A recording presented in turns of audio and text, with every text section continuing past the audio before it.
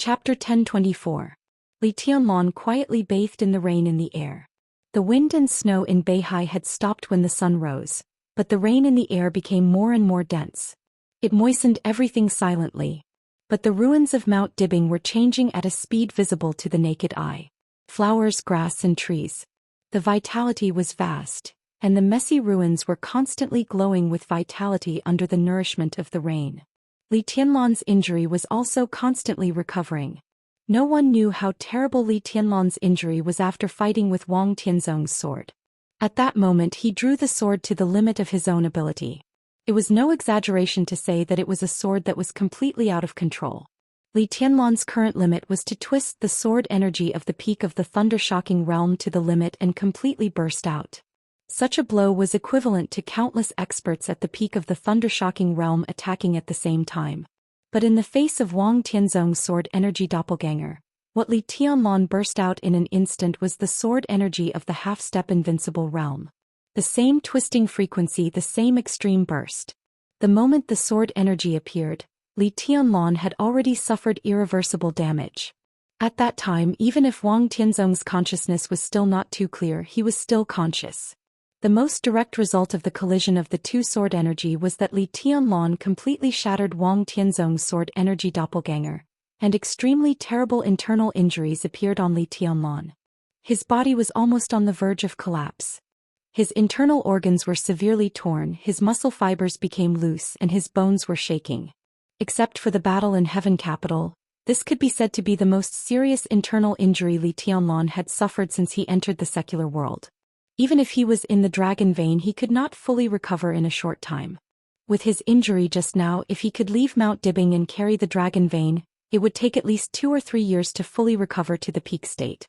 This also doomed him to not make any progress in 2 or 3 years. But now with the drizzle, his internal injuries were recovering at an unimaginable and incomprehensible speed. His broken internal organs recovered as he breathed. His muscles, bones and every cell in his body seemed to be cheering. Countless wounds kept healing as the rain fell. In just a few minutes, although Li Tianlan was covered with blood, his injuries had recovered. White mist surged around him, and the vitality in the mist seemed to have become denser because of the rain. Li Tianlan stood silently in the air above Mount Dibing and kept silent for a long time. This life force was so familiar to him, yet so strange at the same time. Every drop of rain in the world seemed to be a kind of power similar to the dragon vein, but the intensity of vitality was countless times stronger than that of the dragon vein. The injuries in his body, which originally needed 2 or 3 years to recover under the nourishment of the dragon vein, were healed in a few minutes. The changes on Mount Dibing at this time, all of this showed how powerful the rain was. But the most important thing was, what did this rain that had suddenly appeared without any warning mean? The rain continued to fall for nearly 5 minutes. When the rain stopped, the ruins of Mount Dibing were almost completely shrouded in flowers and greenery. All the wounded on the mountain had recovered. Wang Xianxia was standing in front of the stage of formidable person, the only intact protected area, feeling all this silently.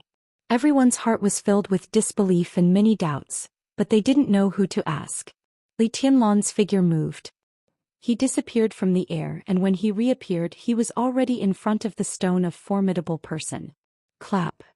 His figure suddenly shook the moment he landed on the ground. His palms subconsciously patted the stone of formidable person, making a crisp sound. Now his internal injuries had indeed recovered, but his physical strength was little, which was also what puzzled Li Tianlan the most. He had the dragon vein, and its strong vitality could speed up the recovery of his injuries. It could also maintain his physical functions. In the state of battle, Li Tianlan, who had the dragon vein, could not be said to have endless physical strength, but he was not afraid of most battles of attrition. Unless he encountered the suppression of firepower like in Qiushui City, or the absolute outbreak of Wang Tianzong's sword qi doppelganger, his physical strength could be said to be absolutely abundant under normal conditions. The rain just now contained the kind of rainwater similar to the dragon vein, which helped him recover from his injuries, but could not restore his physical strength. Li Tianlan had no idea why. Li Tianlan took a few deep breaths and tried to stand up straight. Wang Xianxia stood beside him, squinting and looking at Li Tianlan thoughtfully. Li Tianlan suddenly laughed. His voice was a little low but with absolute coldness and sharpness. If you want to fight, now is a good opportunity. Think about it, such an opportunity is really tempting. Now my physical strength is almost completely overdrawn. Do you want to have a try? Wang Xingxiao looked at him quietly. After more than a minute of silence, he smiled and shook his head. Now Beihai needs a living East Emperor as an ally.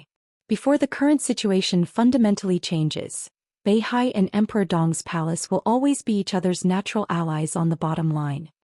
Li Tianlan did not say anything more. He slowly came to the sword Qi doppelganger that had become a statue and remained silent. In the sky of Beihai, the sun and the moon were in the same sky. The vast clear light shrouded Mount Dibbing, and wisps of sword Qi constantly merged into the statue in front of him. The statue seemed to have lost all consciousness and was motionless. But Li Tianlan was very clear that from now on, as long as there was a slight situation in the outside world, this seemingly unconscious sword Qi doppelganger could appear in any corner illuminated by the clear light of the moon at any time. A sword Qi doppelganger of Wang Tianzong. It was ridiculous to say. At this moment, the strongest person in the dark world turned out to be this sword Qi doppelganger in front of him. At least before Wuyo's energy was exhausted, this sword Qi doppelganger was the strongest. Even in this state, Li Tianlan was no match for it. Li Tianlan vaguely knew how far he was from the so-called supreme realm of martial arts. Tonight's fight, he vaguely saw the huge gap in combat effectiveness. That gap seemed to be only half a step, but in fact, it was a completely different concept. The only thing Li Tianlan could be sure of was that the sword Qi doppelganger that he completely tore apart was not the state of Wang Tianzong's consciousness. The doppelganger in front of him was the state of Wang Tianzong's consciousness. How strong would it be in this state?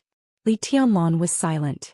Others might not know the answer, but Li Tianlan could draw a conclusion.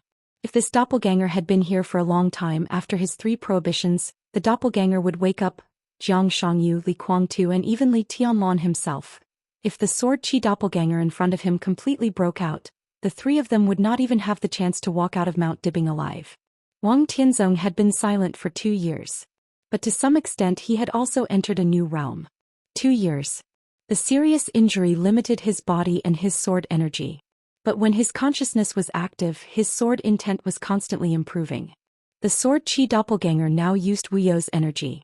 In other words, before Wuyo's energy was exhausted, the full destructive power of Wang Tianzong's sword Qi doppelganger was even stronger than that of Wang Tianzong in Mormon's more than 2 years ago. It was vaguely close to the almost eternal sword at that time. Li Tianlan thought silently. Now if he wanted to fight against this sword Qi doppelganger, he had no chance of winning, unless he waited for Wuyo's energy to recover and used the prohibition again. Li Tianlan gently tidied up his black windbreaker. The windbreaker hung limply on Li Tianlan's body, looking listless. Large patches of golden patterns had all dimmed. Its energy had not been completely exhausted, but the remaining energy could only maintain its spirituality. It had no combat effectiveness at all. Li Tianlan was silent for a while and suddenly said, "I'm a little curious. At that time, at least from your standpoint, Wang Tianzong must have felt that he could kill me. So why didn't he do it?" Wang Xingxiao hesitated for a moment and said, "Maybe he had the same consideration as me. Maybe." Li Tianlan raised his eyebrows. "This is just my father's sword Qi doppelganger. My father's real body is too far away from here and he is not in a good state now, so this sword Qi doppelganger can't speak. Even if it can express something, it is Wuyo's will.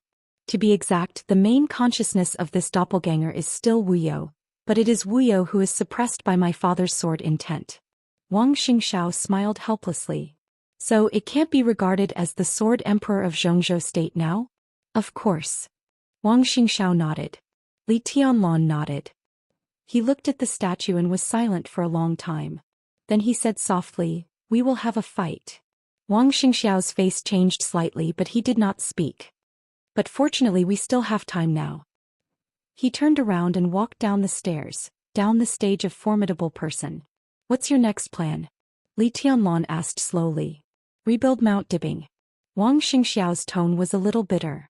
Mount Dibbing, which had stood in Beihai for hundreds of years, had a bad fate in recent years. First it was swept by Li Tianlan and made a mess. Then not long after, the mysterious expert whose identity had not been found out and who seemed to have disappeared into thin air, directly split Mount Dibbing with a sword.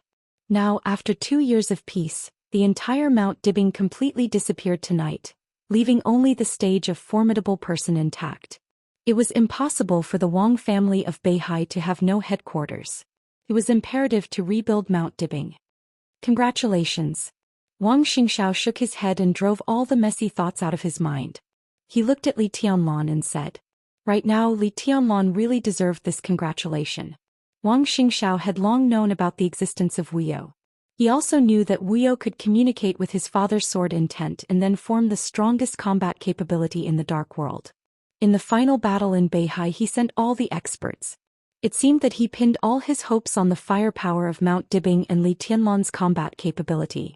But in fact Wang Xingxiao had always been very confident. It turned out that everything Wang Xingxiao expected did not disappoint him. He saw his father's sword Qi doppelganger. He saw Jiang Shangyu and Li Guangtu fleeing in panic. The only thing he did not expect was that Li Tianlan had the power to directly crush his father's sword Qi doppelganger without Wuqing. What made him most disappointed was that Wang Tianzong's sword Qi doppelganger did not attack Li Tianlan. He won the final battle in Beihai, but the final plan directly failed. Wang Xingxiao did not want Li Tianlan to die. As he said at this stage, Emperor Dong's palace and the Wang family of Beihai were indeed allies at the bottom line. He wanted to see Li Tianlan alive. Wang Xingxiao hoped that Li Tianlan was alive, but he also wanted Wuqing in Li Tianlan's hands. Wang Tianzong's sword Qi doppelganger could completely take down Wuqing and let Li Tianlan go. Wuyo's energy was still abundant, which meant that the sword Qi doppelganger would not disappear in a short time. After getting Wuqing, even if Li Tianlan attacked, Mount Dibbing would not be afraid of anything with this sword Qi doppelganger. When Wuyo and Wuqing merged, Wang Tianzong's sword Qi doppelganger would be more stable. He might not be able to leave Mount Dibbing, but Wang Xingxiao also believed that he could enter the Invincible Realm in a few years. As long as he entered the Invincible Realm with Wuyo's cooperation, he also had the capital to stand at the peak of the Dark World and no longer had to be afraid of Li Tianlan. But Wang Tianzong's sword Qi doppelganger directly turned into a statue. Wuqing was still on Li Tianlan. The final battle in Beihai was over. Wang Xingxiao did win, but Li Tianlan was the most worthy of congratulation at this time. Everything that happened tonight would continue to ferment in the shortest amount of time, and eventually evolve into a true storm. The two martial arts Grand Masters of East Island, Yagyu Kurumi and Tianhai Wuji, both died in Li Tianlan's hands. Jiang Guochu, the new patriarch of the Jiang family of South America, melted in Wuyo's clear light. 3 Invincible Realm experts died and the Dark World was increasingly declining. For Emperor Dong's palace, this also meant the benefits that were big enough to expand their scale again. Now the most elite nightmare core of Emperor Dong's palace was already in East Island. Although there was no clear news, it was obvious that Li Tianlan was determined to get East Island. Both Saint and Hidden God, 2 Invincible Realm experts, were sent to East Island by Li Tianlan, which was enough to show Li Tianlan's determination. With the end of the final battle in Beihai and the news of the death of the 2 Grandmasters in East Island, Emperor Dong's palace's strength in East Island would hardly encounter any so-called competitors. The Purgatory of Heaven capital might be one. But the Purgatory of Heaven capital had already been blocked by Li Tianlan's sword. No one knew how long this kind of blockade would last. Everyone in the Purgatory of Heaven capital might be waiting for Li Guangtu to go back and lift the blockade. But Li Guangtu was also seriously injured tonight. In his current state, whether he could lift the blockade or not was another matter. Even if Li Guangtu could do it, he who had lost the initiative and was seriously injured, was not qualified to compete with Emperor Dong's palace for the Purgatory of Heaven capital. For the Purgatory of Heaven capital, the first thing they had to face now was that Emperor Dong's palace would devour their interests. The Jiang family of South America seemed to be far away from Emperor Dong's palace, but a fact that no one could ignore was in front of them. Previously Lin Fengting was in America now. The headquarters of the Lin clan might still be able to maintain a detached and secluded posture, but Lin Fengting's presence was enough to build a bridge of cooperation between the Lin clan's American branch and Emperor Dong's palace. In this way, the Lin clan's American branch had a real strong support, and Emperor Dong's palace could also take advantage of the situation to extend its reach to America. Today in America, not only the Jiang family but also the Heroes Club Fantasy World and other forces, large and small, could be conquered by Emperor Dong's palace. After tonight's battle, Wang Xiaoyao was seriously injured, and the underground force of Snow Country was bound to be turbulent. The Snowdance Corps stationed in Wulan State was also Li Tianlan's direct force. Mochizuki in Song had not died. She was very close to the peak of the invincible realm. When she reconnected her arm and recovered from her injury to a certain extent, the Dark Knights could join hands with the Snowdance Corps to sweep Snow Country and squeeze Wang Xiaoyao's living space. When the final battle in Beihai broke out, the whole Dark World was not calm. The Holy Land was raided. 2 Heavenly King General and Duke of the Samsara Palace, who had been missing for a long time, reappeared. The forces of the Fantasy World of America and the Heroes Club were also attacking the secret base of the Jiang family of South America. There was chaos everywhere. It could be imagined that such chaos would not subside with the end of the final battle in Beihai. Instead, it would become more chaotic. Jiang Shangyu, who had been exposed, naturally would not hide anymore. He saved more aid. Which meant that he still kept the power of Knights Templars. With the death of Tianhai Wuji Yagyukurumi and Jiang Guochu, Jiang Shangyu would definitely not give up the forces of these allies if he could intervene. Wang Xiaoyao was isolated and helpless, so he would also become Jiang Shangyu's ally. Wang Xiaoyao also needed strength to rectify the forces left by his allies after their death. The wind was rising and the clouds were surging. A new era of chaos had completely emerged. There were self-protectors who tried to maintain their status, and there would also be speculators who kept making choices for a higher status. There were ambitious conquerors like Emperor Dong's palace, and there would also be people like Jiang Shangyu who did not give up their evil intentions. It was a feast. The only pity was that it was difficult for the Wang family of Beihai to gain much from this feast. Wang Xingxiao's eyes flickered, and there was obvious unwillingness and regret in the depths of his eyes. He said, "What do you suggest?" In this battle, Emperor Dong's palace had completely broadened the road ahead, and there was more than one road. Every road could be said to be a bright road. Absolute power, huge interests, and lofty status were almost at their fingertips. Emperor Dong's palace was rising rapidly. Under the sky without shadows, it seemed to be becoming a new shadow that was enough to cover everyone. Wang Xingxiao was silent for a while and said softly, "There are many choices, but the first choice is to stabilize the internal situation. It's time to solve the problem of Zhongzhou State." Zhongzhou State. Qin Fangqing. This was the most important thing at present. It was so for Emperor Dong's palace and the Wang family of Beihai. The final battle of Beihai was not the end. At least on the issue of Qin Fangqing, there was still a possibility that Emperor Dong's palace and the Wang family of Beihai would work closely together. Beihai needed to overthrow Qin Fangqing to stabilize some disagreements within the Southeast group, restabilize the situation, and then lay dormant for a while. And Li Tianlan's new group also needed to get rid of Qin Fangqing, the stumbling block, and let the outline of the new group really appear in front of everyone. Qin Fangqing might struggle on his deathbed, but it was nothing to worry about. Tonight, the Wang family of Beihai could collect enough evidence in the smoke. Similarly, as Emperor Dong's palace entered East Island, Li Tianlan could also produce countless evidence of Qin Fangqing's cooperation with East Island in a very short time. Even if Li Tianlan couldn't produce it, so what? After occupying the dark world of East Island, such evidence didn't even need to be found by Emperor Dong's palace. If they needed any evidence, they could make it themselves. The final battle of Beihai was completely Qin Fangqing's last madness. His situation had already reached the point where he was deserted by his friends and family. With the failure of the final battle of Beihai, Qin Fangqing's front had completely lost all cover and was completely exposed to the artillery fire of Beihai and Emperor Dong's palace. "Qin Fangqing," Li Tianlan said slowly, "it's nothing to worry about. It's true, and we still have enough time. There is still nearly a year before the election, enough for us to make a lot of arrangements." Wang Xingxiao nodded. He thought about what benefits Beihai could get after Qin Fangqing fell. When he slowly relaxed, Li Tianlan's voice sounded again. "About Wang Qinglei, you already have an internal opinion, don't you?" The corner of Wang Xingxiao's mouth twitched fiercely. He looked at the expressionless Li Tianlan and asked, "What do you mean?" "Just a reminder." Li Tianlan said flatly, "This man has the ambition of a wolf. It's too dangerous to occupy Wuyue. If you let him go further, believe me, it's definitely not a good thing for you."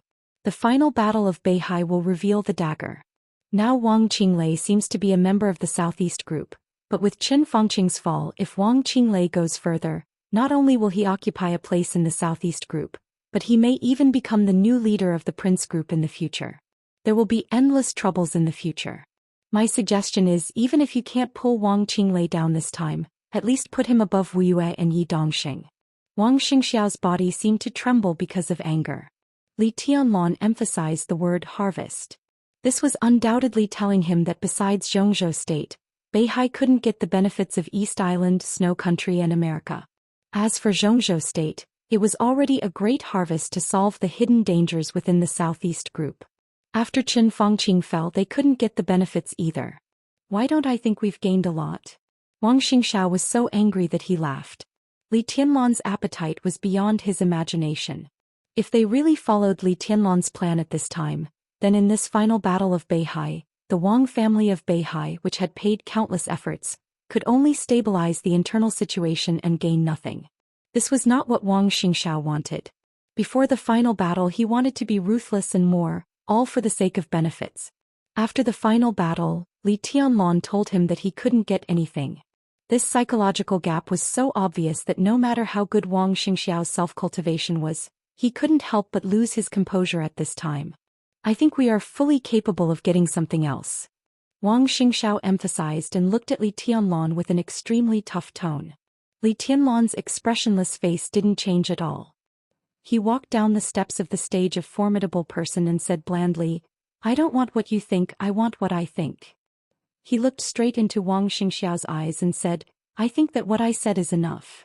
He pointed at the sword Qi doppelganger on the stage of formidable person and laughed.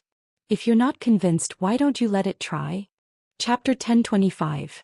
Wang Xingxiao stood where he was and kept silent for a long time. The expression on his face froze bit by bit, looking grim and stern. His eyes, which seemed to be peaceful at all times, were about to spit fire. "You've gone too far," Wang Xingxiao said in a deep voice. Europe, East Island, Snow Country, America, Zhongzhou State. Several superpowers were leaderless. Such a mess was destined to be the beginning of a new dynasty.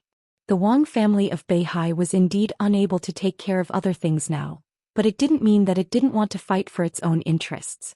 In the eyes of Wang Xingxiao, everyone in the Wang family of Beihai and everyone in Beihai province, the victory of the final battle in Beihai was not a victory. Victory? No one had the face to say that now. The joint forces retreated, the Grand Master of East Island died, and Jiang Shangyu and Li Guangtu were both seriously injured. But so far, what did Beihai get? The Beihai Corps suffered heavy losses. Countless middle and basic officers were killed and injured. Several cities in Beihai were in a mess. Some people in Kanglan were still fighting in blood. The so-called victory was just the withdrawal of the joint forces from Beihai. All the victories were nominal. In fact, Beihai had suffered heavy losses. Such an outcome was a little too tragic for the entire North Sea. Wang Xingxiao tightened his face, and an extremely depressed emotion crazily pressed down on his heart. His face even turned purple for a moment. Everything was in line with his expectations, but there were also some unexpected things. Wang Tianzong's sword energy doppelganger did not attack Li Tianlong. This was something that Wang Xingxiao could not understand at all. At that moment, Li Tianlong was obviously an arrow at the end of its flight. As long as Wang Tianzong took action, it was inevitable that Wu Yue would take away Wuqing. With the existence of the sword energy doppelganger, it was also inevitable that Wu Yue would devour Wuqing. But now Wuqing was still with Li Tianlong. Without Heartless, everything had changed. In Wang Xingxiao's expectation, the victory of the final battle in Beihai was just the beginning. After getting Wuqing, it was time for Beihai to really recover its losses. If it wanted to, Beihai could actually do a lot of things. In Snow Country, with the victory of the final battle and Wang Xiaoyao's serious injury, Wang Xiaoyao's position in Snow Country was bound to be unstable. Such a factor would make some special warfare agencies of Snow Country restless, and the Snowdance Corps of Reki City would take advantage of it. But it would also give Mount Dibbing a chance to take back the power of Snow Country. Wang Xingxiao was not greedy enough to want to take back everything in Snow Country. Wang Xiaoyao would eventually stabilize his position, and the Snowdance Corps would also occupy a part of the benefits. Wang Xingsha would be satisfied if he could take back 1/3 of the power of Snow Country. As for the European continent, the Holy Land, which had suffered heavy losses, would recuperate with its tail between its legs. For a long time the Dark Knights would expand. Emperor Dong's palace would unite the power of the Dark Knights to go out of the northern part of the European continent. But the Wang family of Beihai also had allies in the European continent. Although Queen King Tong of Shadow was completely abolished by Li Tianlong more than 2 years ago, Paul's injury was gradually recovering. Rothschild had a deep foundation and had always been one of the strongest allies of Mount Dibbing. With the help of Rothschild, the Wang family of Beihai could also get a part of the benefits in the European continent. As for America, the Wang family of Beihai could not reach it. Their most likely gain in America was nothing more than to buy some industries that originally belonged to the Jiang family of South America, and they were doomed to not get the best industrial resources. It was better than nothing. As for East Island, Wang Xingshao did not want to compete with Emperor Dong's palace. He intended to give up East Island completely. Even in the action against the Prince Group in Zhongzhou State, Wang Xingshao did not intend to take too many benefits. Instead, he intended to support the new group as compensation for the Wang family of Beihai taking away Wuqing and giving it to Emperor Dong's palace. But now, while Wuqing was still with Li Tianlong, as soon as Li Tianlong opened his mouth, he directly took away the interests of the Wang family of Beihai and wanted to take all the interests of Zhongzhou State. Then it was obvious that if the Wang family of Beihai attacked other places, Emperor Dong's palace's attitude would be needless to say. Even if Wang Xingshao was made of mud, he was full of anger at this time. He completely put on an unyielding posture. I deserve it. Li Tianlong glanced at him and said, I know Wuyo is here and I know what you are up to, but I still come. In fact, there is no such thing as too much or not too much. You and I both know what is going on. You didn't do what you wanted to do, so next I will do what I want to do. It's fair, isn't it? Wang Xingshao stopped breathing and couldn't say a word for a while. Li Tianlong's words were full of hints, both soft and hard. What made him most helpless was that although there was Wang Tianzong's sword Qi doppelganger on Mount Dibbing, if he looked at the pattern of the whole dark world, when Li Tianlong spoke with strength, the Wang family of Beihai really had no power to refute. Wang Xingshao took several deep breaths, but he managed to calm down. After dealing with things in Beihai, we have something to talk about. Li Tianlong twitched the corner of his mouth and said with a faint smile, let's talk about it later. Wang Xingshao said no more and waved his hand to ask someone to arrange a helicopter. The helicopter was quickly in position. He watched Li Tianlong's figure enter the cabin and watched the helicopter take off. His mind was still thinking about the unplanned variables. He was not sure where the variables were, but looking at the vibrant ruins around him, he subconsciously felt that something was wrong. Wang Tianzong's sword Qi doppelganger was more complete and powerful than their boldest imagination. If all this had nothing to do with the rain that revived all things, Wang Xingshao would not believe it. But the key was, where did the rain come from? Was it man-made? If it was man-made, it could explain why Wang Tianzong did not attack Li Tianlong. He should have reached some kind of deal with the owner of the rain behind the scenes. But there was another problem. Wang Tianzong was in Beihai prison and unconscious. Even if the sword Qi doppelganger was now complete, most of it was Wuyo's energy, and Wang Tianzong's consciousness only occupied a small part. If the rain was man-made, how could that person communicate with Wang Tianzong, who was in a deep coma? Everything was revived and the vitality was majestic. If such a rain could be artificially arranged, was the person behind the scenes still a human being? The helicopter was getting farther and farther away from his sight. Wang Xingshao stood there silently. After a long time he murmured to himself, what the hell is it? The power that was almost out of control was roaring in the dense forest with completely crazy killing intent. There was a gust of wind in the cold forest. The wind was as sharp as a knife, tearing up nearby trees and dead branches. Fallen leaves and snow were dancing in the air at the same time. Blood flowed down from every corner of his body. The pungent smell of blood surrounded him and the tearing pain swept through his whole body. Jiang Shangyu sat under a withered tree with red eyes and gritted his teeth. Because of extreme anger, his body kept trembling. You have never failed. Li Guangtu's weak and hoarse voice rang out beside him. Before his voice had died away, the ruler of the Purgatory of Heaven capital had already coughed violently. Thick blood kept coughing out of his mouth.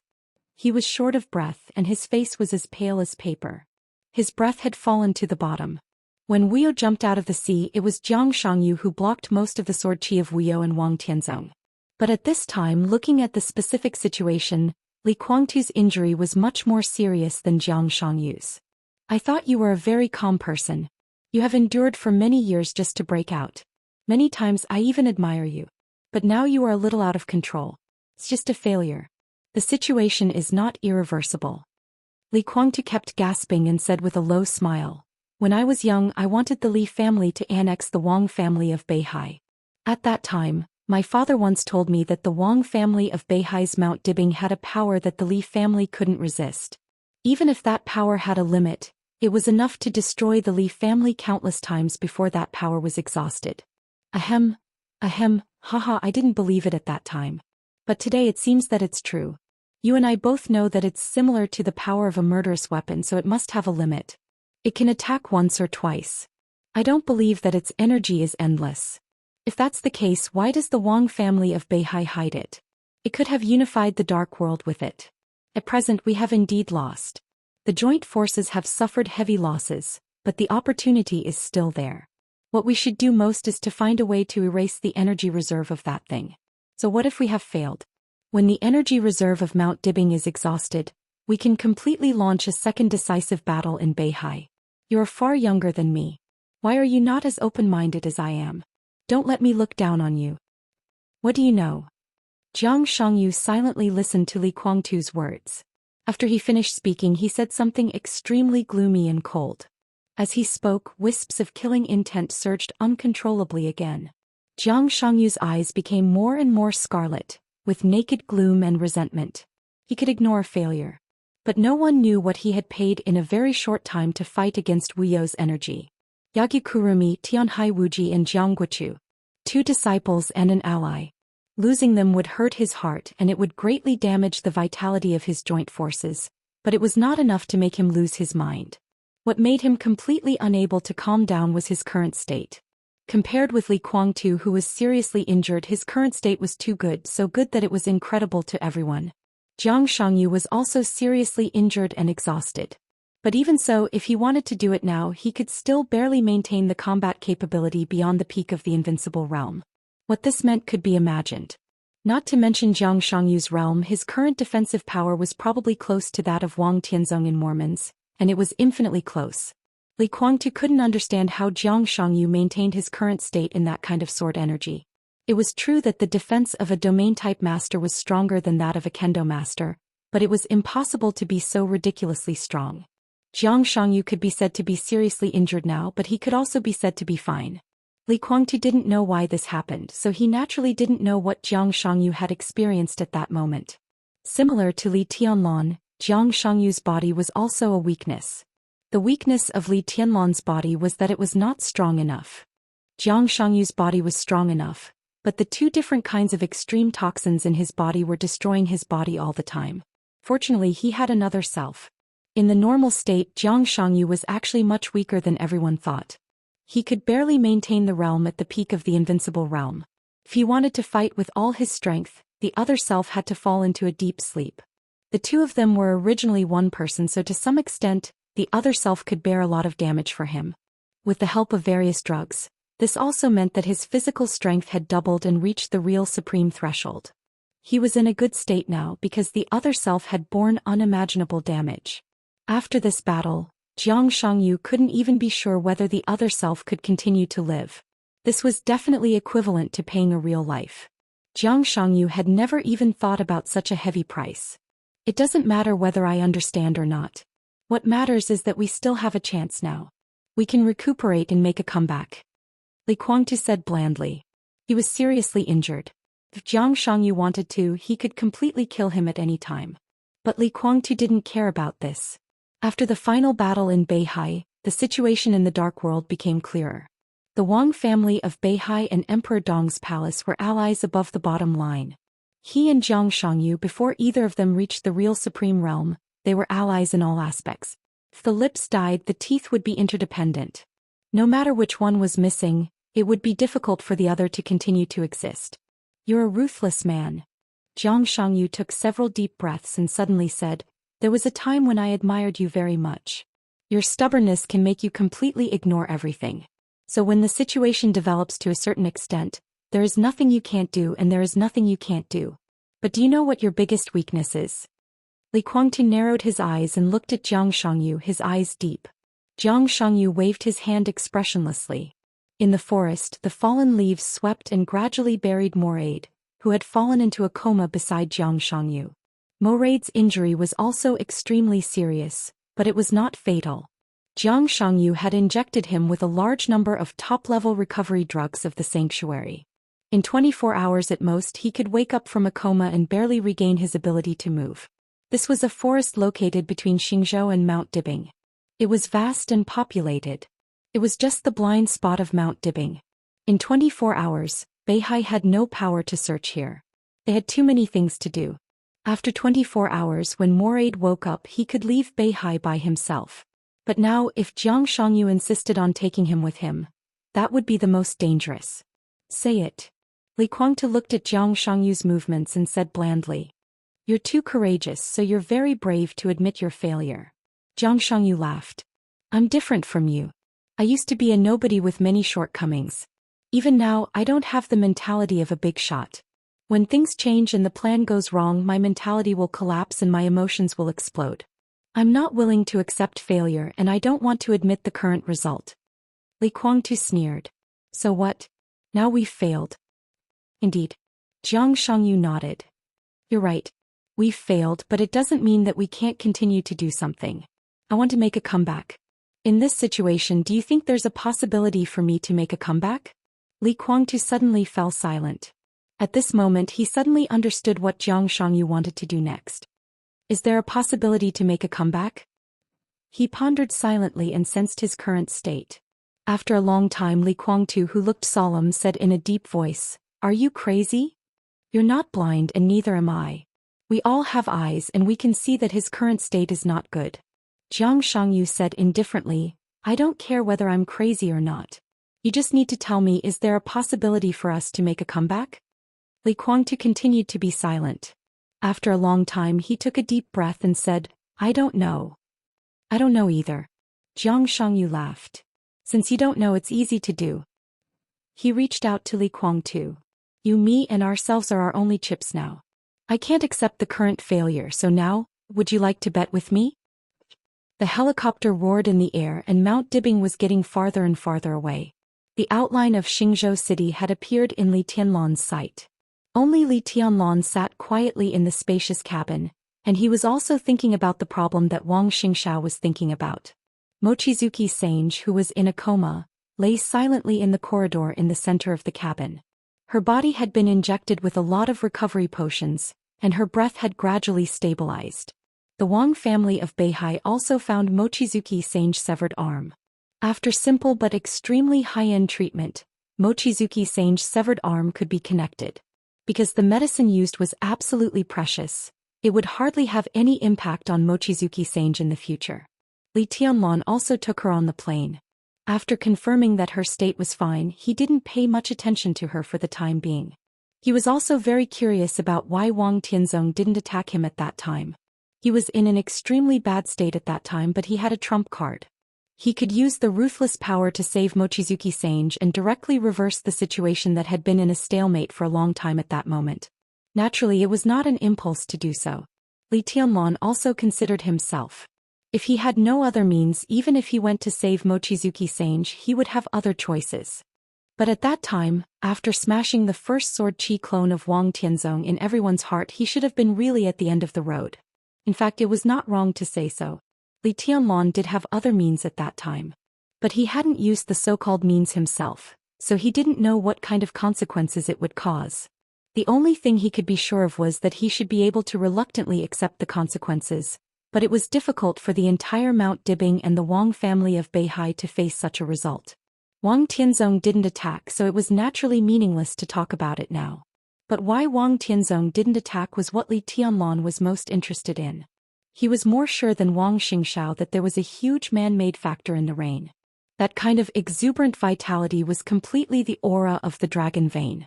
Obviously, the person behind the rain also had a huge blessing in his body. And in terms of scale, just judging from the vitality of the rain, the vitality and luck of the other party were at least countless times stronger than that of the dragon vein in Li Tianlan's body. But in terms of quality, the other party was obviously not as good as the dragon vein. Now, no matter how he thought about it, the only reason why Wang Tianzong didn't attack was because of the person behind the rain. The key was who this person was. Judging from the choice and position he made, it was obvious that he was helping Emperor Dong's palace. If he hadn't appeared, Wang Tianzong's sword chi clone wouldn't have been so complete. In that case, Li Tianlan would have to face Wuyo, who couldn't communicate with him at all. If the stalemate continued, it was likely to be another story. The other party helped him and Wang Tianzong, but he hadn't shown up so far. Li Tianlan had no idea what the other party wanted to do. The phone suddenly rang, interrupting his thoughts. Li Tianlan raised his eyebrows slightly and glanced at the number. It was a call from Wang Xingxiao. Li Tianlan answered the call, feeling somewhat baffled. "Hello. I'm afraid you'll misunderstand, so I think we can talk now," Wang Xingxiao said quietly. "What do we have to talk about? If it's about cooperation, you can talk to Han Donglu," Li Tianlan said lightly. "No, I have a question." Wang Xingxiao smiled and said, If my father's sword chi clone really attacked you just now, do you have the confidence to break the trap?" Li Tianlan fell silent. "Does it make sense?" he suddenly asked. This so-called "if" could only be an assumption forever. In fact, Wang Tianzong's sword chi clone had never attacked. Now that he had left Mount Dibing, Wang Tianzong's sword chi clone had no chance to attack. "It doesn't make any practical sense, but I need an answer in my heart. An answer that can convince myself," Wang Xingxiao said lightly. "If my father's sword chi clone really attacked you just now, do you have the confidence to block that sword?" Li Tianlan smiled. He seemed to understand Wang Xingxiao's mind. After thinking about it, he slowly said, "No." Before Wang Xingxiao continued, Li Tianlan continued, "But I have the confidence to completely destroy the Wang family of Beihai." Chapter 1026. Wang Xingxiao showed an expression that said, "Are you King bluffing me?" All the emotional fluctuations in his heart were clearly expressed. "You don't even have the confidence to block that sword. How can you destroy the Wang family of Beihai?" Li Tianlan didn't explain anything. The outline of Xingzhou city in the distance gradually became clear. He would take a plane from Xingzhou to Nanyun, and then return to Tianan. Everything seemed to be over. But the next thing was complicated. Tianan, Zhongzhou State, East Island, Snow Country, Europe, America. Li Tianlan's life would gradually become busy. And such a busy life was what he had been looking forward to for a long time. The whole Li family had been looking forward to it for a long time. The Li family. A strange color flashed in Li Tianlan's eyes. He sighed softly and shook his head. After hanging up the phone, he thought for a while and dialed Qin Weibai's number again. "Tianlan." The phone was picked up as soon as it rang. It was obvious that Qin Weibai didn't sleep all night. Her voice was a little tired, but it was still gentle and soft. Li Tianlan's heart softened and he said, "It's okay. It's all over. I'm on my way back." "It's good." Qin Weibai laughed and even her voice became much brighter. "It must have been a hard night, right?" "Actually, it's okay. Although there are some variables, it's generally smooth. Mochizuki-san is here with me. She's in a coma and her injury is a little serious. Talk to Naylan and let her arrange it," Li Tianlan said slowly. There was silence on the other end of the phone. 2 seconds later, Qin Weibai's normal voice sounded. After a pause, she continued, "Did you kill Jiang Shangyu?" "No." Li Tianlan felt it was a pity. At the moment when Wuyo rolled up the sword energy all over the sky, both Jiang Shangyu and Li Guangtu were at a dead end. Li Tianlan also tried to join forces with Wuyo at that time, so he made a sword strike. At that time, Jiang Shangyu was in a very strange state. Li Tianlan could be sure that Jiang Shangyu had suffered unimaginable and even irreversible damage, but the fact told him that Jiang Shangyu's state was countless times better than he thought. He didn't care about this at first because everything was meaningless. As long as he and Wuyo joined forces, their strength was absolutely crushing. He had absolute confidence to kill Jiang Shangyu in that state and even capture Li Guangtu alive. There would be no accidents. But Worryless, who had made him its first target, didn't cooperate. It didn't even care about Li Guangtu and Jiang Shangyu's escape. Instead it focused all its attention on him. In Li Tianlan's opinion, it could be said that he was an absolutely stupid teammate. Not only did he let Jiang Shangyu and Li Guangtu go, but he also didn't let him chase them. Thinking about it now, Li Tianlan felt uncomfortable for a while. He believed that the Wang family of Beihai was even more annoyed. I was stopped by Worryless. Li Guangtu and Jiang Shangyu were seriously injured, but they ran away with more aid. Only more aid? Qin Weibai asked. Li Tianlan said, Qin Weibai's voice became softer and softer with great satisfaction. I really have to call you Your Majesty from now on. I am His Majesty and you are the Empress. Li Tianlan said with a smile without any hesitation. Qin Weibai was silent for a moment and whispered, Come back soon. I miss you. Li Tianlan agreed and suddenly asked, How about East Island? It's coming to an end. Qin Weibai said softly, I just talked to them on the phone. In East Island, Jiang Shangyu seemed to have reached an agreement with the Holy Land. The newly trained Invincible Realm expert, Glavich, and 2,000 elites of the Holy Disarmament Corps were all sent to East Island. Glavich died and the Holy Disarmament Corps also suffered heavy casualties. The Nightmare Troop flattened the headquarters of Jifeng Sword Raining School and Wuji Palace.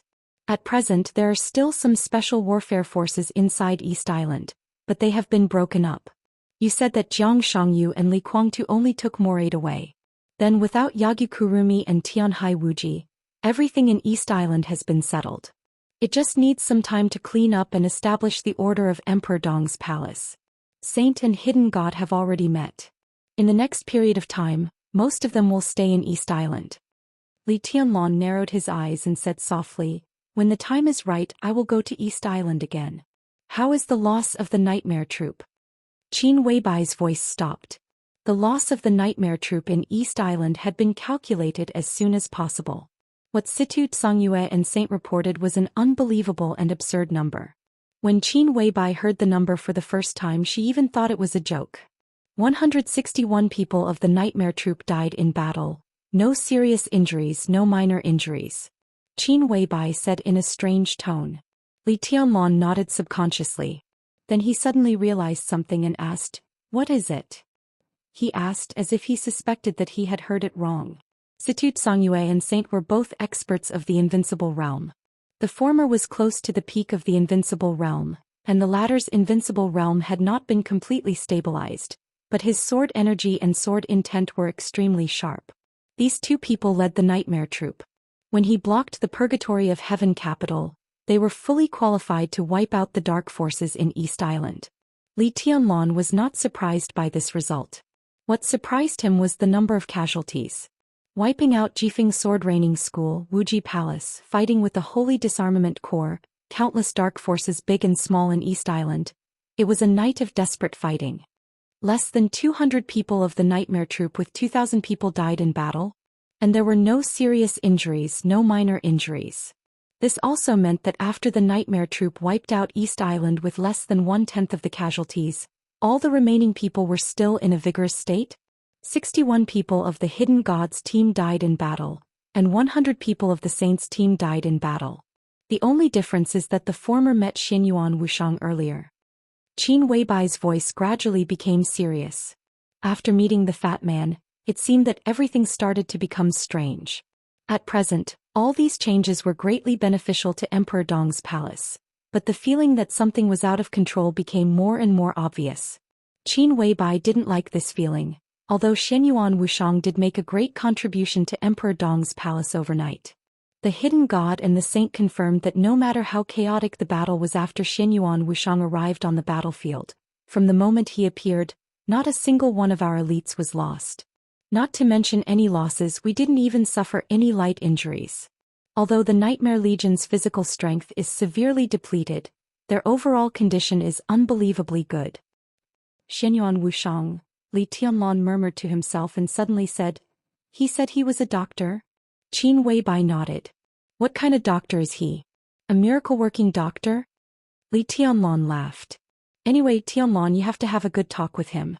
It is said that when the battle in East Island was at its fiercest, it rained, and it was in that rain that all the soldiers' injuries were healed. Don't you think this is very similar to the effect of the dragon vein? Qin Weibai said softly. Rain. Rain. Li Tianlong suddenly thought of the rain on Mount Dibing. An incomparably sharp light flashed in his eyes. I got it. Li Tianlong took a deep breath and said in a deep voice, Where is Xianyuan Wushang? He's already on the way back. After he brought Saint and the Hidden God, he came back with Xingtian by helicopter.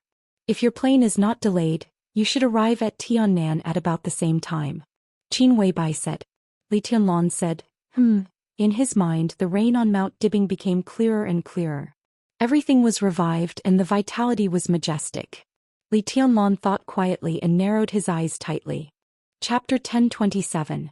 Li Tianlong thought for a while, then shook his head slightly and continued, I should arrive earlier than him. If I'm late, you can receive him for me first. It won't take long. Li Tianlong was almost sure that the rain on Mount Dibing had something to do with Xianyuan Wushang. In this way, he had the answer to why Wang Tianzong's sword Qi doppelganger suddenly had a complete consciousness. Otherwise, in Wang Tianzong's state, the current sword Qi doppelganger should be dominated by worryless. Xianyuan Wushang did help Wang Tianzong, but in Li Tianlong's view he could do far more than that. Only he could vaguely feel what the majestic vitality meant. At this time Wang Tianzong's injury had indeed improved a lot, but strictly speaking he was just barely out of the line of death and his consciousness was relatively active. Xianyuan Wushang saved Wang Tianzong's life, but if he wanted to, according to the scale of the rain, Li Tianlong had no doubt that Xianyuan Wushang could temporarily wake Wang Tianzong up. He could do it, but he didn't. His help saved Li Tianlong from the crisis of facing worryless, which was undoubtedly his kindness to Emperor Dong's palace. Li Tianlong didn't know if the rain meant that Xianyuan Wushang carried the fate of other countries or something else. But in the face of such a person, even if he really ran to him and called him Big Brother, he couldn't really treat him as a little brother. Apart from other things, since he went to East Island and entered the battlefield, Emperor Dong's palace didn't lose anyone. For this alone, Xianyuan Wushang deserved some respect from Li Tianlong. Okay, I'll arrange it. Qin Weibai nodded and said softly. Li Tianlong nodded and heard the sound of his phone running out of battery. He slowly shook his head and said, The phone is running out of battery. I'm hanging up. Qin Weibai paused and suddenly said, Is Beihai really okay? The helicopter was flying above. Li Tianlong raised his eyebrows and said, Are you worried that the joint forces will come back? Even if they will, I don't know how long it will be, at least not now. No, I mean, although you helped Beihai, Wang Xingxiao seems to have feelings for Wuqing. Qin Weibai said softly. He can only think about it. Li Tianlong smiled a little coldly. I'm in good health now, but I'm in a bad state. But no matter what, Wang Tianzong's Beihai can handle me. Wang Xingxiao is under a lot of pressure. He has too many things on his back, so it's inevitable that he's overcautious.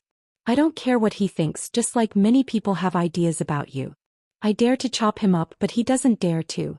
He doesn't even dare to try. How domineering. Qin Weibai's voice was sweet and sticky. Li Tianlong laughed. He was not complacent, but he inevitably felt a little relieved. I actually hoped that he could try, but unfortunately. Silence. Li Tianlong was still speaking. However, all sound seemed to have disappeared in an instant. Gotcha. The phone shattered in Li Tianlong's hand. Li Tianlong's pupils instantly contracted to the extreme.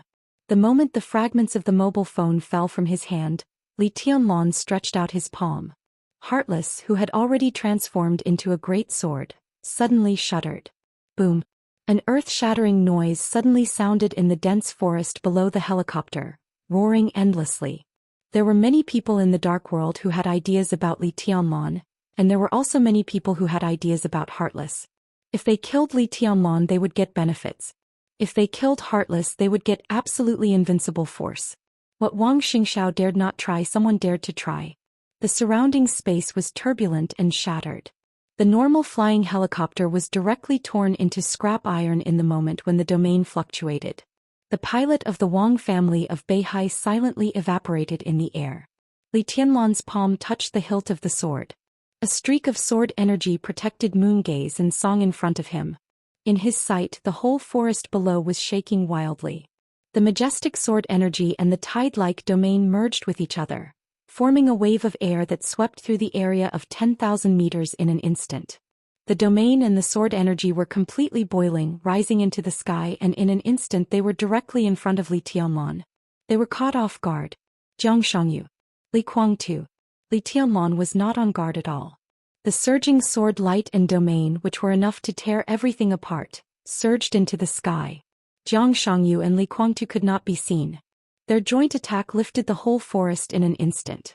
Broken tree trunks, flying leaves, and cold snow flew toward Li Tianlan under the surging power. They covered the sky and the sun. They arrived in an instant.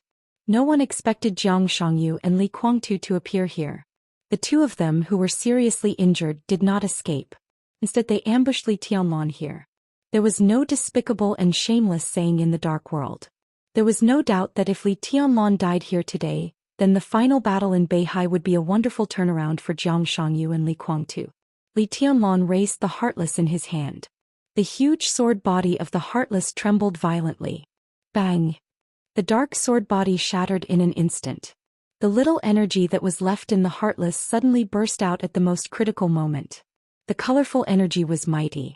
At the moment when the sword light and the broken domain hit Li Tianlan, it formed a protective shield and enveloped Li Tianlan. It was like a huge wave crashing against the reef.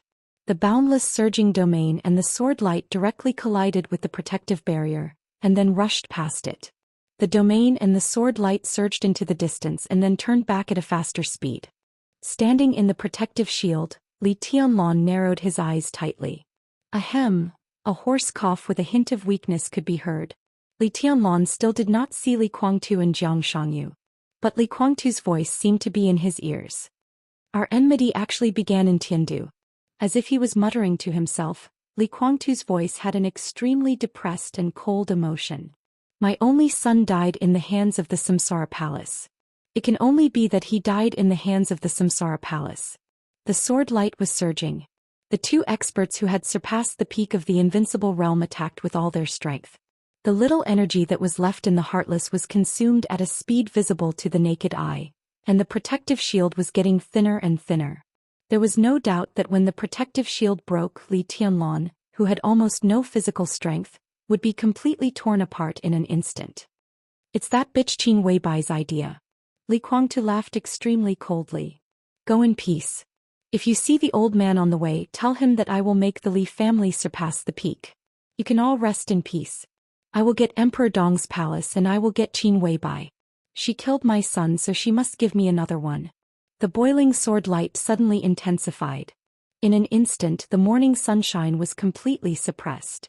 It was dark between heaven and earth, and only the extremely crazy sword energy rushed over endlessly. Crack. A ghastly crack appeared on the protective barrier. Li Kuangtu's voice fell. Everything you have is mine. Crack. The cracks covered the entire protective shield in an instant. Li Tianlan, who was expressionless, looked at the sword light in front of him and whispered, "Isn't it good to be alive?" The shattered Heartless had become the 13-story building, constantly shaking around Li Tianlan. Li Tianlan had no sword in his hand. He just raised his palm casually and closed his eyes.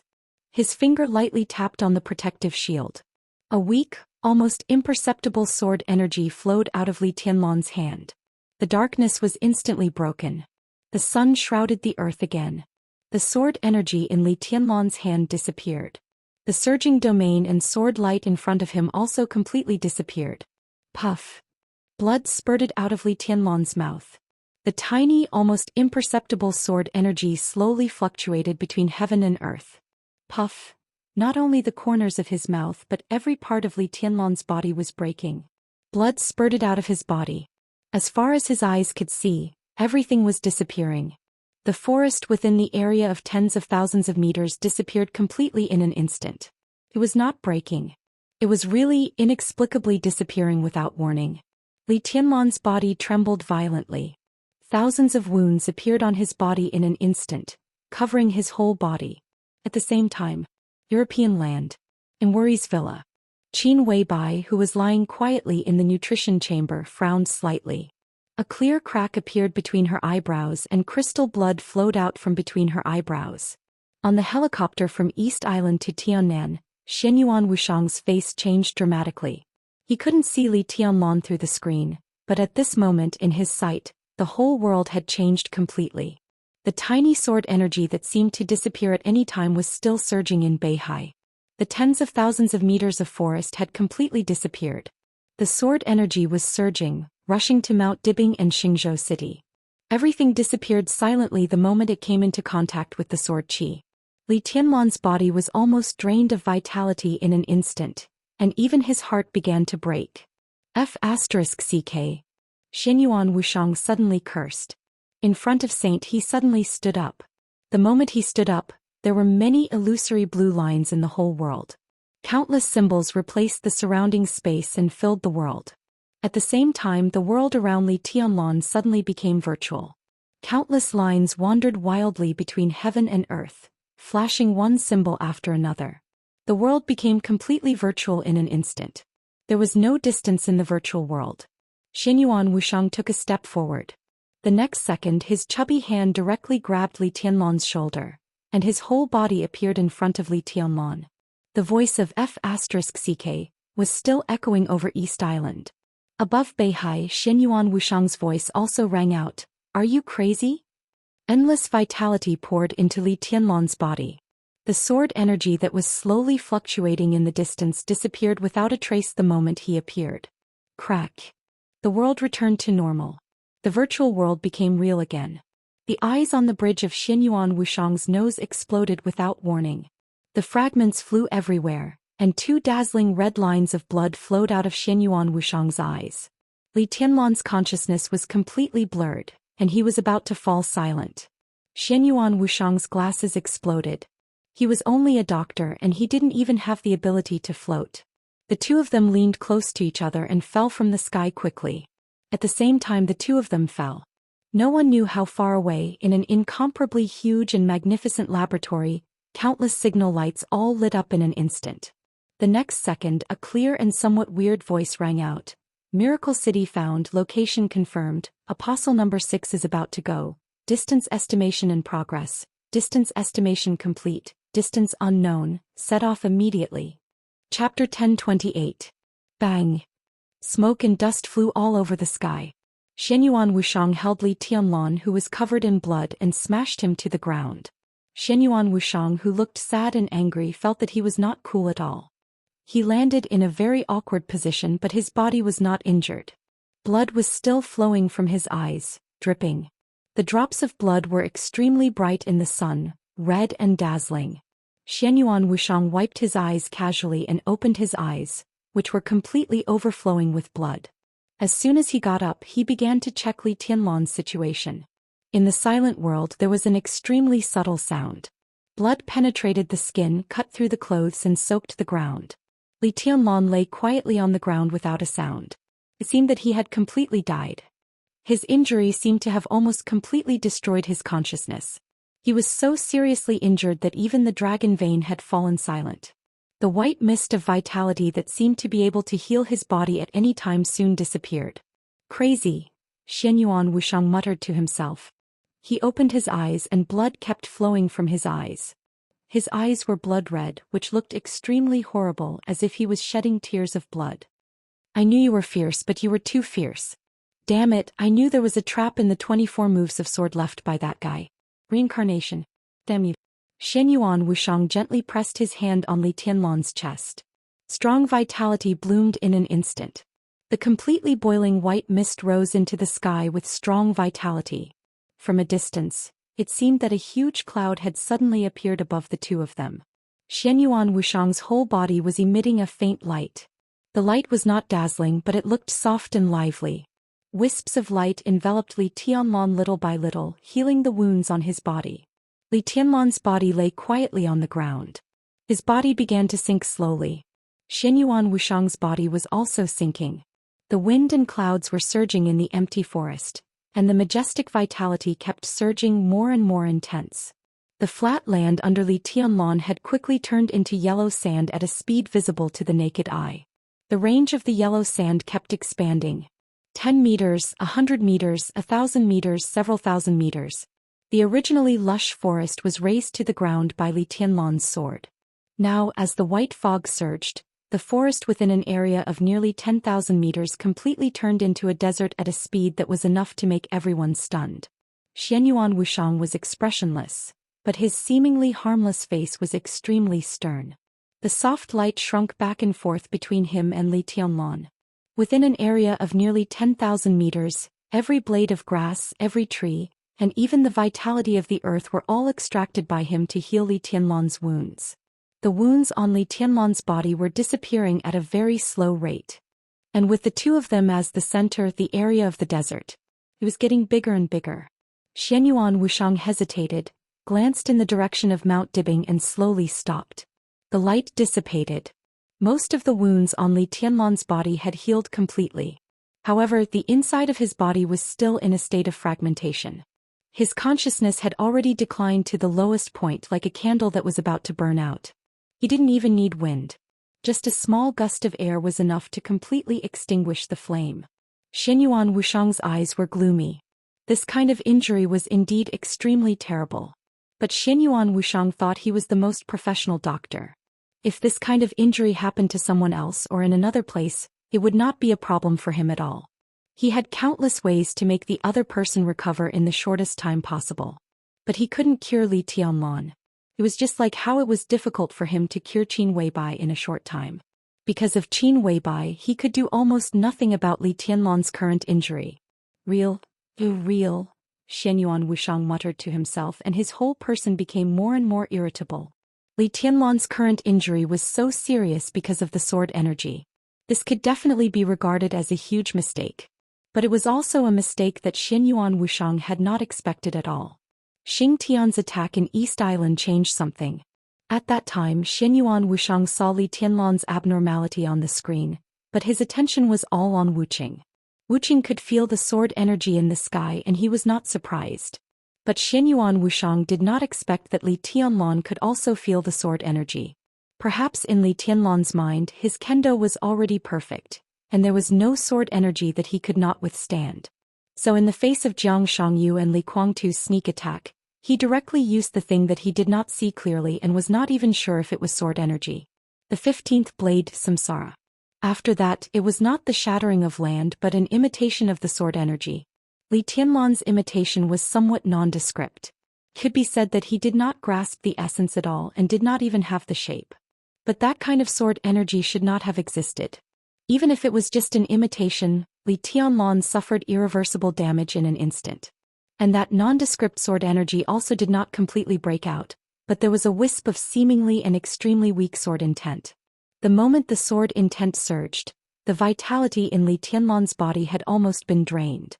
His body was completely torn apart and his internal organs were permanently damaged.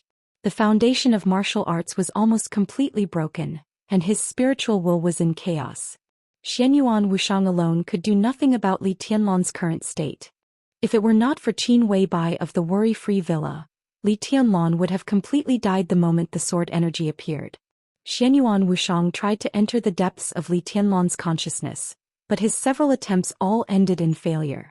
Li Tianlan's consciousness still existed. But that kind of existence was almost non-existent. "You're really my brother. Can I call you my brother?" Xianyuan Wuxiang smiled bitterly. "I just got here and I'm going to ask for help from my family. Will many people think that I'm a good-for-nothing?" He muttered to himself and stretched out his palm. Pieces of glimmer appeared in the sun. "Let's get out of here first," Xianyuan Wuxiang whispered. Countless broken glimmers gathered in Xianyuan Wuxiang's hand. Those were the fragments of his glasses that had been blown up when he was in the air. "Tisk." Xianyuan Wuxiang shook his head. "I can use it again." He clenched the fragments in his hand. All kinds of light enveloped him and Li Tianlan. Heaven and earth were nothingness. Everything around them was distorting.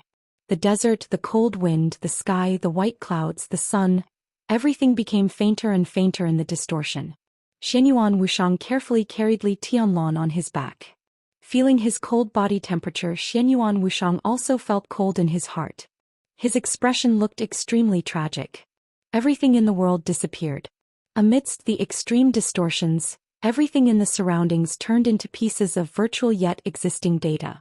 Xianyuan Wuxiang sighed and took a step forward with Li Tianlan on his back. The broken piece of glasses in his hand suddenly shattered into pieces, turning into a cloud of dust. The surrounding environment instantly changed from cold to warm. Xianyuan Wuxiang appeared in a warm and comfortable bedroom with Li Tianlan on his back. The bedroom was filled with a natural and rich fragrance. Xianyuan Wuxiang carefully put Li Tianlan on the big bed in the bedroom. The sun in Tianan was just right. Xianyuan Wuxiang hesitated, then opened the door and went out. Outside the bedroom was a luxurious corridor. Xianyuan Wuxiang entered the elevator. The elevator went all the way down to the first floor. When the elevator door opened, what appeared in front of Xianyuan Wuxiang was the picture of the hall on the first floor of the headquarters of Emperor Dong's palace. Qin Weibai had just put down the phone in her hand and was about to enter the elevator with a slight frown. She did not know why Li Tianlan suddenly hung up the phone, but the moment the phone was hung up, her heart was occupied by a fierce uneasiness without warning. Uneasy, she subconsciously raised her head the moment the elevator door opened. The next second she was obviously stunned for a moment. Sister-in-law. Xianyuan Wuxiang smiled helplessly.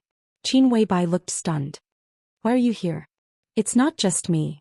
Xianyuan Wuxiang touched his nose. I brought my big brother back. He's in your bedroom now. Chapter 1029. The sound of the instrument's operation echoed in the bedroom. The pen kept recording all kinds of physical data on the paper. Naylan Shuying stared at the constantly flowing symbols on the screen, her face stiff and pale.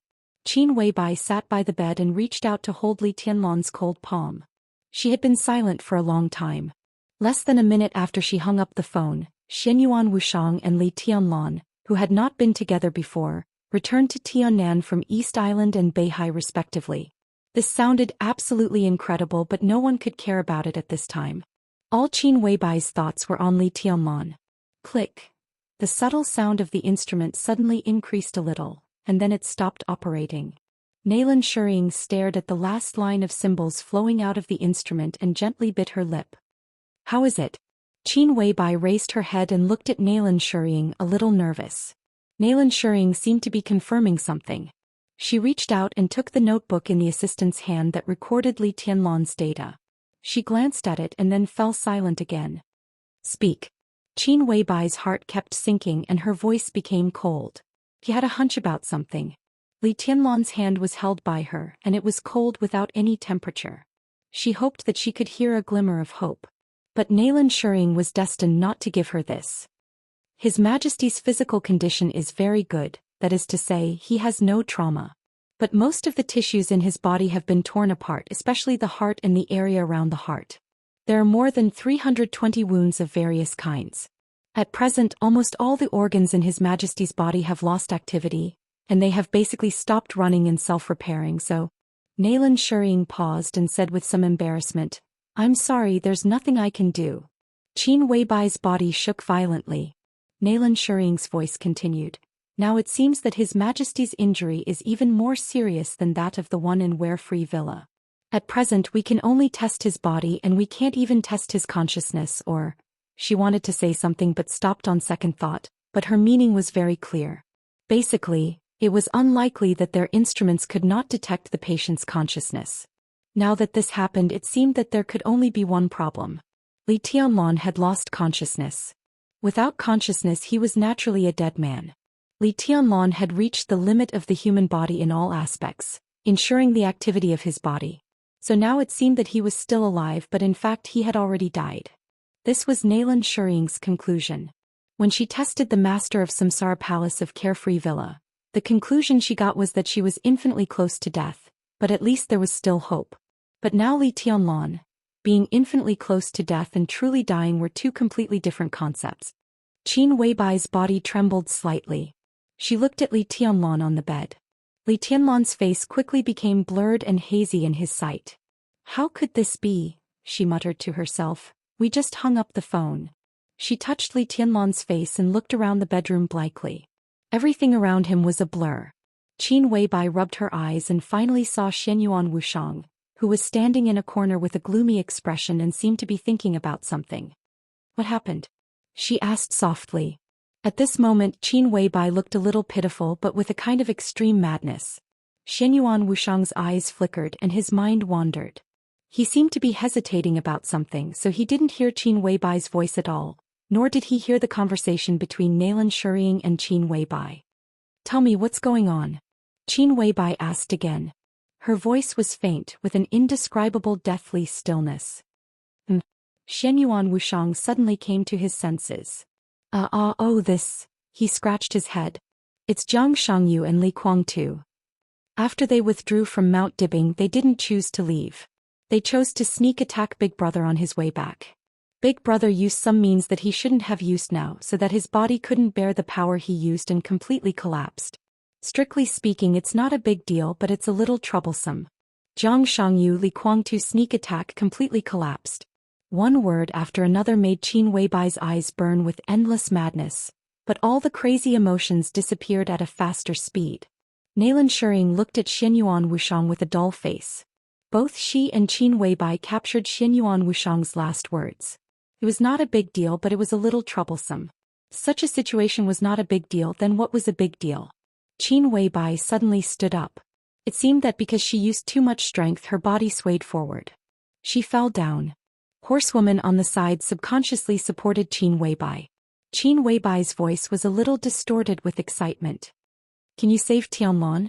I can't. Xianyuan Wuxiang shook his head. This is the most troublesome part, but I have a way. What way? Tell me. Qin Weibai's voice was a little shrill. Xianyuan Wuxiang hesitated and shook his head. Looking at Qin Weibai, he said with a wry smile, Sister-in-law, don't worry. I treated Big Brother's external injuries, so I know his situation very well. You really can't do anything about such an injury, but I have more than one way. That's why I'm hesitating. Because at present I can think of different ways that will lead to different consequences.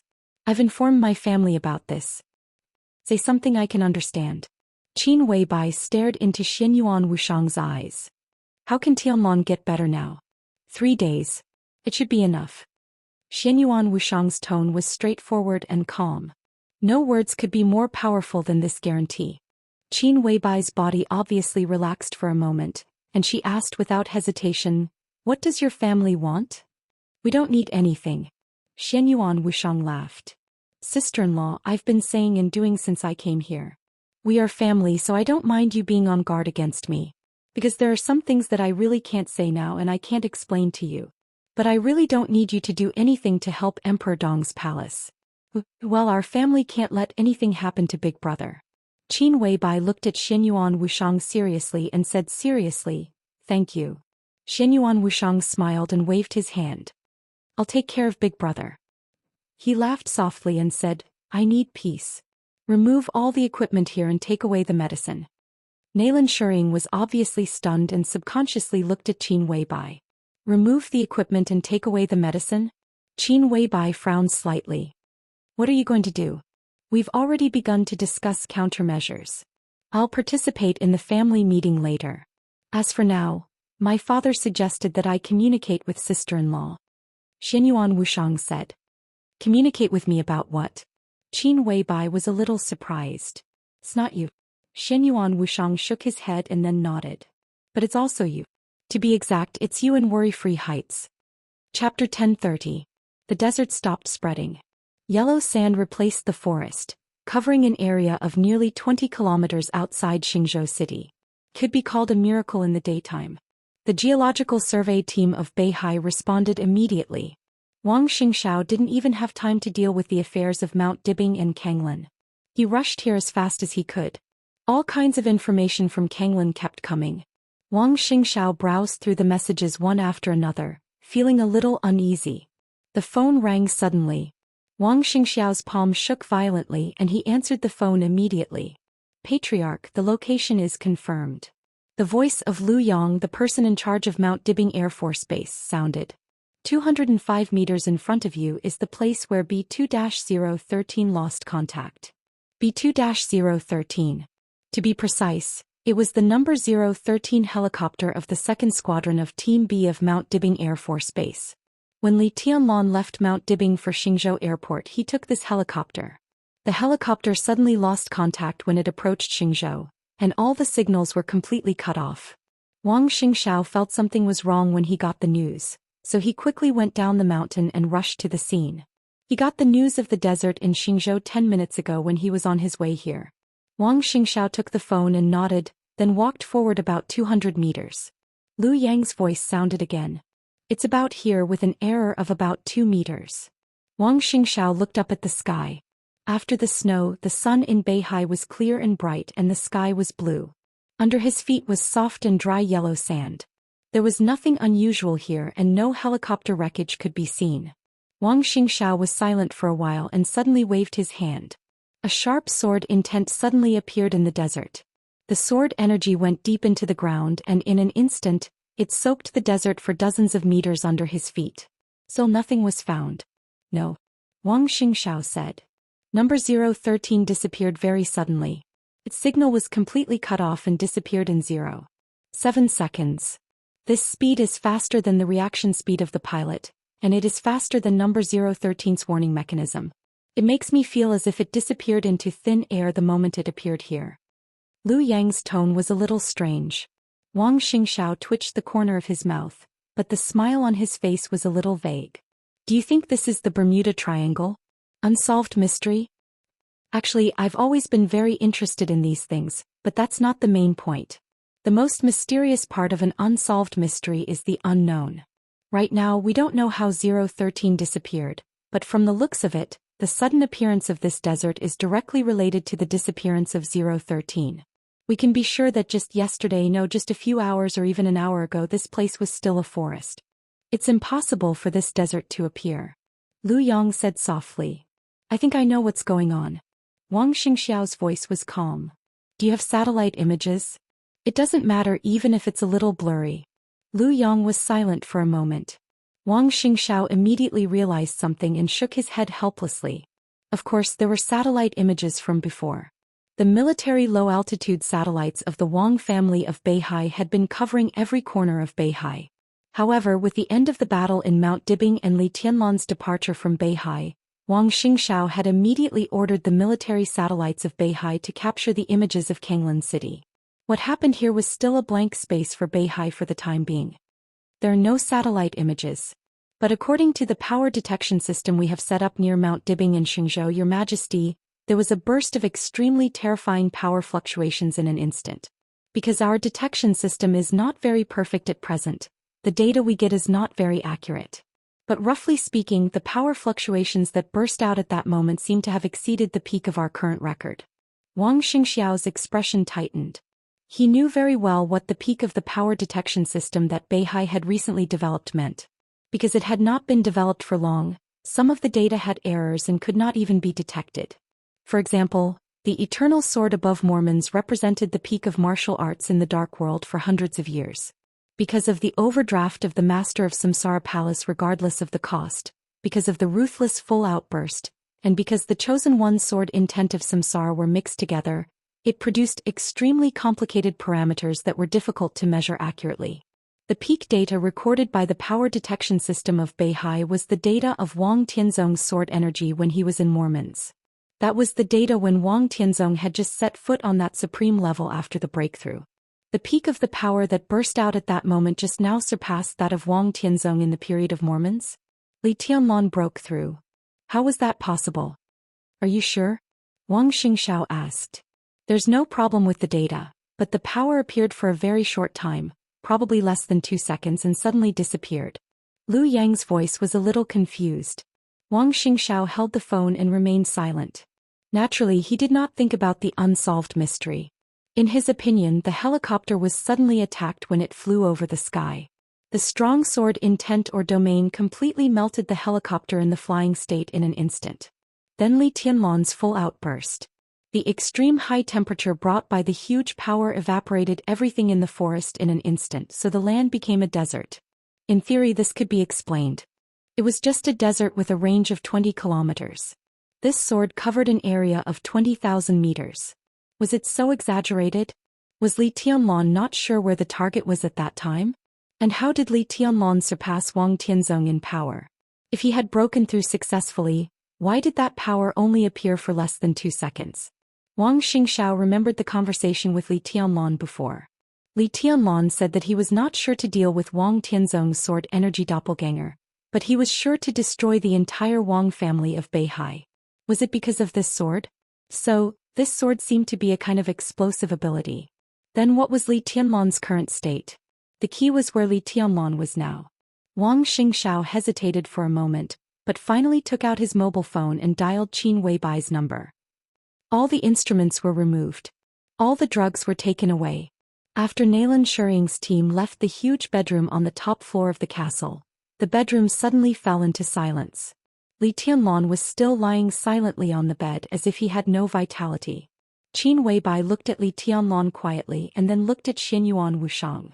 "I don't understand what you mean," she said slowly. "What does it have to do with me?" "It has a lot to do with it, but it's also something that can't be explained for the time being," Xianyuan Wushang said seriously. "In my opinion, Big Brother's samsara sword, he was tricked. Maybe it's not the real situation, but it doesn't matter. Under normal circumstances, even if Big Brother broke through and entered the so-called Supreme Realm, he would not be able to exert the power of that sword. He could not even imitate it. The reason why he was able to fight back successfully in that situation was because of Big Sister-in-law in Europe. But that was also the problem. Because of Big Sister-in-law, Big Brother did not die completely, but it was also because of her that his current injury became a little troublesome." "Why is that?" Qin Weibai was baffled by his words. "Because she's special." Xianyuan Wushang paused, suddenly smiled playfully and said meaningfully, "Sister-in-law's situation is similar to time travel or a parallel universe or a rebirth. No matter what, under normal circumstances, since she is here, you shouldn't be here now. Well, let's not talk about this. The most important thing is that all this has happened now."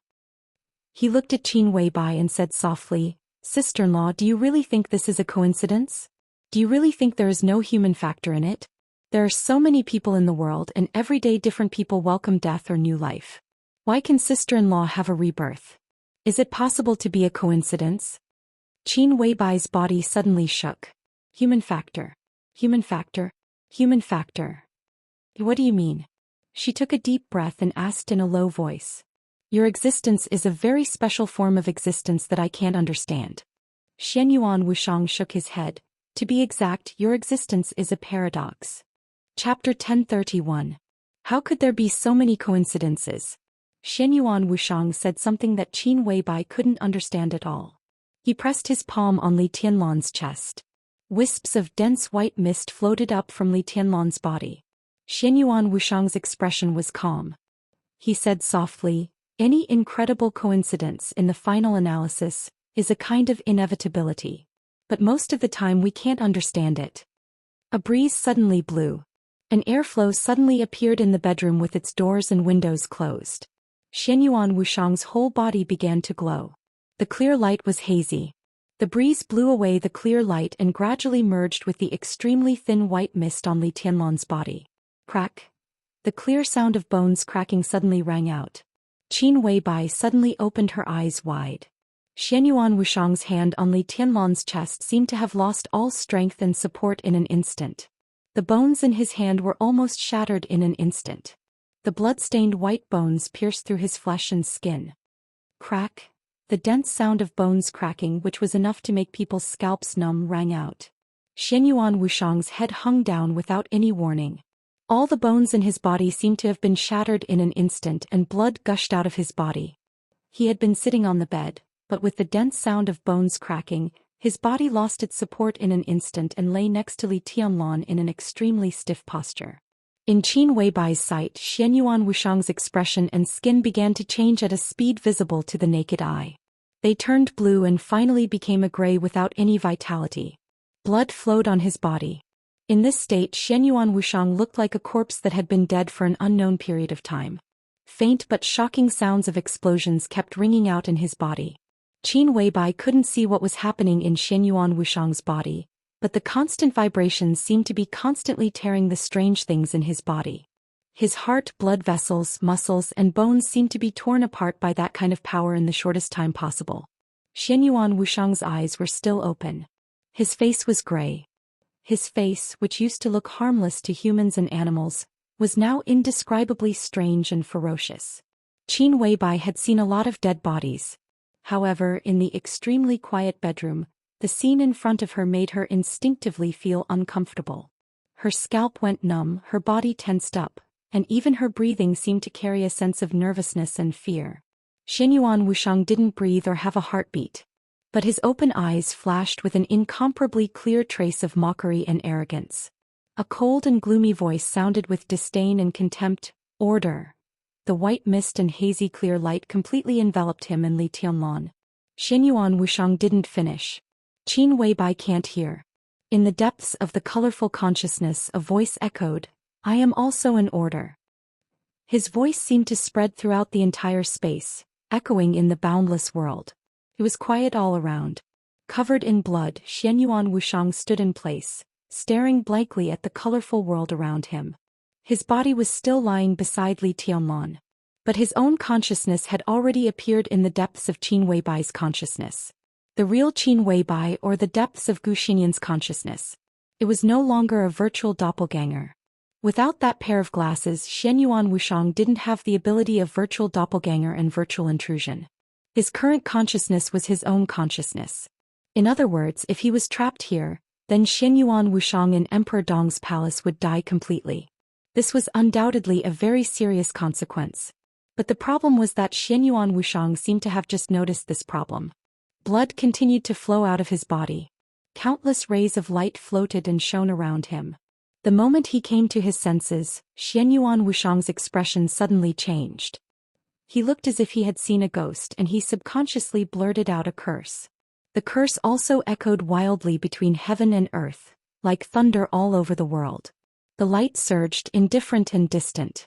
Xianyuan Wuxiang's expression changed, and he didn't dare to move for a moment. Thousands of fur-mud horses were galloping and roaring wildly in his heart. All his consciousness seemed to be completely frozen. There was only one thought left in his mind. Father, are you King trying to kill me? You are my father. Is this the King depth of Qin Weibai's consciousness? If he wasn't sure where he was, Xianyuan Wuxiang would even think that he had come to the wrong place. This is the King eternal furnace. Xianyuan Wuxiang murmured to himself. He hesitated for a long time and finally took a tentative step forward. Puff. Blood suddenly burst out of his body. Xianyuan Wuxiang's body suddenly split open, a huge wound that was so deep that bones could be seen. He looked down at the wound that almost spread to his heart, and wanted to cry but had no tears. My name is Wuxiang. I really want to go home. The reason was that the depth of Qin Weibai's consciousness was the same as Wang Tianzong's. Even if there was a difference, how big could the difference be? But the world in front of him was not the same concept as the depth of Wang Tianzong's consciousness. The depth of Wang Tianzong's consciousness was pitch black. It looked infinite but also infinitely small. In fact, it was just a dot. But the depth of this colorful consciousness in front of him was completely like a boundless world. Where could he go to find Qin Weibai? Xianyuan Wuxiang took another step forward. The colorful light was slightly surging, and Xianyuan Wuxiang could not avoid it at all. Another wound was torn open on his body, dripping with blood. The clear light surged and enveloped his body, and the wounds on his body began to heal quickly. Xianyuan Wuxiang took a deep breath and continued to move forward. Another step. There was another wound. In the boundless light, Xianyuan Wuxiang kept moving forward. He had more and more wounds. Every time the wounds on his body reached a certain level, he would stop to heal himself and then move forward. Qin Weibai was still nowhere to be seen. His consciousness quickly sensed the exhaustion in his body. Time seemed to be meaningless. He didn't even know how long he had been here. He just kept healing and moving forward over and over again. Maybe it was 3 meters and 5 meters. Maybe it was 10,000 meters. Xianyuan Wuxiang, who was gradually numb, finally saw a mountain in front of him. In the constant light around him, the mountain was so different. The moment he saw the mountain seemed to see him. The light all over the world suddenly began to surge. The mountain began to tremble, but it was silent. The violent light all rushed over with the shaking of the mountain. There was light everywhere around him. The endless light instantly drowned Xianyuan Wuxiang. He was dripping with blood and covered with cuts and bruises. The body formed by Xianyuan Wuxiang's consciousness was completely torn apart again, and then reassembled with difficulty. Xianyuan Wuxiang gritted his teeth. This seemingly harmless fat man had an indescribable determination at this time. His eyes were firmly fixed on the mountain in the distance. The mountain was trembling and shrinking. The light tore his body again and again. After an unknown period of time, the multicolored radiance finally began to fade. The world became a nearly solidified ink painting again. In front of Xianyuan Wushang, the mountain disappeared. Or rather, the mountain shrank countless times. It became a delicate and beautiful but incomparably huge crown, slowly floating not far from Xianyuan Wushang. It was so clear, so real, so majestic, and so beautiful. The whole world seemed to be completely dark. Only the crown in front of him was the only real thing. Real? Xianyuan Wushang's eyes were dazed. This is... He looked at the crown in front of him and was silent for a long time. His consciousness had been exhausted to the extreme. He smiled in a trance. I see. Chapter 1032. Xianyuan Wushang's somewhat absent-minded voice reverberated in the depths of his colorful consciousness. Voices of "so that's how it is" could be heard everywhere, like the whispers of heaven and earth. The huge crown floating in front of him glowed, layer upon layer of light spreading in all directions. Xianyuan Wushang stared blankly at the scene in front of him. Some vague images began to appear in his mind, but he couldn't remember them. The vague memories seemed to be from a very distant time ago, but also seemed to be from just a second ago. The images twisted as they appeared and then quickly faded away. Xianyuan Wushang wasn't sure if he had ever seen the crown in front of him. It was so gorgeous and exquisite and so dignified and graceful. Countless illusory lights wove it together, weaving it into reality. The scene in front of him seemed familiar, but for a moment Xianyuan Wushang didn't know what the crown meant. The light spread. Xianyuan Wushang continued forward. The distance between them continued to shrink. The crown seemed to be offended and colorful light instantly gushed out. This time the boundless light seemed to have a mind of its own. It was countless times more terrifying than what Xianyuan Wushang had just experienced. The clear, colorful light rushed through Xianyuan Wushang's body, instantly shattering the clear light covering his body. Countless pieces of his flesh were instantly torn to shreds. Xianyuan Wushang's face was deathly pale. He clenched his teeth and stubbornly moved forward in the sky full of light. He had long since run out of options. He had no way out of here before he saw the person he wanted to see. Large pieces of flesh fell off in the light. Blood that was so red that it was dazzling to the eyes flowed unscrupulously. He moved forward. Countless pieces of flesh fell off his body. Xianyuan Wushang's whole body was covered in countless wounds and his bones were visible. His limbs, chest, abdomen and head. Pieces of flesh were constantly torn off. Xianyuan Wushang disappeared in the light. Only a skeleton was left, persevering as it slowly walked forward. The red blood disappeared. Drops of golden liquid flowed out of the skeleton's bones. The golden blood turned into light, merging with the colorful light of the crown. The crown clearly sensed something and the light around it suddenly stopped. The skeleton took the last step. He reached out as if to touch the crown in front of him. The crown floated back for an instant. In the next second, countless images instantly enveloped the skeleton. It was like an abyss. All that was left of Xianyuan Wushang was his skeleton.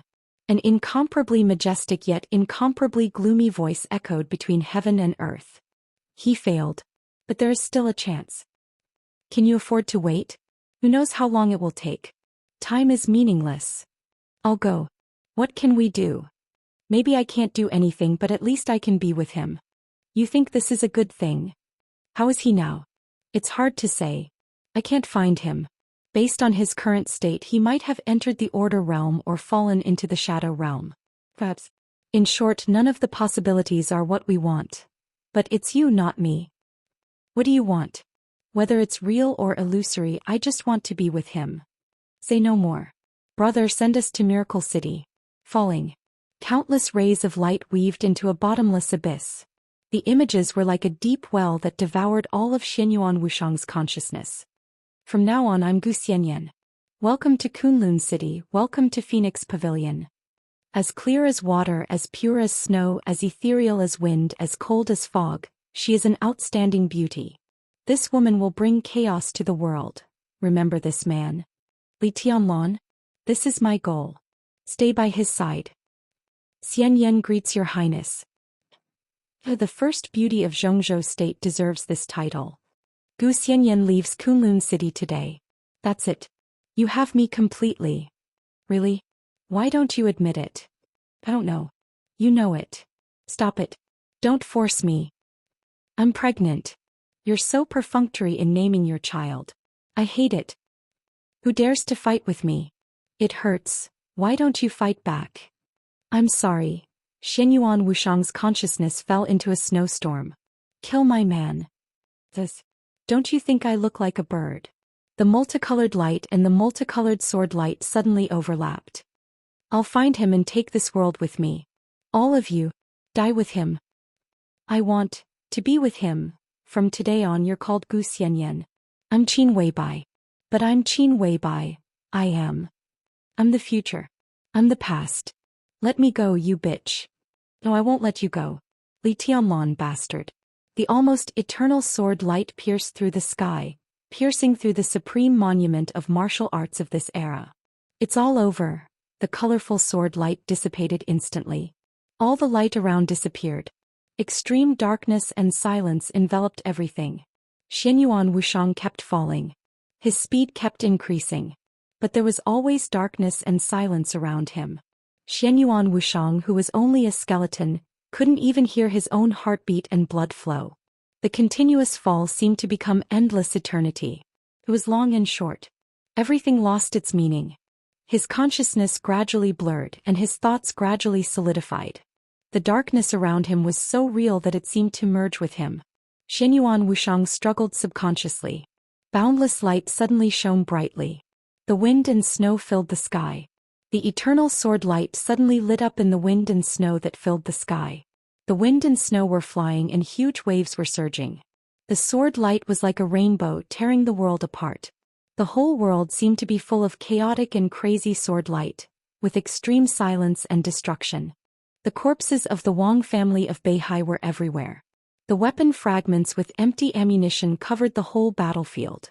The land was sunken and the stage of formidable person was torn apart. The corpses spread all the way from afar. Xianyuan Wushang's sight seemed to cross the distance and fell on Xingzhou city not far away. The entire Xingzhou city had been completely turned into ruins. Countless corpses were scattered on every street and alley.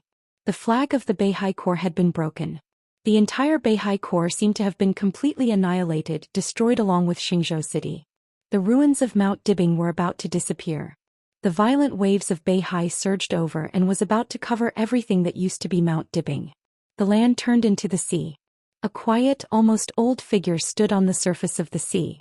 Wisps of sword energy kept flowing out of his body and turned into the craziest and most silent sword light. The sword light drove the space and the whole world seemed to undulate with his sword light. Xianyuan Wushang, who was completely a skeleton, looked at the man above the sea. This was clearly a man who had just entered middle age. He looked at most 40 years old. He did not look old at all. On the contrary, he was very handsome. He seemed to have inherited his mother's genes. Even in middle age, his appearance could still be described as handsome. Like the breeze at dawn, the moonlight at night, and the sunset at dusk, he was ethereal and dreamy. Just from his appearance, he was almost a perfect man without any flaws. But he was simply too quiet. That kind of quiet was indifferent and lonely, as if he had lost interest in everything in the world. For a moment, Xianyuan Wushang couldn't figure out how much pain and despair he had suffered in his life to become the current state step by step. The moment he saw him, he had already seen a touch of numb old age and fatigue under his perfect appearance. He stood quietly on the sea. The sword energy and heaven and earth shook together. Behind him was a group of densely packed figures also floating in the air. There were Chinese, Europeans, Americans, and even quite a few black people. There were people of all races. They floated neatly behind the man, looking at him with eyes full of fanaticism and worship that were almost irrational. The man, who was so quiet that he seemed to have lost his soul, turned a blind eye to the countless eyes behind him. Strong wind, huge waves, flying snow. He stood in the air and slowly moved forward. The sword energy began to condense, and his dead eyes became more and more determined. "Why are you so persistent, Your Majesty?" A helpless voice rang out. Less than a few hundred meters away from the man, there was a huge stone carved with countless names floating on the sea. A few figures were standing on it. An extremely ordinary-looking figure stood at the forefront of the huge stone. Behind him was a seriously injured young man and a woman whose age was unknown and whose whole body was integrated with some kind of metal. In the vast Beihai, the Wang family of Beihai that had stood at the peak of the Dark World for hundreds of years. When everything ended, there was only the mother and son left. At the end of the road, the young man, who looked very ordinary both in appearance and temperament, said in a sincere voice, "The cause of the past is the effect of today. The Wang family of Beihai has been completely destroyed and vanished. Everything has come to an end. Why are you so ruthless, Your Majesty?" Completely destroyed? Disappear into thin air? The man, whose appearance, temperament, and every movement was perfect, sneered. "No, there are still 2 people alive. When they die, the so-called Wang family of Beihai will truly vanish. Li Dongqing, I swear if I can survive today, I will destroy the sword dynasty I built. I will make them die without descendants." On the huge stone, the seriously injured man standing behind the ordinary young man gritted his teeth and roared word by word. His tone was extremely sad and indignant. Almost everyone in the Dark World knew that when President Wang Jingxin of Zhongzhou State retired, the Wang family of Beihai would be destroyed. Beihai had been preparing for a life-and-death battle with the Sword Dynasty a few years ago. In recent years, Beihai had been crazily cultivating experts and upgrading various weapon systems. All the financial resources were invested in it at all costs. All kinds of weapon systems were laid from Mount Dibing to Xingzhou City. The scale of the Beihai Corps was constantly expanding. All of this was for today. It was November 1st in Zhongzhou State time. Just yesterday, October 31st, the election of Zhongzhou State officially ended. Wang Jingxin resigned as president. Less than 2 hours later, Qin Xiaobei's eyes lit up. The Sword Dynasty soldiers marched into Beihai. The soldiers arrived at the city. Xingzhou was already in ruins. Needless to say, the other major sword-holding families outside Xingzhou were almost completely destroyed. The situation of each city would only be worse than that of Xingzhou, not better. The pride that the Wang family of Beihai had maintained for hundreds of years was almost torn apart today. As the center of the battlefield, Xingzhou, sword god Li Dongqing landed in Xingzhou alone. He killed nearly half of the elites of the Beihai Corps and destroyed countless weapon systems. With countless weapon systems, the sword light was monstrous. Finally, he climbed Mount Dibing alone. It was impossible to stop and resist. But when a person could really be invincible to a certain extent, all the resistance became a complete joke in his eyes. Countless lineal descendants of the Wang family of Beihai died in the battle on Mount Dibing. In the entire Beihai, only Wang Haotian, summer solstice, and the stone of formidable person fell to the sea after the stage of formidable person was broken. If it weren't for this ordinary man who suddenly appeared in front of him and blocked Li Dongqing's sword, no one in Beihai would have survived. "Get out of the way," Li Dongqing said slowly. The man in front of him, who protected the last vitality of the Wang family of Beihai, didn't seem to have a high realm. He seemed to be at the peak of the invincible realm, but he blocked his sword light. He hoped that such a talent could stay for the Sword Dynasty. "Your strength is good. You can join the Sword Dynasty. In the future, the Sword Dynasty will have a place. Don't be a busybody," Li Dongqing said calmly. "I'm very willing to join the Sword Dynasty. I'm actually a painter. If I can be an art teacher in the Sword Dynasty, I think it's actually pretty good, but..." The ordinary man laughed. "I'm not a busybody, Your Majesty. This is my family business." "Family business, understand?" Li Dongqing was silent for a while. "I don't understand," he said slowly. "I have no family business and I don't have a home." No family business, no home. The ordinary man's heart suddenly sank. Li Dongqing's voice was very soft, but he knew very well what this sentence meant. The blood feud was absolutely irreconcilable, and they would not stop until one of them died. He laughed bitterly. "Do you know what it's like to lose your family?" Li Dongqing suddenly asked. His voice was a little soft. The seemingly ordinary man thought for a while and asked, "I killed my biological father with my own hands. Does that count?" Li Dongqing, "My master also killed his biological father with his own hands. Does that count?" Li Dongqing, "If it counts." The young man whispered, "This feeling is actually very cool but also very empty. It seems that all the goals of struggle disappeared the moment I killed him, and there is no direction in life." He looked into Li Dongqing's eyes. "It's really cool, but after a moment of coolness, There is only endless emptiness. It's really not a good feeling. Your Majesty, now that you have completely destroyed the Wang family of Beihai, I feel the same as I did at that time. The only goal of living is to kill your father? Li Dongqing raised his eyebrows. Destroying the Wang family of Beihai had always been his goal, and it was even the only meaning of his life. Yes. The ordinary man was silent for a while and whispered, "At least I used to be." Li Dongqing narrowed his eyes and suddenly asked, "What's your name?" "Xianyuan Samsara." The ordinary man laughed. "Tianjue Xianyuan Samsara of the War God realm." Xianyuan Wushang. Xianyuan Wushang's consciousness suddenly fluctuated for a moment. The light enveloped his body, but it did not hurt him. Instead, it pushed him forward. Xianyuan Wushang's body staggered forward and appeared directly on the sea. In an instant, countless eyes suddenly gathered on Xianyuan Wushang. Li Dongqing raised his eyebrows slightly, looking at the fat man who suddenly appeared, a little puzzled. At that moment he did not even know how the man appeared. Xianyuan Samsara, who had just finished introducing himself, was obviously stunned. He looked at the fat man with an incredulous expression, and then it gradually turned into a touch of mockery. "Hey, isn't this His Highness the Ninth Prince? What a rare guest." The corners of his mouth rose slightly and the smile spread, but the sharpness in his tone suddenly became sharp. "What are you doing here?" Xianyuan Wushang seemed a little embarrassed, but then he calmed down and subconsciously moved closer to Li Dongqing, finally standing next to him. During the whole process, Li Dongqing did not guard against him at all and let him come closer. Wisps of clear light lit up on Xianyuan Wushang's body, and then it enveloped Li Dongqing's body. In an instant, Li Dongqing's sword qi became more and more stable, and his consumed physical strength rose wildly. In an instant he returned to his peak state. "You still dare to fight? Xianyuan Wushang, are you tired of living?" Xianyuan Samsara's voice suddenly became incomparably sinister. Xianyuan Wushang looked at him expressionlessly. "Do you really want to die? Don't put on airs with me, Ninth Prince. This isn't the space-time corridor." "Indeed, this isn't the space-time corridor, but it seems like you can't deal with me. Do you want Master to send someone else? Or Master himself?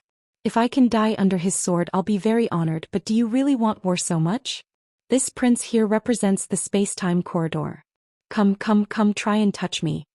Xianyuan Samsara gritted his teeth. "Scoundrel. We're not enemies. It's just a coincidence that I'm here. I'm not a terrorist and I have no interest in this place. I'm only here to solve a problem. It's just that there's an accident now, so I see this face." "Solve a problem?" Xianyuan Samsara raised his eyebrows. "Something happened to His Majesty?" Xianyuan Wushang snorted coldly and began to heal the injuries of everyone from the Sword Dynasty behind Li Dongqing. He didn't need to worry about anything here. Even if something went wrong, it was the War God's realm's problem. What did it have to do with him? Isn't it because of Master? My big brother touched the sword energy that Master left behind. C. Xianyuan Samsara was dumbfounded. "Are you kidding me? Anyway, it's a bit complicated. Under normal circumstances I wouldn't be here." Xianyuan Wushang shook his head. From the space-time corridor to the War God's realm, the difficulty wasn't the distance. Under normal circumstances they could indeed contact each other, but it was impossible for them to meet in the North Sea. If it wasn't for Qin Weibai's consciousness space being too magical, he wouldn't be here at all. Tisk. Xianyuan Samsara's tone was a bit strange. That His Majesty must be having a headache now. He glanced at Li Dongqing, who was frowning. At present, in terms of combat power, this person is stronger than the one next to him, his father, but he obviously didn't feel anything. So how did His Majesty do it? "I had an accident here." Xianyuan Wushang was still calm and said thoughtfully, "It's not necessarily a headache. Maybe it's an opportunity. But when the time comes, we should ask Master or Master's wife for help." "That's no problem." Xianyuan Samsara solemnly promised without any hesitation. "If you need anything, just say it. There's no need to be stingy in this regard. But when the time comes, just be prepared to bleed a lot." Xianyuan Wushang nodded and fell silent. Xianyuan Samsara also fell silent. The two looked at each other for a moment. Xianyuan Samsara took the initiative to say, "Why aren't you leaving?" "I want to leave too." Xianyuan Wushang's expression was a bit tragic. "But how? What do you mean?" Xianyuan Samsara narrowed his eyes. I don't know. Xianyuan Wushang shook his head. No, I know, but I forgot. Xianyuan Samsara took a deep look at him and nodded. I understand. What do you say here? The little guy wants to fight with his life on the line. You might not be his match here. Xianyuan Wushang suddenly smiled somewhat playfully. He's already at that level. There are some things I should be able to say. In fact, the existence of the North Sea is still meaningful. I came here to protect the North Sea and to protect Li Dongqing. His mentality has been problematic for a long time. The last two people in the North Sea must stay. This can be regarded as a bit of Li Dongqing's obsession. He's completely crazy now. If he really destroys the North Sea, he won't have the motivation to live. When the time comes, his only choice is to self-destruct. If he really destroys himself, my master and his majesty in the imperial palace will be heartbroken. So I came here. Just like how we appeared beside his majesty, we are all guides. You've worked hard. Xianyuan Wushang nodded with a gratified expression. Xianyuan Samsara felt a little strange. No matter how he thought about it, it didn't seem right. What does this expression mean? Haha. Xianyuan Wushang smiled without saying anything.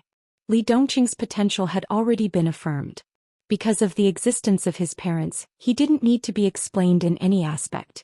If Li Dongqing continued to grow, he would at least be a killing god at his peak. Because of his parents, it was unknown whether Li Dongqing would stay here when the time came.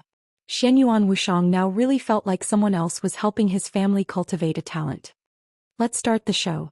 Xianyuan Wushang smiled. Let's see how to protect the North Sea and how to convince this little guy. Who is it? Li Dongqing's voice suddenly sounded. He didn't feel anything strange. While Xianyuan Wushang and Xianyuan Samsara were chatting, everything was speeding up. Although the two had said a lot in the eyes of everyone else, it was less than a second.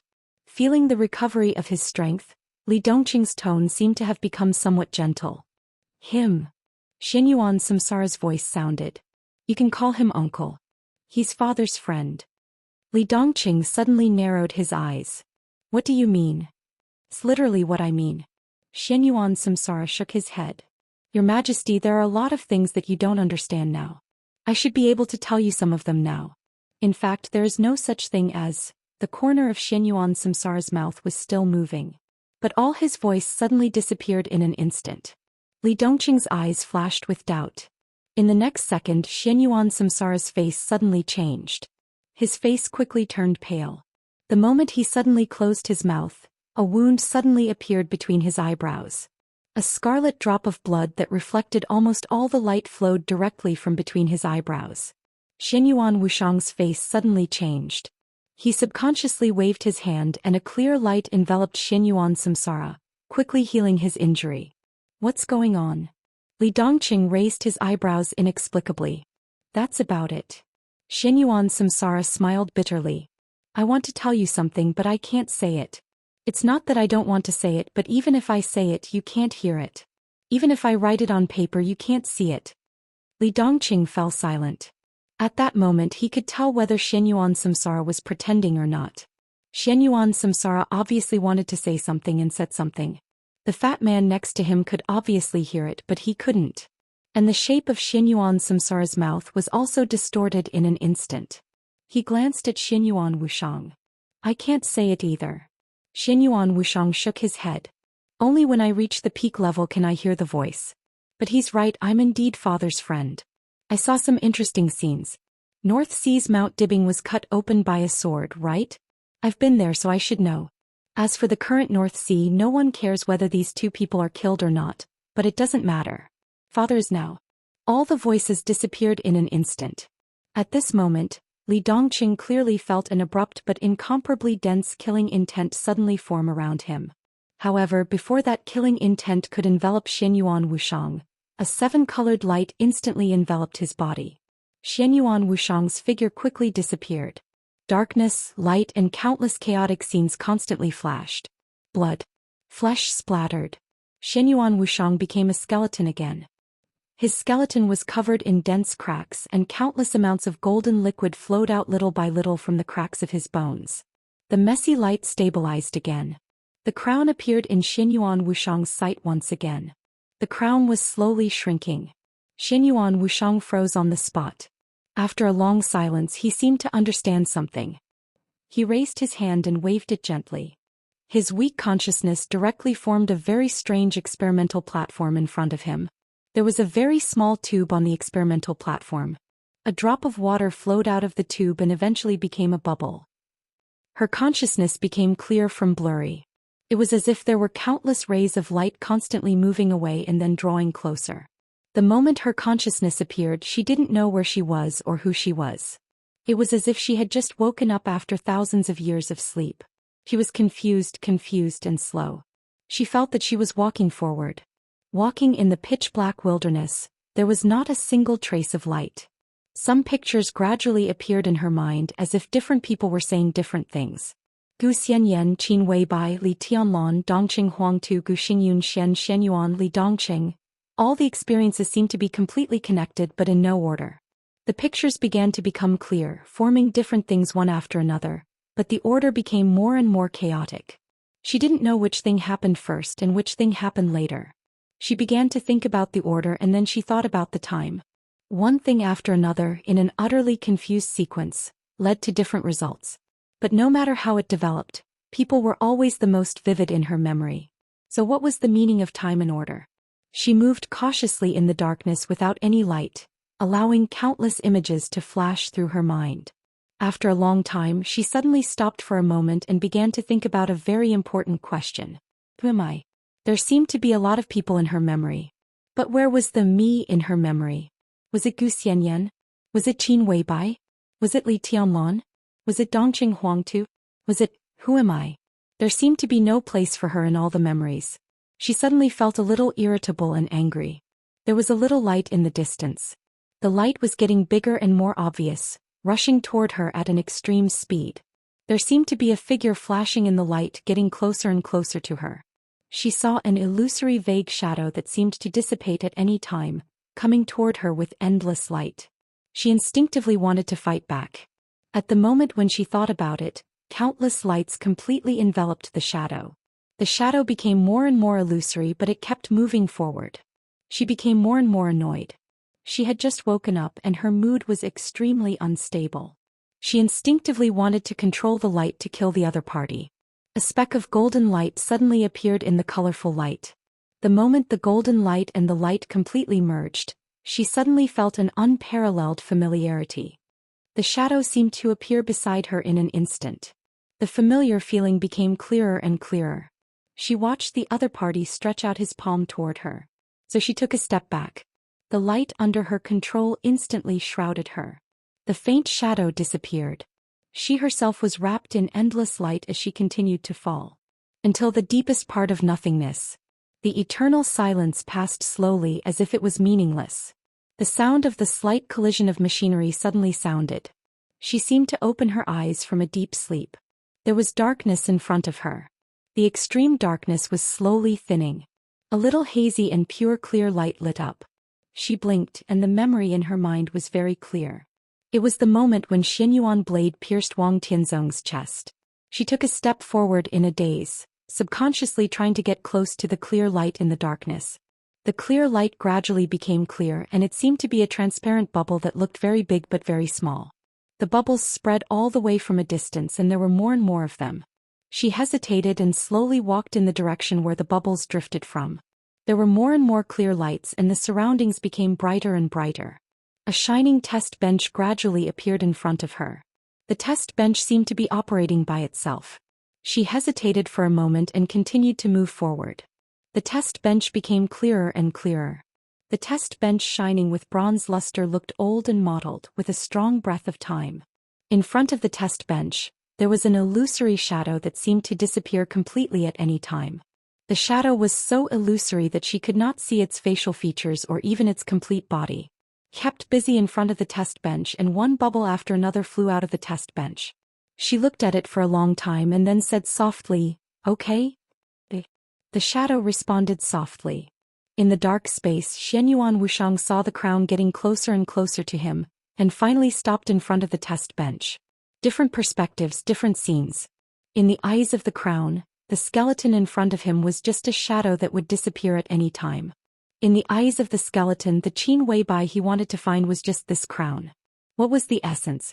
It was what all of them had been pursuing. What are you doing? In the darkness, she looked at the test bench in the shadow curiously and asked softly. Waiting. The shadow laughed softly. The countless bubbles around seemed to disappear completely. Only the test bench continued to be busy. A drop of liquid flowed out of the test bench and then gradually expanded. Qin Weibai seemed to want to ask something, but when she saw the water drop getting bigger and bigger, she subconsciously stopped asking and just focused on the drop of water that was getting bigger and bigger. The drop of water seemed to be filled with countless airflows, and began to expand, becoming rounder and more perfect. Infinite density. In silence, the shadow stared at the drop of water in front of him and said softly, "It's expanding and its density is beginning to become thinner." Countless airflows gradually turned into starry light spots. The light spots began to merge into the drop of water little by little. Electrons, photons, neutrinos. The shadow continued to speak and all kinds of light continued to merge into it. The drop of water began to expand faster, became the size of a fingernail and then further spread. Its shape seemed to become rounder and finally became a bubble again. There were more and more different lights. The shadow's voice also became more and more erratic. Atoms, nuclei, molecules. Countless lights joined the drop of water again. The drop of water expanded to the size of a palm. She watched and listened carefully. The drop of water kept expanding, becoming the size of a head, a house, and a tall building. It expanded infinitely, covering the whole world. It was getting faster and faster. Qin Weibai didn't even know where the bubble had spread to. She and the shadow were completely wrapped in the bubble, and the transparent arc of the bubble had disappeared in the distance. But her instinct told her that the bubble was still expanding infinitely. There are more and more particles. The shadow's voice was a little dreamy. The starry light spots appeared around Qin Weibai again. They hovered in different places. They were unimaginably big in Qin Weibai's eyes. But in this expanding bubble, it seemed incomparably small, like a speck of dust. The starry light spots became more and more numerous. Qin Weibai's eyes were bright. The bubble suddenly became clear. All the edges seemed to begin to shrink and collapse. In her sight, the bright starry spots began to die out one by one.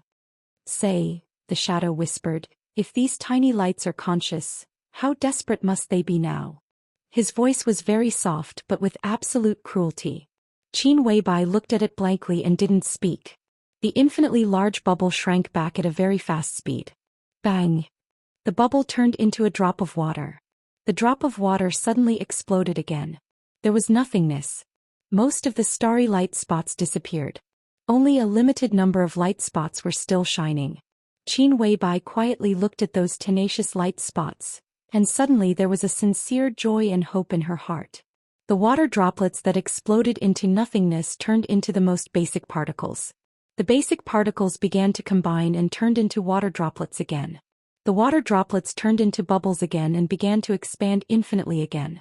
The shadow watched all this quietly, and the whole shadow exuded a kind of desolation that was close to despair. "Is it interesting?" he asked softly. Qin Weibai bit her lip tightly and shook her head subconsciously. She didn't find it interesting. She only felt a kind of unprecedented fear. The bubble shrank wildly and exploded again. In the nothingness there were still a few shining light spots. But Qin Weibai was not sure if these light spots were the ones she had seen earlier.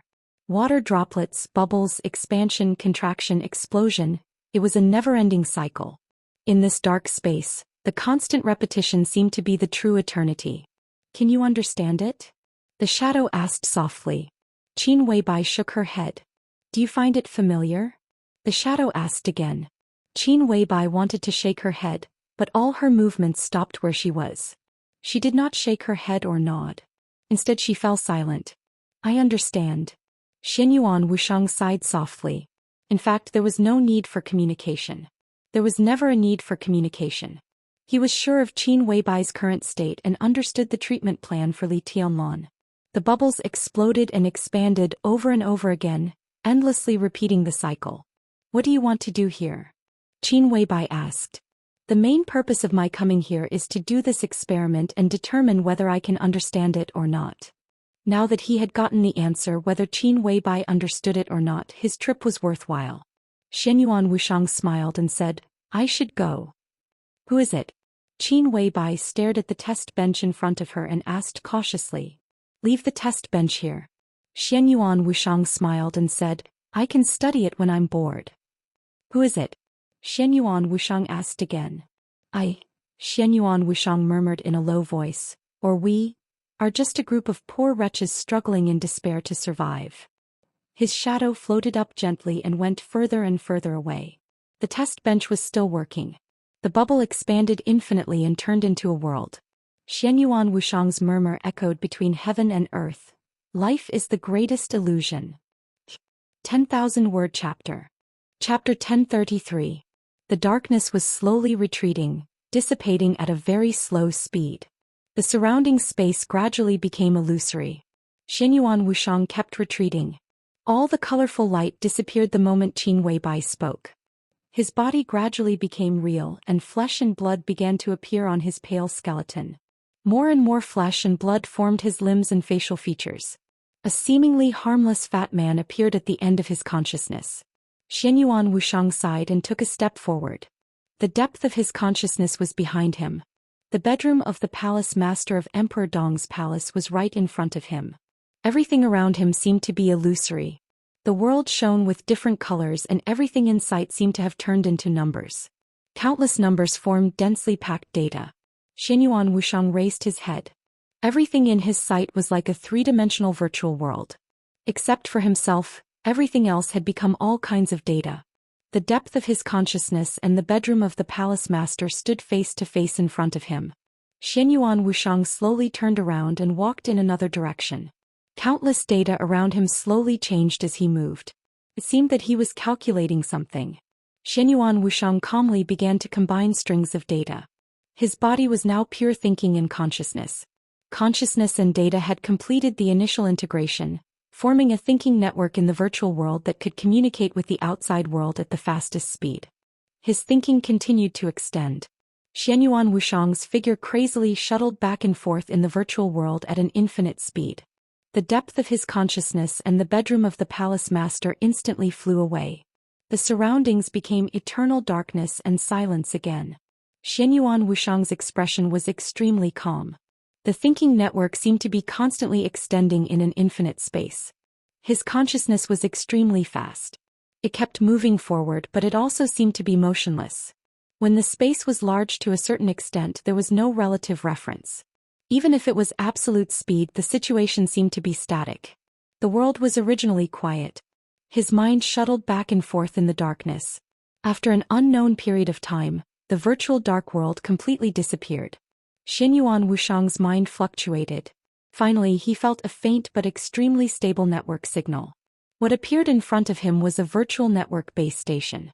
It was a node in the spacetime corridor quantum network system. Through the quantum network, his consciousness could be projected to any place in the spacetime corridor in the shortest time possible. Xianyuan Wushang's consciousness touched the network signal. In the next second, countless chaotic images flashed before his eyes.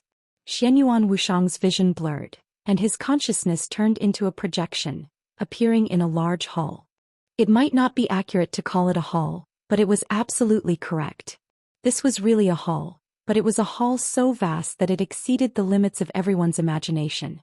One after another, pillars so thick that they could almost support the entire world were arranged neatly, supporting the dome that had no end in sight when one looked up.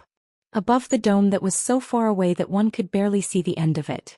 Above the dome that was a little dazzling, the light shone into the hall. The light was misty and warm, and the space on the left and right was boundless, as if there was no end at all. One after another, figures that looked small but had extremely terrifying auras sat in the corners of the hall. They were very far away from each other.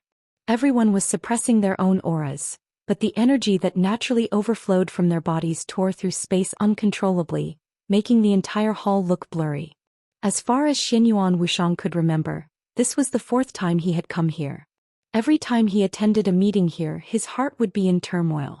This was the center of power in the spacetime corridor. It was where all the higher-ups held their meetings. The Apex Hall. The design of the Apex Hall looked like a very regular cube with a length of 0.01 light-years. 3 real young stars were burning above the dome, and the energy of the stars continuously replenished the apex hall. There was nothing extra in the hall, but almost everything that appeared here represented a part of the apex hall's history. To be able to attend a meeting here, one needed not only status but also strength, status, and responsibility. Xianyuan Wuxiang was the 9th prince of the spacetime corridor. His status and strength were enough to be here, but before this, except for some special occasions, he didn't have enough status or responsibility. So he had only been here 3 times. But now he had become Li Tianlan's guide. Whether it was status or responsibility, Xianyuan Wuxiang was already qualified to have a seat here that belonged to him for a long time. His heart was in turmoil. Xianyuan Wuxiang was silent. He bowed slightly to the various figures wrapped in the distorted space in all directions. His voice was very calm. "Everyone, I am Xianyuan Wuxiang. Please take care of me in the future." Everyone knew his name. But before this, everyone called him the 9th prince. But now he had his own name here. A clear and steady voice rang out within the range of 0.01 light years. It was not loud, not noisy, and seemed to be ringing in one's ears. "Take care of each other."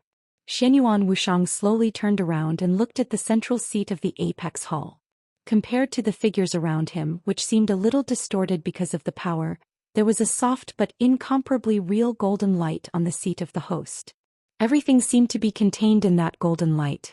No one could look directly at it, no one could probe it, and no one could offend it. It was incomparable majesty and momentum, like the entire world. "Father." Xianyuan Wuxiang bowed deeply, his voice respectful and calm. "Sit." A deep and steady voice rang out from the host's seat. A piece of nanoparticles extended from the void in front of Xianyuan Wuxiang. The nanoparticles slowly assembled, turning into a seat of the same specifications as the other seats. "Wuxiang, how is His Majesty doing?" As soon as Xianyuan Wuxiang sat down, a voice rang out beside him. The so-called beside was actually extremely far away in the range of light years. But at this time, everyone's aura was completely connected, so the voice was extremely clear and the distance was meaningless. Countless eyes were focused on Xianyuan Wuxiang. Li Tianlan. This was the only important thing in this meeting. Everyone knew that His Majesty, who was in a strange state in Miracle City, was in a very serious problem, but not many people knew what the problem was. He sensed and reincarnated the sword chi that War God's realm used to cut Miracle City. Although he didn't succeed, he suffered a very strong backlash. If it wasn't for the protection of the real brand, I'm afraid he would have to start all over again. The apex hall suddenly fell silent.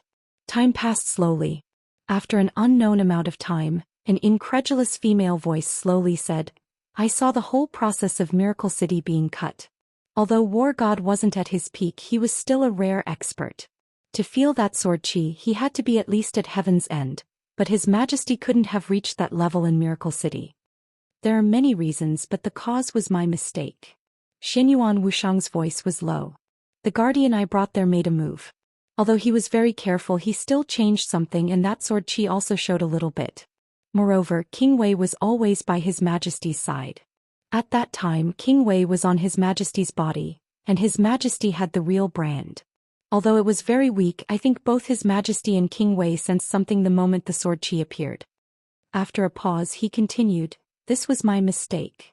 No one accused him of anything. They accepted Xianyuan Wuxiang and gave him a seat, so he was a true colleague. Just as Xianyuan Wuxiang said to Qin Weibai, they were a group of pitiful people struggling in despair to survive. Pitiful people, lonely souls. No matter what, in the current situation there might be external battles in the time corridor, but the internal higher-ups had no energy to plot anything.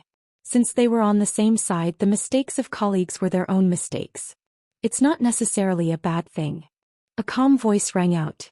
The 3 young stars above the palace instinctively trembled. Xianyuan Wuxiang immediately understood that it was the voice of country guarding Duke. "It's just a little troublesome."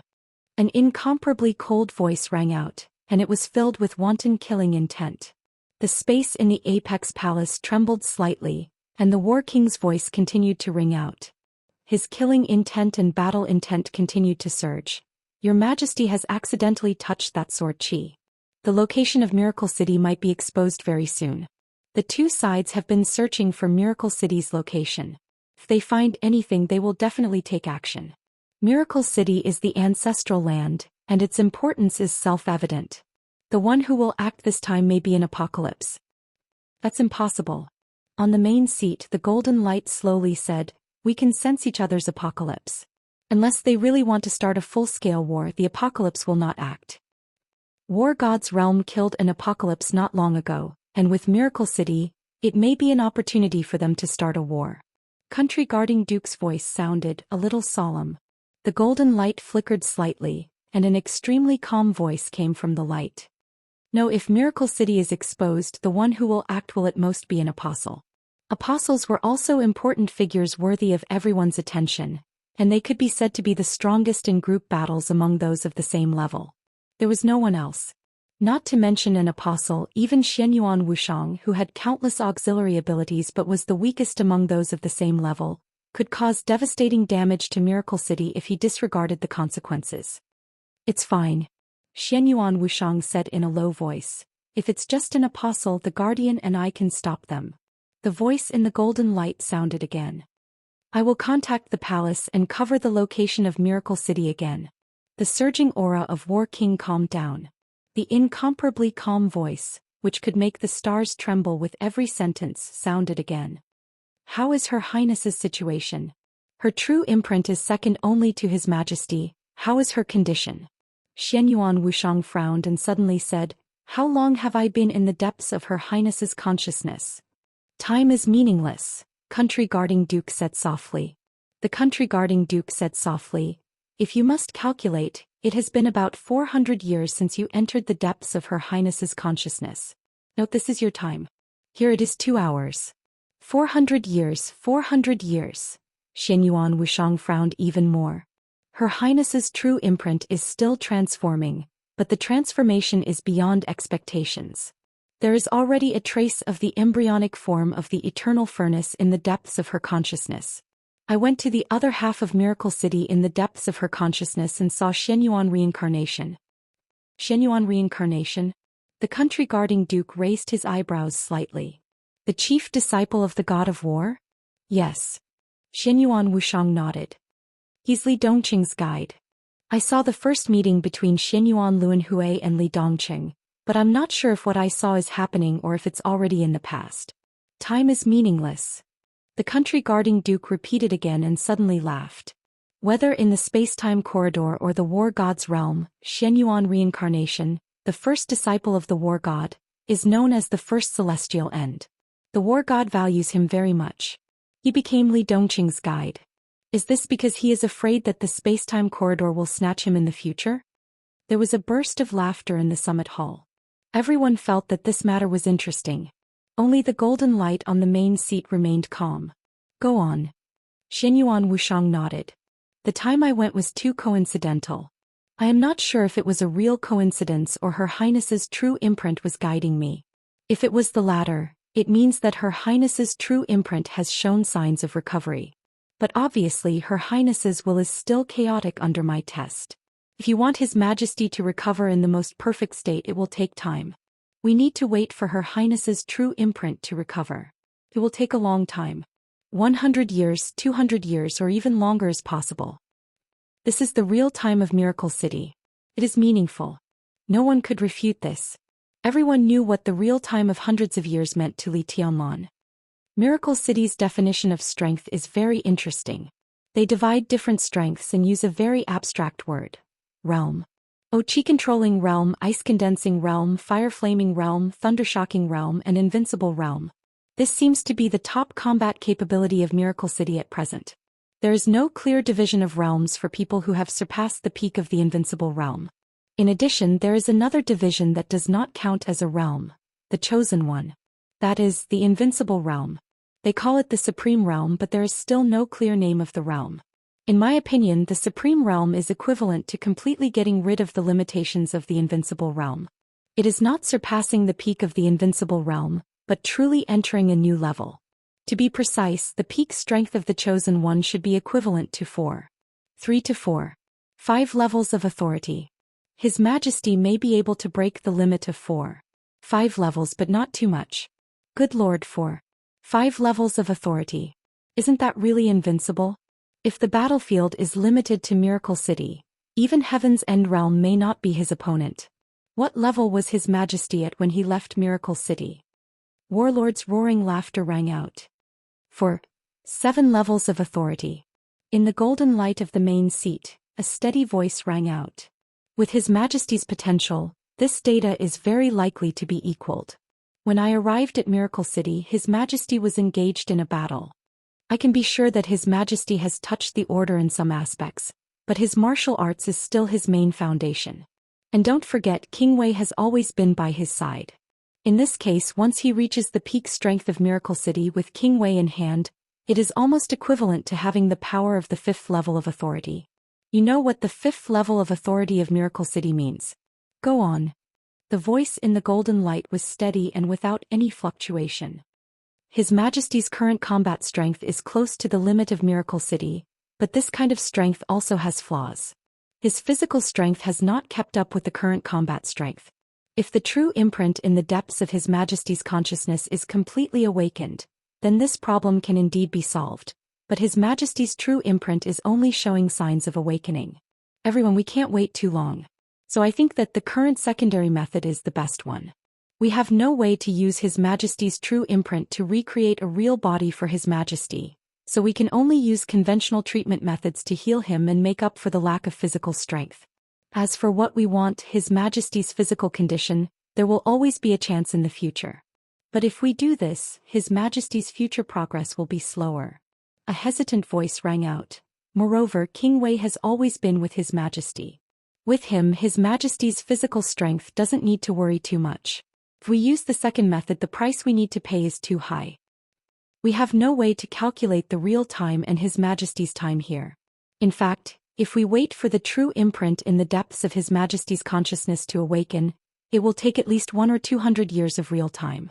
At that time, all aspects of His Majesty's body will truly become perfect, and he will be able to enter the killing god level without any reservations. But 100 or 200 years, none of us can be sure what will happen during this period of time. For this plan, the only thing we can do now is to wait. If we use the second method, His Majesty will immediately wake up. Our treatment doesn't need to be thorough. While making up for his physical strength, we will deliberately leave some flaws.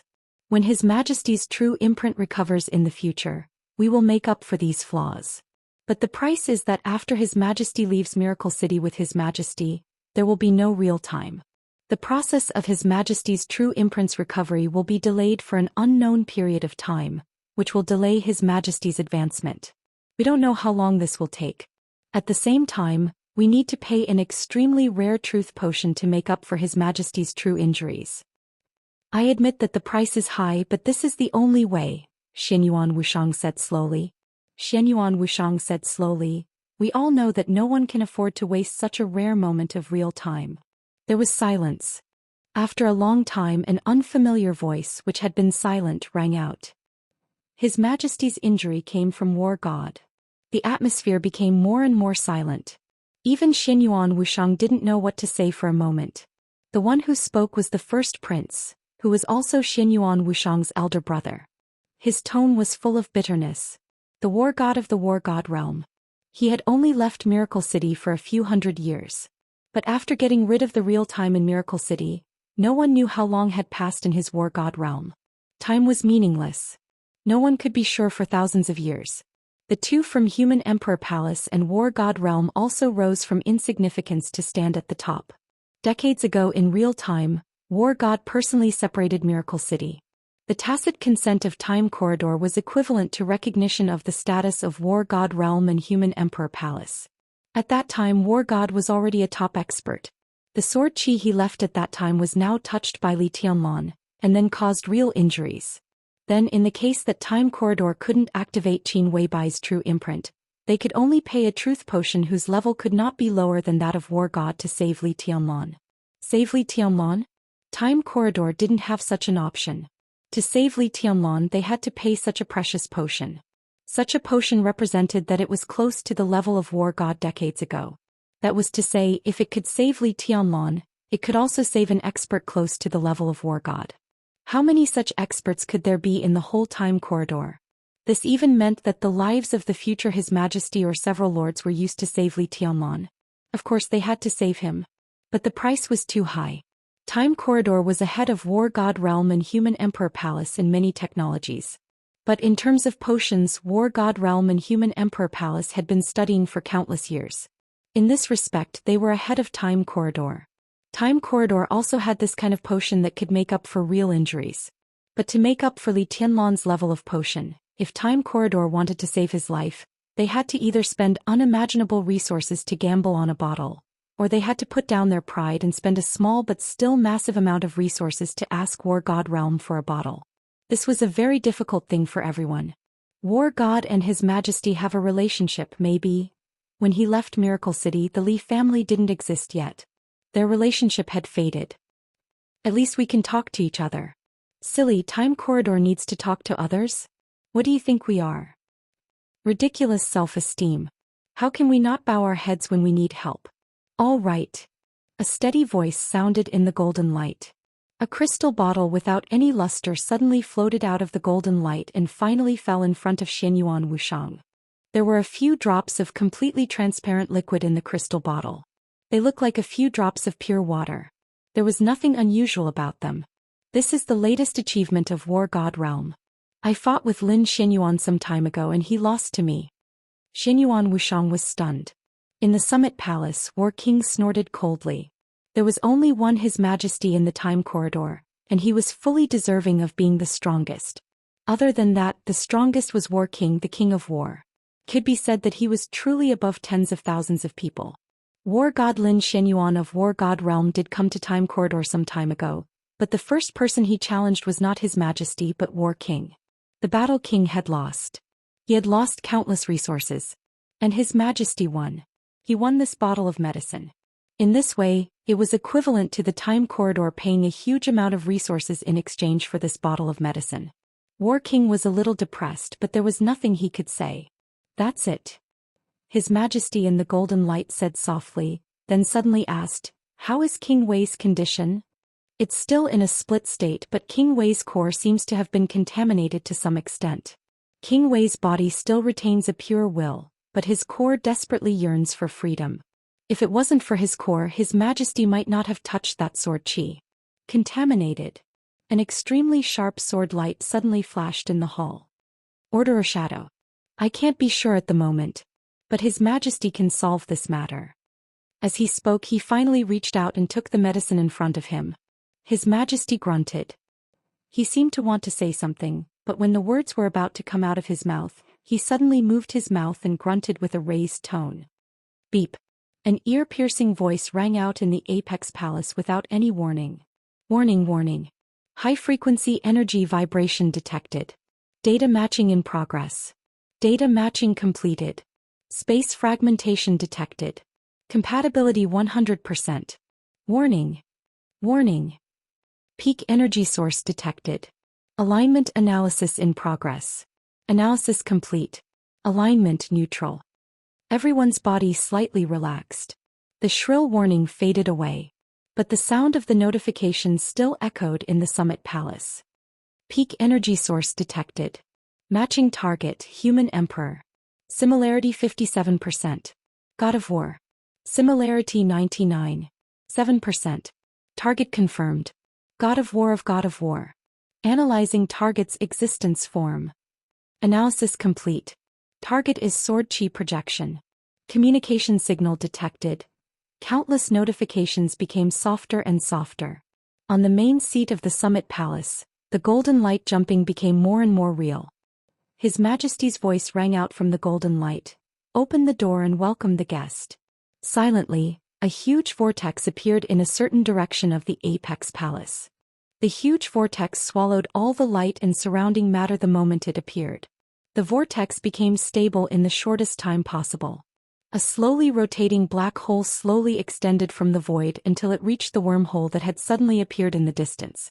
A sword light that almost illuminated the lonely void appeared from the wormhole and entered the black hole in an instant. The sword beam shuttled through the black hole and finally landed at the singularity in the deepest part of the black hole. The light of the star shone on the singularity inside the black hole. The incomparably bright and resplendent sword light transformed into a figure that looked extremely young. In the Summit Palace, Everyone except His Majesty stood up and nodded. Your Majesty, God of War. The war god, who looked extremely young, nodded slightly.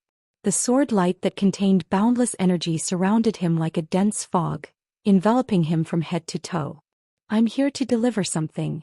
The projection of the divine god of battle raised his hand. A bottle of medicine similar to the one His Majesty had just given Xianyuan Wuxiang appeared and slowly floated in front of him. The real golden light paused for a moment. This is exactly what we need. His Majesty's voice was calm.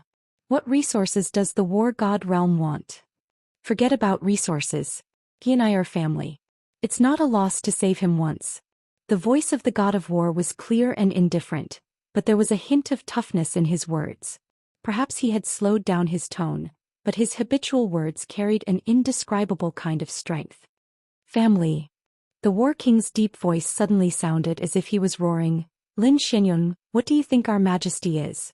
He is indeed using your 24 moves of sword now, but do you really think you deserve to be the ancestor of His Majesty? The projection of the god of war slowly turned around and looked in the direction of the war king, remaining silent. The atmosphere in the summit palace suddenly became oppressive. The smell of gunpowder was getting stronger and stronger in the air.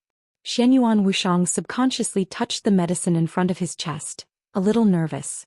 The god of war of the war god realm, Lin Xianyuan. Just like his father, people at their level, be it in the space-time corridor or the war god realm's mortal palace, were fully deserving of their status as legends. For countless years, the time-space corridor had become more and more stable. The war god realm had gradually become low-key, and the human emperor was at the most critical moment. Under such circumstances, the god of war of the war god realm had almost become the most powerful card of the human race. Strong, cruel, iron-blooded, crazy. In the time-space corridor and the war god realm, where there was no real time, the fall of the first doomsday in thousands of years was done by the god of war. Killing the doomsday in a disadvantageous situation, such a battle record could almost be said to be the real peak of martial arts. And everyone remembered the system notification just now. The matching data of the peak energy source showed that the god of war was 99.7%, not 100%. Although there was only a small difference, there was no doubt that the god of war had improved since the last time. He was not a good-tempered person. Even in the Order camp and the Shadow camp, his domineering strength was well known. Watch your tone, I don't want there to be a next time. The god of war was silent for a while, then said in a calm tone. The war king's words are too harsh, but not without reason. Your Majesty, your family's words are indeed inappropriate. I know you are strong, but do you really think that His Majesty's temper is better than yours? In the future, when he returns and finds out about your words and actions today, it is destined to be karma again. Not only did you not get the favor, but you also messed up the relationship. Is it not good? An old voice rang out from the Apex Palace. Everyone, please don't misunderstand. The god of war said calmly, I am talking about a family, not inheritance. My daughter admires Li Dongqing very much. After Wuxiang saw Samsara and we got the news, my daughter took out this bottle of potion from her own quota. Silence reigned. Everyone was a little shocked. This so-called family, could it be that the god of war was going to marry that His Majesty? Which princess of the war god realm is it? In the golden light, His Majesty's voice had a hint of a smile. Little six. The god of war shook his head slightly. Is it the sixth princess? The smile in His Majesty's tone became more obvious. They are a good match. Let's see their own fate. The god of war said calmly, I have another condition. Please say it. His Majesty said in a deep voice. With this potion, the corridor of time and space was worth agreeing to some of the god of war's requests. My youngest son needs some training. I'll let the ninth prince take him to Miracle City for a few decades of real time. The god of war said calmly. The corner of Xianyuan Wuxiang's mouth twitched fiercely. The youngest son of the god of war. Although he was the youngest son, in fact he was not small at all. He was known as the little god of war. Even in the entire war god realm he was ranked among the top experts. Wouldn't it be like Mars colliding with Earth to let him go to the Miracle City? Even you can't guide him? Do you still need to do this? His Majesty was a little surprised. I have taught him everything that needs to be taught. He has his own threshold. The god of war shook his head. The Miracle City is a good place. He is suitable to die there. Maybe only after experiencing a real death can he break through again. Let Li Tianlan kill him. The war god realm will take care of everything afterward. His Majesty was silent for a while and looked at Xianyuan Wushang. Xianyuan Wushang nodded helplessly. I only hope that your highness can be careful. I just want him to die once. I don't want him to be completely destroyed. He will pay attention to what needs to be paid attention to. In the calm voice of the god of war, his figure gradually dissipated into sword light all over the sky. The sword light rushed out of the pinnacle palace and slowly disappeared. The consciousness of the god of war had returned to the war god realm. His Majesty looked at it silently. Finally he nodded, that's good.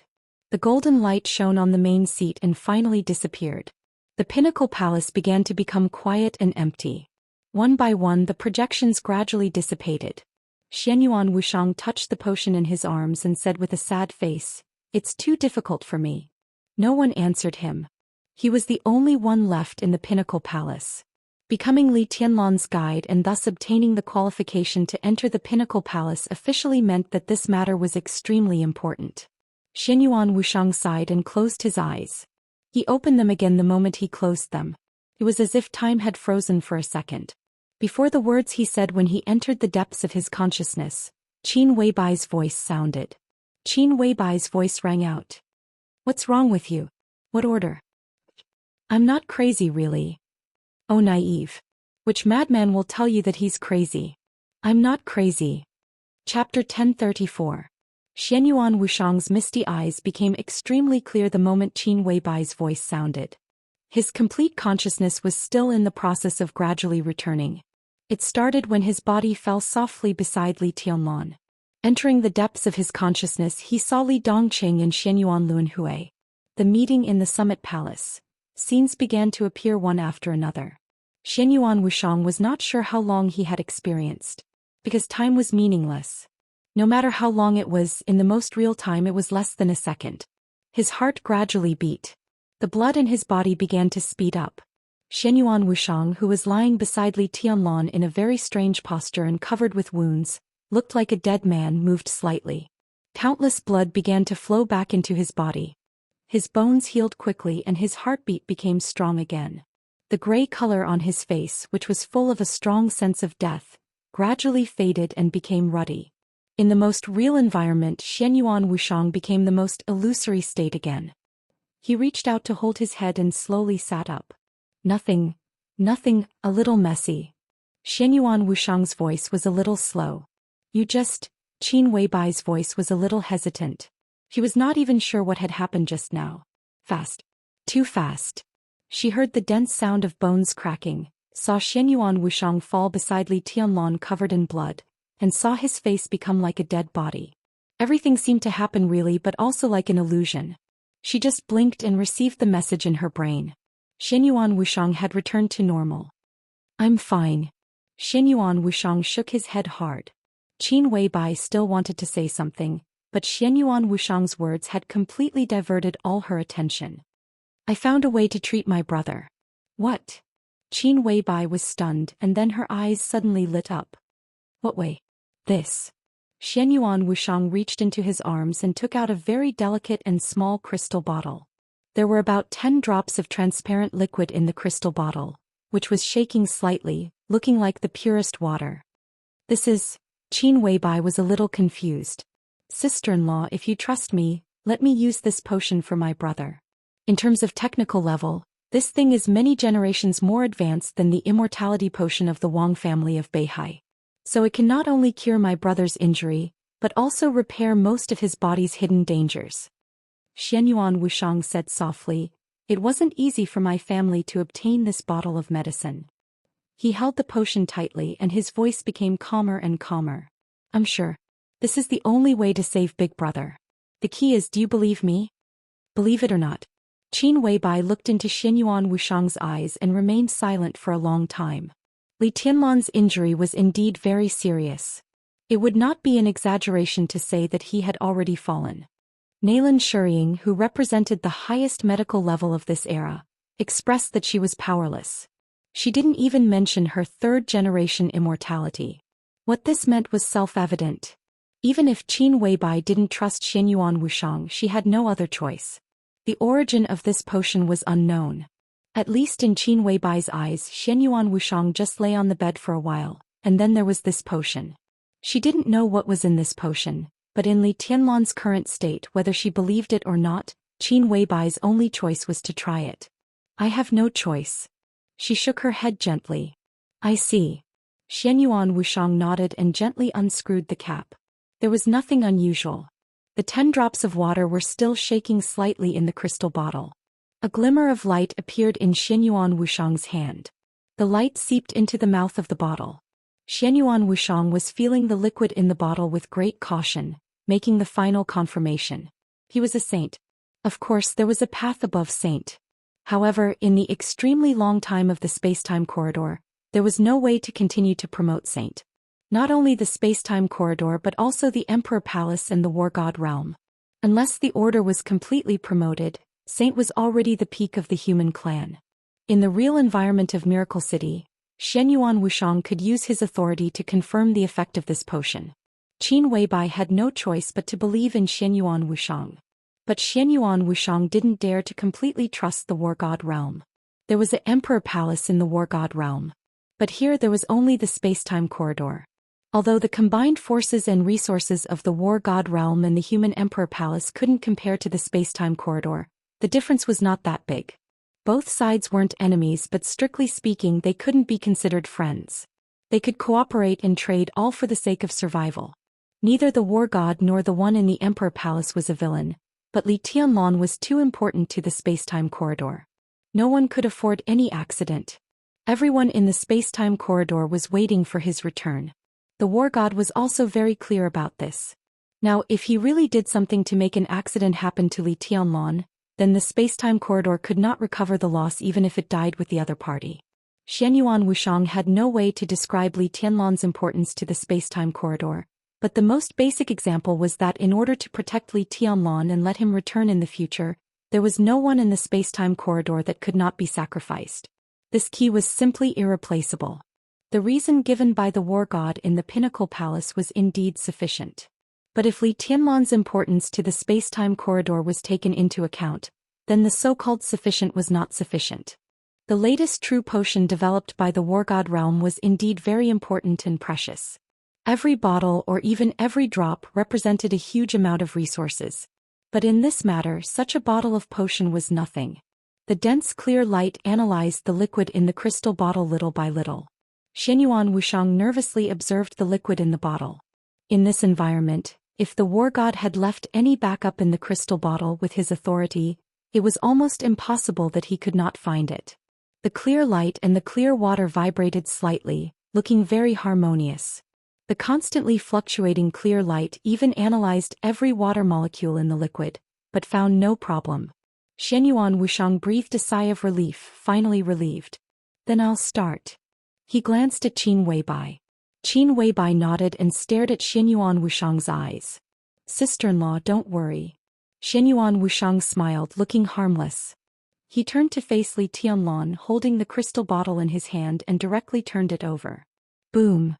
In the blink of an eye, an extremely loud sound of tide suddenly rang out in the bedroom. The sound of tide rushed out of the bedroom in an instant, echoing over the entire Emperor Dong's palace.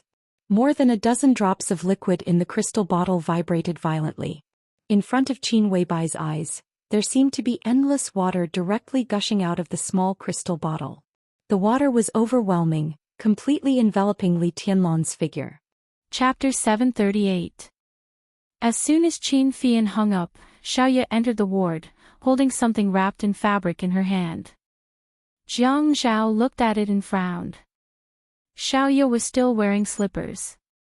In front of the two men who were over 185 meters tall, she looked like a little chick. Jiang Zhao walked over. Xiaoya, sit down for a while.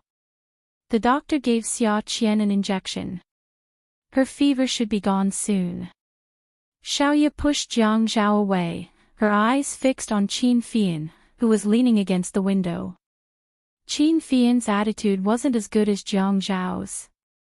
Even though Zhou Xian was hospitalized because of him, he didn't feel guilty. If he did feel guilty, it would have been washed away by the questioning of others. He crossed his arms and looked at Xiaoya coldly, his posture saying, "What can you do to me?" Xiaoya walked over. Qin Fian's mouth twitched. "What? Are you going to stab me with a knife? If you have the ability, go ahead. If you dare to hurt a single hair on my head today, I'll break the limbs of everyone in the Qiu family. Don't think that you can act all high and mighty just because you're with Yichen. Why don't you take a look at who gave you face?" Qin Fian's disgust towards Xiaoya came entirely from Zhou Xian. He had never looked down on her before. But now, no matter how he looked at her, she was an eyesore. Xianxia walked over quickly and slapped Qin Fian on the shoulder. "At this time, don't talk so much. Are you adding fuel to the fire?" He turned to block Xiaoya's footsteps. "Xiaoya, this isn't Fian's fault alone. Xianxia kidnapped Fian first, and Fian was also tortured by Xianxia." Xiaoya sneered. "Even so, the one lying unconscious on the bed right now is Xianxia, not Qin Fian." The fabric holding the kitchen knife fell to the ground. Xiaoya raised the kitchen knife and threw it at Qin Fian. Qin Fian thought that Xiaoya would raise the knife and slash at him. He didn't expect her to throw it through the air. He dodged, and the blade fell on his wrist, which instinctively covered his head. Dang! A loud sound was heard. Fian. Zhang Zhao didn't react in time and couldn't defend himself from the front and back. Xiaoya wanted to rush over to snatch the kitchen knife from the ground, but two long arms suddenly wrapped around her from behind. At this time, the man behind her tightened his grip. Xiaoya cried out in grief. "Zhuang Yichen! Let go of me, let go. I'm going to kill that beast." Zhuang Yichen tightened his grip on Xiaoya. "If you kill someone, you'll go to jail. Who cares about your sister? She'll be discharged in 2 days. Where can she find you?" Qin Fian stared blankly at his wrist. The bright surface of his wrist had already been broken by the sharp edge of the kitchen knife. He raised his other hand and pressed it against his forehead. Zhang Zhao felt that the atmosphere wasn't changing. He reached out and pulled him. "Fian." Qin Fian slapped away Zhang Zhao's hand. He shook his shoulders, took off the glasses on his nose bridge and smashed them on the ground. He raised his foot and crushed them. "Don't meddle in other people's business. Qiu Xiaoya smash my surface. I won't let anyone F*King meddle in today's matter." Zhuang Yichen had always known that Qin Fian was wearing a fake watch. So he never wore the watch in his collection. At least, when he met Qin Fian, he never wore that watch. "Fian, let's forget about this. Xiaoya smashed your watch. I'll pay for it. I have an identical one at home. Who cares about your watch?" Qin Fian walked step by step towards Xiaoya. Xiaoya was like a fighting rooster preparing for war. Her feathers stood on end. Zhang Zhao knew Qin Fian's personality. He liked to pretend to be refined, afraid that others would think that he wasn't cultured enough. He always wore all kinds of glasses without lenses. He said that wearing these things made him seem easier to get along with and made it easier to do business. His spectacles were his outer clothes, but he had viciously stepped on them and shattered them. He was angry. Qin Fian was angry. Today's matter wasn't started by him, but everyone was blaming him. It made him angry, he felt wronged. He could endure it. After all, as Qiu Xiaoya said, the one lying unconscious on the bed was Zhou Xian, not him. But Qiu Xiaoya smashed his watch. He couldn't take it anymore. Qin Fian grabbed a stool, raised it, and threw it at Xiaoya. Zhuang Yichen had never seen Qin Fian hit his friend or his friend's woman. This was the most serious thing he had ever done. In this circle of friends, everyone knew how to endure. If they wanted to mess with someone, they would do it behind their backs. If they were forced to do it openly, then it would be like a volcano erupting. Hugging Xiaoya, he turned around and smashed the stool onto Zhuang Yichen's back. Xiaoya was stunned. Seeing Zhuang Yichen block the stool for her, her eyes turned red. Zhuang Yichen snorted through his nose. Qin Fian's target was Zhou Xian. He didn't hurt her, so he couldn't take it lying down. He raised the stool, intending to go around Zhuang Yichen's back and hit Xiaoya. Xianxia saw that Qin Fian wasn't going to give up until he got what he wanted. It was useless to persuade him. At first, he was afraid of his words, "I'm not done with whoever dares to interfere in today's matter." But now, he couldn't do anything about it. When he hugged Qin Fian, he realized that his little brother was too hard to control. When Qin Fian thought about his broken watch, he felt a lump in his throat. It was so bad that he almost cried. If he wasn't wearing this watch today, his wrist would have been broken by Zhou Xiaoya. Qin Fian went crazy and wanted to take revenge on Xiaoya. Xiaoya was also shocked by Qin Fian's behavior. Xianxia kept persuading him, "Fian, I'll take your watch and get it fixed. Can you change it to an identical watch cover?" Other than Zhuang Yichen, Xianxia also knew that Qin Fian was wearing a fake watch. Xianxia knew that Qin Fian had been wearing this watch for more than 10 years. A 15-year-old boy wouldn't have bought such a big gold watch with so many diamonds. At that time, Qin Fian had already started wearing it. Some people said that it was tacky for a teenager to wear it. He didn't care. One could imagine the importance of a watch. "No. Mom. Mom," Xiaoqian's cries were like a weak bomb exploding in the room. Xiaoya broke free from Zhuang Yichen. She didn't care if Qin Fian wanted to take revenge on her. She ran over to Xiaoqian, who was covered in ice packs, and didn't know where to put her hands. Her tears fell on the ice packs. "Qian. Qian. Mom. I want two fruit candies." Xiaoya covered her mouth and looked at Xiaoqian crying in her sleep. She sobbed. Fruit candies. Qian, are you orange-flavored?" Qin Fian was stunned. He frowned and looked at Xiaoya comfortingly as she caressed Xiaoqian's forehead. Xianxia sighed in relief, but he didn't dare to let go. "Qian, do you want the ones that are like orange petals?" "Qian, the fruit candies have been improved. Sister has better candies. I'll give you better candies." "Aw, Ma. I want 2 orange-petaled ones." Qin Fian swayed. His head started to hurt. He pushed Xianxia away and left the room. As he walked, he felt his head hurt. He sighed. He looked up at the sky.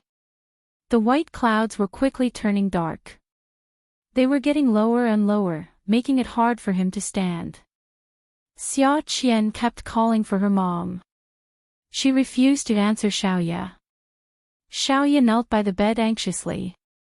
She saw Xiaoqian's exposed skin turn red and black. She cried until her voice was hoarse. Bing Dan, sister is calling you. Can you hear me?" Qin Fian drove back to the Qin mansion. "Young master, you're so early today." Mom happily went to take Qin Fian's briefcase. "Where's Grandpa?" the old maid said with a mysterious smile. "He's in the study. He's writing. I'll go over." "Young master, what do you want to eat tonight?" "I like everything you make." Mom loved to hear this. She was so happy that her eyes narrowed into slits. "Okay." Qin Fian pushed open the door to Qin Rongfang's study. He put on his usual smile. "Grandpa. You're back." "Yes. I don't have much to do today." "Did the sun set in the east today?" "You came over for dinner without calling after work." Qin Rongfang had the demeanor of an immortal. He didn't look up. He held his sleeve in one hand and a brush in the other. He was inscribing on the landscape that he was painting. Qin Fian walked to the side of the yellow rosewood desk. The inkstone was placed in front of him. He held the black inkstone in his hand, making his knuckles look white and slender. When he ground the inkstone, he said slowly, "Grandpa, have all the people who kidnapped me been caught?" Qin Rongfang frowned. The brush stopped in midair. He put it on the shelf and looked at Qin Fian, who looked a little lonely. "Of course. Those who dared to kidnap my grandson, didn't I break their bones one by one? Grandpa, I don't think we caught all of them at once, right? You don't believe in Grandpa's methods?" Qin Fian shook his head. "I keep feeling that something is wrong." Since they were talking about the kidnapping 10 years ago, Qin Rongfang couldn't let his guard down. He rested his chin on his hand. "You came back so early today because of this. Have a cup of tea and tell me slowly." Qin Fian put down the ink in his hand and wiped his hands with a wet towel. The aroma of tea filled the air. Qin Fian didn't like drinking tea. He liked coffee. No matter if it was bitter or had milk or sugar, it had a stronger taste than tea. He liked the taste of something fresh and more intense. Even if Qin Rongfang had opinions about his preferences, he wouldn't interfere too much. At most, he would say that he worshipped foreign things. Today, looking at his grandson who was frowning after drinking his partner's coffee, Qin Rongfang made the tea even more slowly. "Fian, what do you want to say?" "Grandpa, how many people were involved in the kidnapping of me?" 9. Qin Fian said again. "But at that time, you paid the ransom. After the kidnappers were all caught, the ransom disappeared. Don't you think there were some fish that escaped the net?" Qin Rongfang pondered for a moment and said, "It was said that the ransom was taken away by the local villagers. No one was willing to say anything. We checked and it was indeed so." Looking at the thoughtful Qin Fian, Qin Rongfang asked, "Fian, you also hid some things from Grandpa back then, right?" Qin Fian didn't say anything. Qin Rongfang said again, "Since you came back, I found that you were a little strange." "How am I strange, Ad?" Hongcha 866.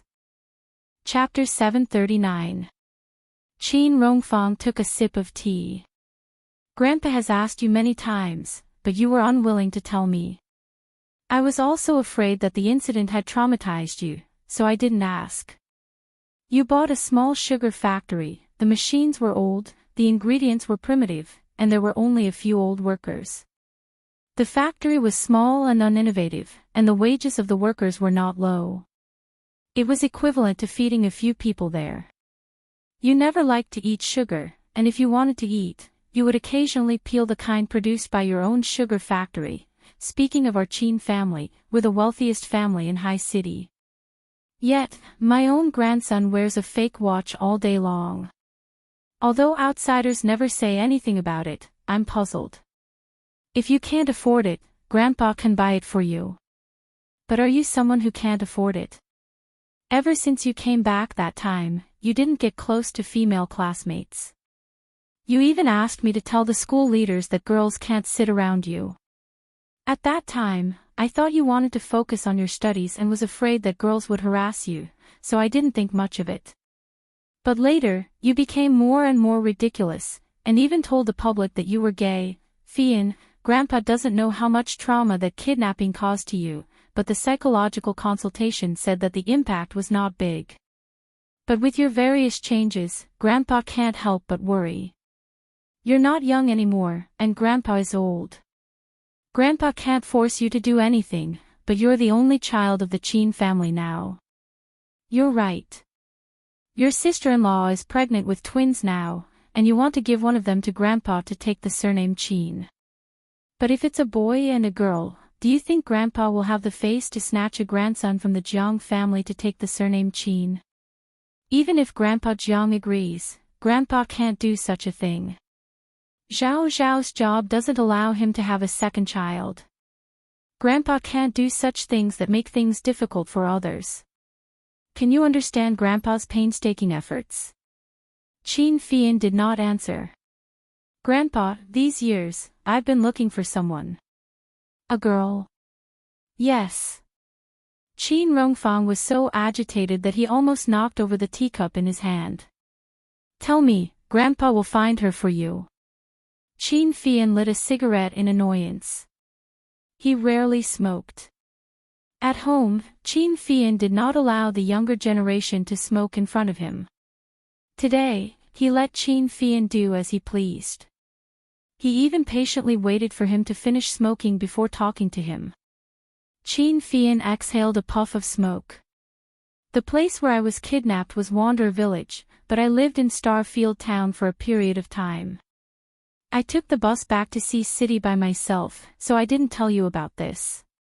Qin Rongfang's joy was suddenly covered up. You bastard. You didn't mention this part. What if there are some clues missing? What if something escapes the net? Qin Fian sighed. I was afraid that you would disturb the peace there. My benefactor lives in Starfield Town, and I visit him every year. In fact, I only didn't go the first year because you kept a close eye on me. But after that, every time I went, I only saw an empty courtyard. Then why are you telling me all this now? I was thinking that you hid the information about the kidnapping of me very well. Can you show it to me now? I want to see if it's because you saved me, and if that family was implicated. How could it be that they disappeared overnight? The villagers all said that the family went to the market and never went back. Qin Fian took a deep puff of the cigarette. After a while, he exhaled the smoke. The smoke swirled in front of him, grayish-white. It was smoking, and those wisps were fading away, circle by circle, but some memory seemed to be engraved in his bones and could not fade away at all. Hey, my name is Bing Dan. You country people's names are really old-fashioned. Aw, Ma said that my name is very nice. Here's some candy for you. Today, Ma gave me 2 orange-flavored candies. Look, these orange petals look like oranges. We have a lot of candies at home. They're better than this. Then give me your candy. I don't give my candy to outsiders. I'll get you out of here. When you grow up and marry me, I won't be an outsider anymore. I can eat your candy. Okay, if I get you out of here, I'll give you my candy. No. You still want to marry me. Okay, I'll marry you. Then you can't divorce your wife like Father Nyo on the slope. Your mouth can't be like those people on TV, and you can't just let others kiss you. Okay, if you get me out of here, I won't kiss anyone else in the future. I'll only kiss my wife. Tomorrow, I'll let the children from the same village come over to herd the cows. I'll also bring my family's cows. My family is very rich, and we have 3 cows. When the time comes, I'll fence the cows, put you in a straw basket, and get you out of here. No one will find out. When you marry me, I'll ask my amma to give me the 3 cows as my dowry. What do you think? Not enough. You have to give me a watch as my dowry. I want a very expensive watch. Only then can I marry you. Okay, if you're good looking, I'll give you a watch. Asterisk asterisk asterisk he didn't like being threatened. But at that time, he was already bored in the cellar. As long as someone said that they wanted to get him out, he was willing to agree to anything. Anyway, after he got out, he could go back on his word. Bing Dan told him that in her village, the 14-year-old swallow was already married, and the 16-year-old red plum was already a mother.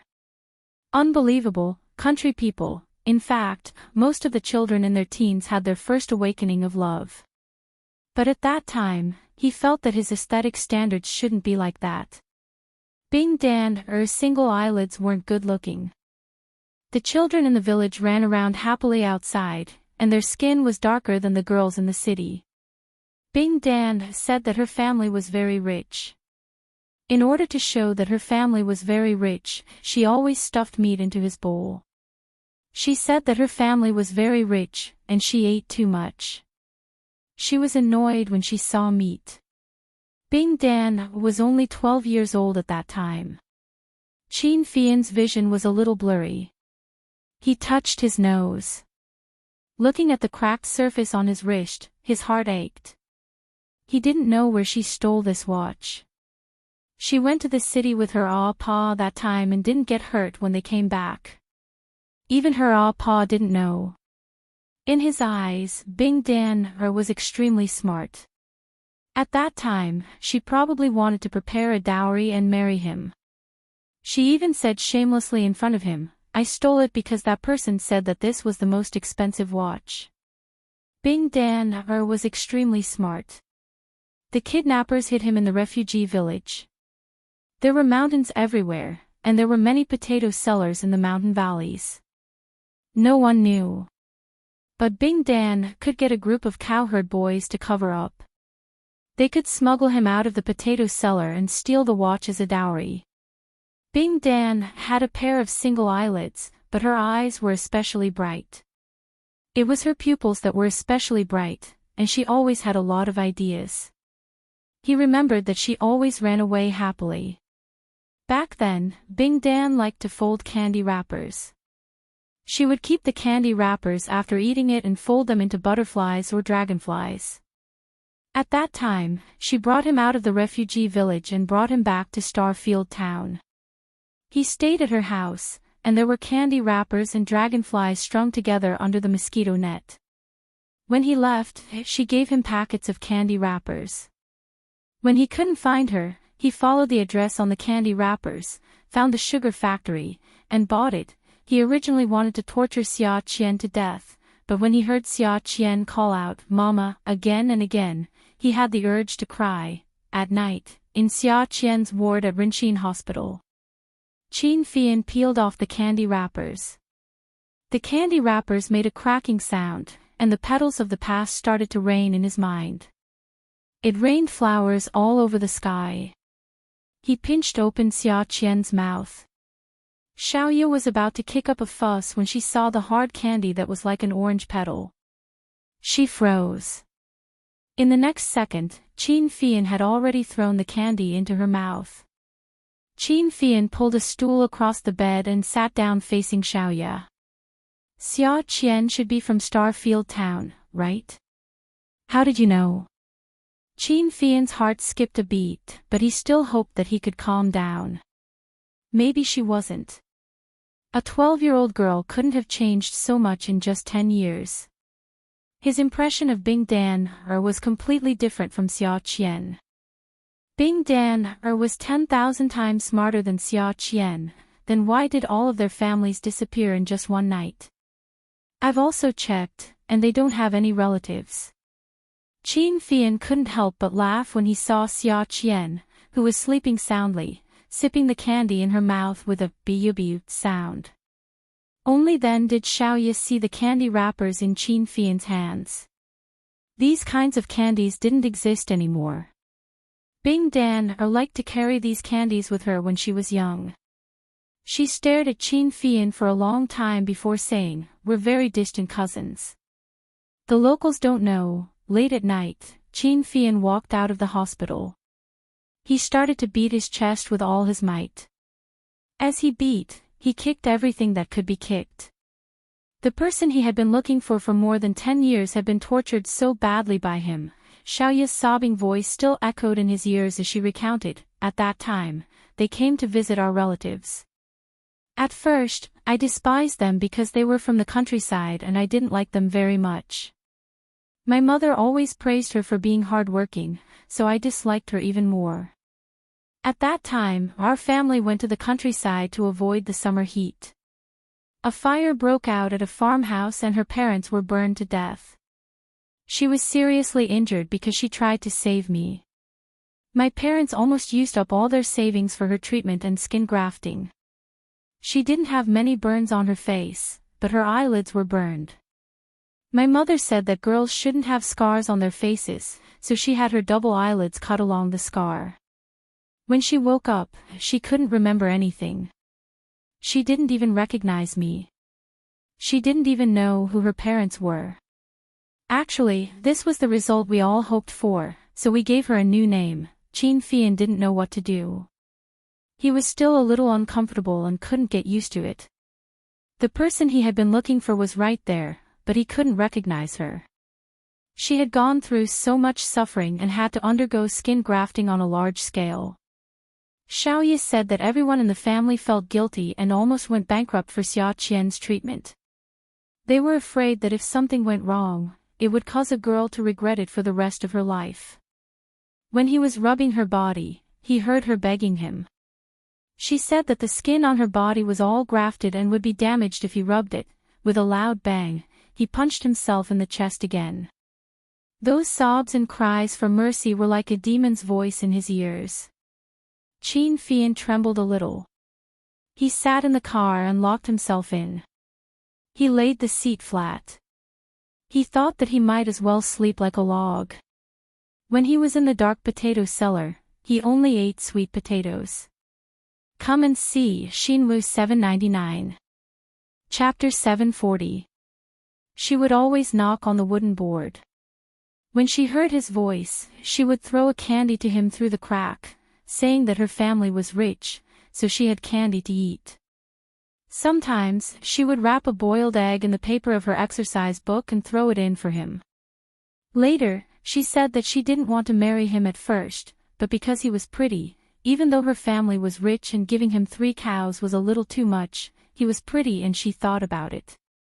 The darkest time of his life was when he was 15 years old. When he was kidnapped, the brightest time was when she threw food for him to eat every day. Initially, he wanted to go back on his word. He still felt that Bing Dan wasn't pretty. When he saw her face the moment he came out of the cellar, he wanted to go back on his word. Bing Dan was a girl with single eyelids and wasn't pretty. How could a child's words count? But he felt that he was a man. Even if he wanted to go back on his word, he had to find her and make things clear to her. Even if he wanted to go back on his word, he still had to sit at the table and make things clear, right? Moreover, he was the young master of the Qin family. If he didn't make things clear, he wouldn't be able to get a girlfriend or marry a wife. He had to be responsible for his promise.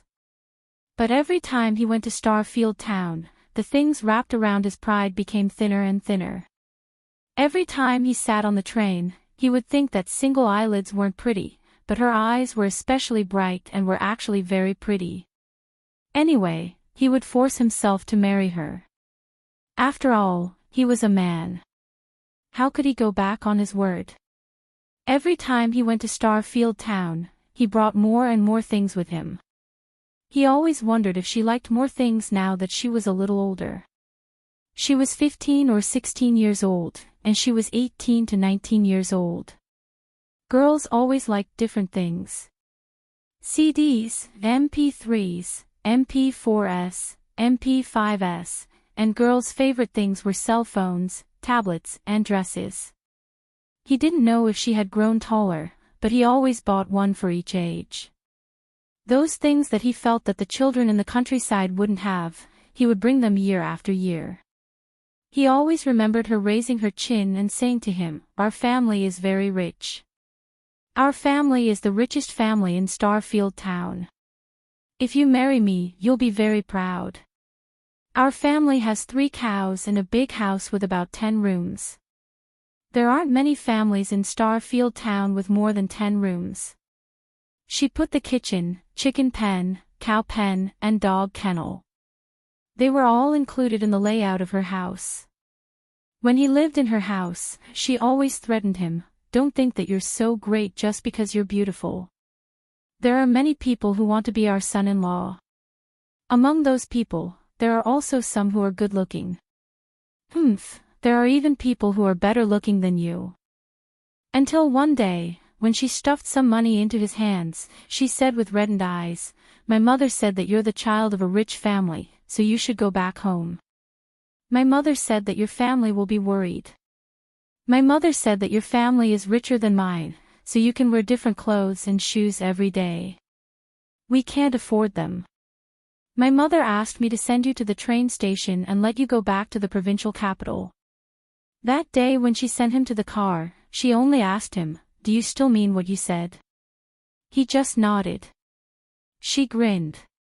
Let's go, let's go.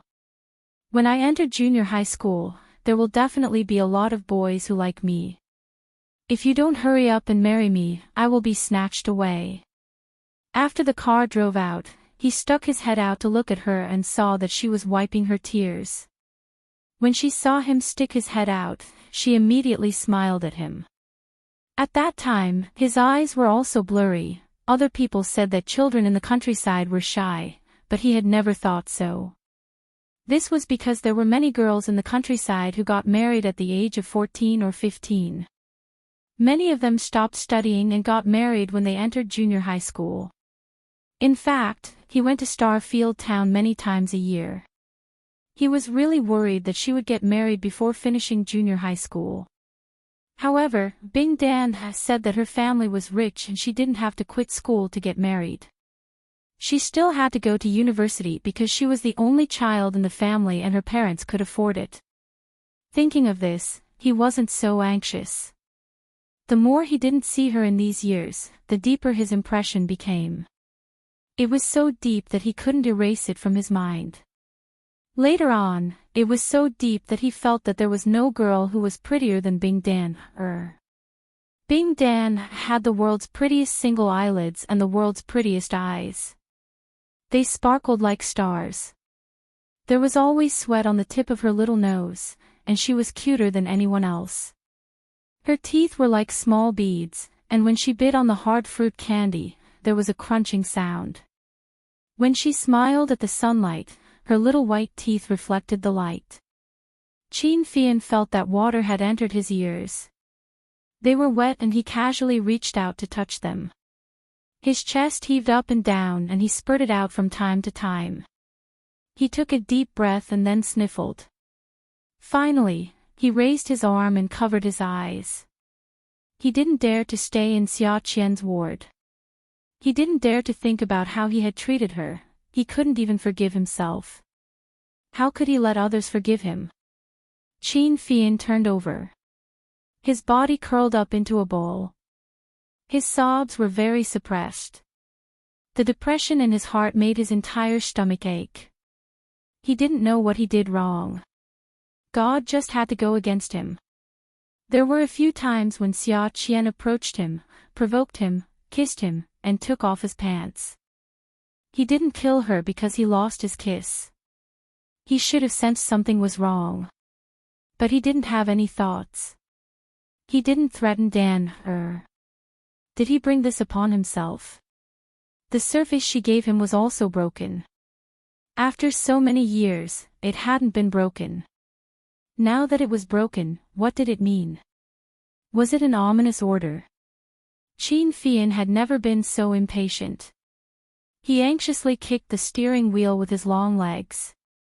Every kick, he exerted all his strength. After kicking for a while, he finally sat up when he had no more strength left in him. Why should I be sad? Why should I be sad? I found the person I wanted to find. Shouldn't I be happy? I didn't know that she was Dan. Didn't she mess with me too? Does she want to break off the engagement because of this? No way. How could an engagement that had been arranged for more than 10 years be broken off just like that? No such thing. Xianxia pulled out a few pieces of tissue, wiped his tears, and opened the car door. He got out of the car and straightened his back. Finally, he realized that something was wrong and got back into the car. When he started the engine, he realized that the steering wheel was a little crooked. Jiang Zhao and Zhuang Yichen had been in the ward the whole time because they were afraid that Xiaoya and Xianxia would fight. But just now, they clearly felt that the two of them didn't quarrel anymore. There seemed to be an indescribable tacit understanding between them. In fact, even Xiaoya couldn't figure out what was going on. She guessed that Qin Fian really wanted her to get better. Everyone saw Qin Fian's abnormality. Zhang Zhao guessed something, but he couldn't be sure. So, he waited. What he waited for was Qin Fian entering the ward with a big bouquet of roses. He had his usual smile. The glasses on his nose bridge fit his face perfectly. Looking at the person lying on the bed, one could think of a word, a beast in human clothing. He didn't mind the awkwardness of making a scene during the day. He waved his hand familiarly and said hi to everyone. Xiaoya's mouth twitched. When Qin Fian came in with a serious expression, she felt a little better. But this cheeky smile of his was really asking for a beating. Qin Fian handed the roses to Xiaoya. Zhuang Yichen snatched it and threw it on the other empty bed. Qin Fian, what are you doing? What am I doing? You're so annoying. Qin Fian rolled his eyes at Zhuang Yichen. He picked up the flowers on the empty bed and handed them to Xiaoya. This time, he didn't give Zhuang Yichen a chance. He knelt on one knee. Sister Xiaoya, marry Xia Qian to me. Pft. Pft. Pft. Xiaoya, Zhuang Yichen, and Zhang Zhao. The three of them almost spat at the same time. Zhang Zhao felt that this was a very valuable piece of news. He was a little excited and quickly walked out of the ward to call Qin Rongfang. Grandpa, did you know? Fian proposed to a girl. Qin Rongfang was drinking tea and almost spat it out. He clutched his chest and quickly made himself lie flat on the sofa to calm his heart before asking, Really? Really, but that girl is in the hospital now. You know her too. Last time, she ate stinky tofu and kissed Fian. Later, when Yunyi and I returned to Jiang district for our wedding, she was the bridesmaid, Xia Qian. Qin Rongfang wasn't disappointed. Instead, he asked curiously, her? Yes, but she's in Rinxin Hospital. It's all Fian's fault. Qin Rongfang hung up the phone and shouted anxiously, Old Wu. Old Wu. Prepare the car. Prepare the car. Xiaoya couldn't take this kind of provocation. Qin Fian looked like he wanted to kill her before, but now he was calling her sister and kneeling down. Besides, the doctor had said that Xia Qian's injury would be fine as long as her temperature was lowered. She was still being sedated, so she couldn't feel the burning pain. Her fever should be gone by noon tomorrow. It wasn't a terminal illness, so he didn't have to take such responsibility. But Qin Fian looked very serious. Zhuang Yichen put his hands on his waist, bent down, and moved his face in front of Qin Fian. He frowned as if he was studying a cultural relic. Hey, Fian, your rhythm isn't right. Qin Fian glared at Zhuang Yichen and snorted. My rhythm is always right. Then he continued to raise the flowers in front of Xiaoya. Even if you want to pretend, don't harm my sister-in-law, Zhuang Yichen added. When Xiaoya heard this, she suddenly remembered that Qin Fian was gay. Damn, wasn't she pushing her own sister into a fire pit? Qin Fian, get up. The doctor said that she didn't burn anything. My sister doesn't want you to take responsibility. Ah, why don't you want me to take responsibility? Qin Fian was confused. That's not right. I really want to take responsibility. Why don't you let me? Zhuang Yichen swallowed again and reached out to touch Qin Fian's forehead. You don't have a fever, do you? Did your boyfriend fight with you? Qin Fian slapped Zhuang Yichen's hand away in annoyance and stood up with a whoosh. He shoved the flowers in his hand into Xiaoya's hand and said righteously, Anyway, I don't care anymore. Since you don't want me to take responsibility, then let her take responsibility for me. After this incident, my heart has been seriously damaged. Do you know what she did to me? Not only did she strip me naked, she even broke my orange flowers. Pft. Pft. Welfare, Hongcha 866. Chapter 741. Qin Fian glanced at Zhuang Yichen and Xiaoya. At this time, he sat on Xia Qian's bed. After sitting on it, he propped himself up with his arms and stood on his tiptoes. He looked calm and composed, as if he was the host. Since you think that Xia Qian's injuries aren't serious and that she'll recover soon, I'll tell you how serious my injuries are. Qin Fian grunted. Don't think that I look like a good person who's fine right now. My heart has been hit hard. Do you know how fatal the blow to a man's self-esteem is when he's kidnapped by a woman, a short woman? Qin Fian talked about his own pain, but there was no sadness on his face. Instead, he shook his neck and leisurely talked about the insults that he couldn't bear to be mentioned. Xiaoya's mouth was agape. She had seen a lot of shameless men. Really, she had seen a lot of beasts in the upper class. Sometimes, she could hear those rich playboys say shameless things outside the changing room. But Qin Fian was like this. She really felt ashamed for him. How was he shameless? He had no face at all. Qin Fian, you can't blame Xia Qian for this. You've had many enemies. Ever since she found out that Xia Qian had provoked Qin Fian first and that her body was fine, she didn't hold a grudge against Qin Fian. Now that she heard that a gay man wanted to marry her sister, she could only persuade him patiently. She was afraid that this man would give up and hurt her sister. Yes. Qin Fian raised his hand and pointed at Xiaoya. He snapped his fingers beautifully. Xiaoya, Jia is right. He tilted his head and looked at Zhuang Yichen, who was studying him. He rested his chin on his hand. Hey, Yichen, did you hear what Xiaoya said? Well, Qin Fian, I think there's something you need to change. One is Sister Xiaoya, and the other is Yichen. Shouldn't you unify your seniority? Qin Fian shook his head. Why should I correct it? I call you big sister just like my wife. You haven't gotten your marriage certificate with big sister Xiaoya yet. We can't mess this up. If brother-in-law changes in the future, I'll be calling you big sister for nothing. After saying that, he looked at Xiaoya and said, right? Sis. Xiaoya rolled her eyes. He was already calling her his wife. Damn, Qin Fian's marriage speed is like a rocket. Qin Fian changed his words very quickly.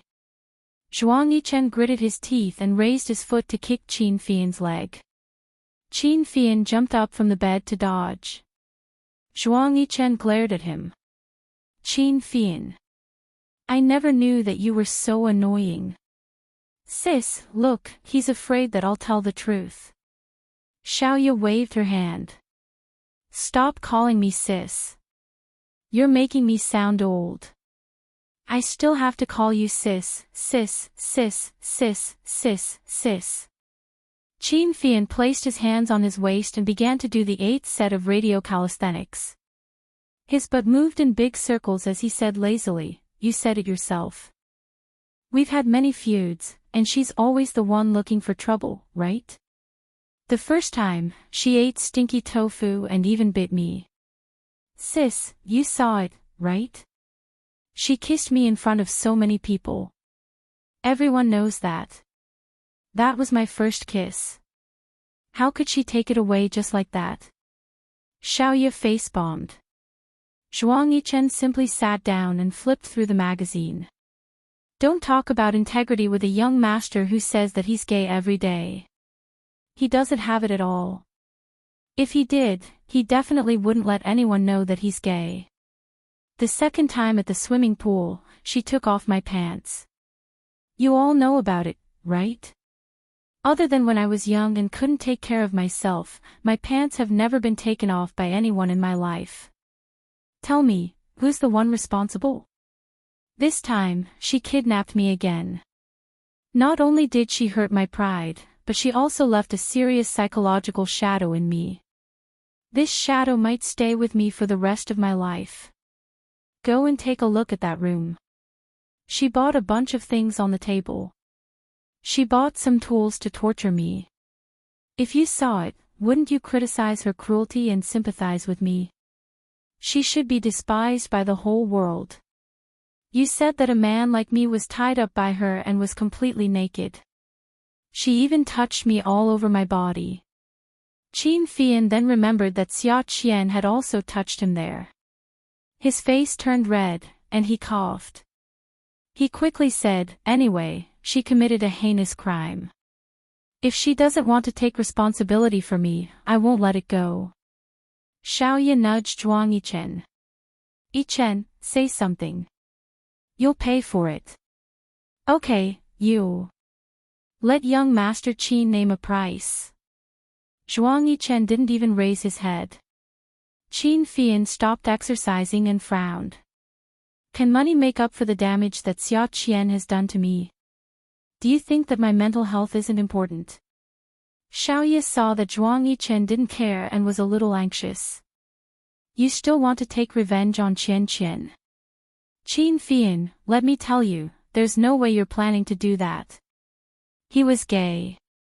If he married Zhou Xian, wouldn't she be a widow for the rest of her life? How can I take revenge on her? What are you thinking?" Qin Fian felt that he couldn't communicate with Xiaoya. They had talked about responsibility, but now they were talking about revenge. Jiang Zhao re-entered the room. Qin Fian immediately went over and put his arm around Jiang Zhao's shoulder. "Brother, if you help me marry Zhou Xian, I'll let Zhou Xian give birth to a grandson of the Qin family. You don't have to bring your baby over. What do you think?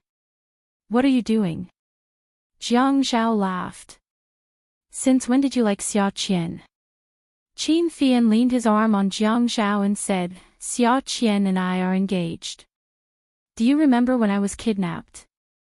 This watch of mine was stolen by Bing Dan and given to me." After saying this, he looked at Xiaoya unhappily. "Now Xiaoya doesn't want to marry Zhou Xian to me. She wants to break off the engagement. I don't think that's right." Engagement. Engagement. Everyone's jaws almost dropped. Qin Fian nodded. "Yeah, but she doesn't remember it now. Even if I tell her, she won't believe me. So she might as well marry me. It's fine as long as I remember it." Zhuang Yichen sneered, "Melodramatic." Xiaoya agreed. "Melodramatic." Jiang Zhao nodded. "A big pot of melodramatic." Qin Fian told Xiaoya a lot about what happened back then, but Xiaoya didn't believe him. But Jiang Zhao believed him. Zhuang Yichen also slowly raised his head and believed him more and more. Qin Fian's reputation as a homosexual had long been known. He always did things his own way. If he wanted to mess with Zhou Xian, there were a million ways. Why did he have to do this? Qin Fian was a businessman. He wouldn't sacrifice his whole life for a moment of anger. At this moment, the door of the ward was pushed open. Qin Rongfang rushed in with the butler, Uncle Wu. When Qin Fian saw his grandfather, he immediately went over to support him. "Grandfather, what brings you here?" Qin Rongfang couldn't be bothered with him. He only looked at the girl on the bed. She was all red. "Is this the person you wanted to propose to?" "Grandfather, you have to make a decision for me. Her family doesn't want to take responsibility." Qin Rongfang's mouth twitched. "Nonsense. She's the one lying here. You're fine. Then take a look at my forehead." Qin Fian reached out to brush away the bangs on his forehead. Sure enough, there was a large bruise. The blood clot on it had already formed a scab. It was covered during the day, so it couldn't be seen. "Grandfather, I have a marriage contract with her. When I was in exile, she said that she wanted me to marry her. She can't deny this, right?" Xiaoya saw Qin Rongfang and her attitude was much better. "Grandfather Qin, this is ridiculous. You can't believe it. Qin Fian whispered in Qin Rongfang's ear, "It's up to you whether you want a great-grandchild or not. Anyway, I don't want anyone except Zhou Xian." Qin Rongfang was stunned, and then he was ecstatic. The next day, when Zhou Xian woke up, the first thing she saw was Qin Fian. Qin Fian pushed the glasses on the bridge of his nose. He grinned at Zhou Xian. When Zhou Xian saw Qin Fian, she shrank back in fear. "Why are you here?" Xiaoya reached out and slapped Qin Feifang's face and pushed him back. "Qian, Qin Fian pulled Xiaoya's hand away and grinned at Zhou Xian. When Qin Fian called her Qian, Zhou Xian immediately burst into tears. She hugged Xiaoya and didn't dare to let go. She sobbed and said, "Sis, I was wrong. I won't mess with him anymore. Ask brother-in-law to tell him not to seek revenge on me." Qin Fian was stunned. Zhou Xian, who was in Xiaoya's arms, was crying sadly and panically. His smile froze on his face and slowly collapsed. He couldn't smile anymore. Qin Fian took out a candy from his pocket, walked over, and handed it to Zhou Xian. "Bing Dan, don't cry. Have a candy and you'll be happy. It's my fault. Look, it's orange petal, orange flavored." Zhou Xian looked at Qin Fian blankly. "Who's called Bing Dan? Only a country bumpkin would have such an old-fashioned name." She looked at the candy handed over and despised it. "Oh my God, how old-fashioned are you? This packaging is really lousy. One look and I can tell it's cheap." Qin Fian's heart ached. The thing that he treasured so much was now being despised by others. Had it become a habit for him to be obsessed with it? After the chili incident, Zhou Xian really didn't dare to cause trouble for Qin Fian anymore. She was afraid. She had never been retaliated against like that before. She probably wouldn't forget it for the rest of her life. Qin Fian could only treat this as a last resort. The girl ignored him, and he had no experience in wooing girls. No matter how busy he was, he would definitely go to Ninth Mansion to please his sister-in-law. He wanted to know a little about the girl's mentality. It was fine if he didn't go. After he went, the conflict escalated. "Sister-in-law, tell me, what do girls like? What do they like in the morning, at noon, and at night? What should I do so that the girl won't hate you?" Yi Er came back from the dance studio every day and still had to listen to Qin Fian's nagging. She was already annoyed. But Qin Fian just had to say these things. Why didn't Zhang Zhao ask her what she liked in the morning? What did she like in the afternoon? What did she like in the evening? Why didn't he ask her what he should do so that she wouldn't hate him? She was unhappy in her heart, but she still told Fian her thoughts. "Fian, it's like this. Girls actually like men who are more considerate, the kind who can consider everything for her. When she's cooking, you pass her a scallion. When she's washing the dishes, you pass her a pair of gloves. She'll be happy. Although you don't necessarily do anything, it's enough to show that you're considerate of her." Awesome novel. Hongcha 866. Chapter 742. Oh, be romantic. Give her some flowers when you're free. Girls rarely dislike flowers, really. Even if it's just one flower, if she likes you, she'll like you. Qin Fian sighed. What if she hates me? Yi Er also knew about Qin Fian's situation and sympathized with him. Why don't you like someone else? Qian doesn't even remember you. Why should I like someone else? I remember her. Qin Fian ate 2 grapes and waved his hand. Forget it. I'll just attract her attention anyway.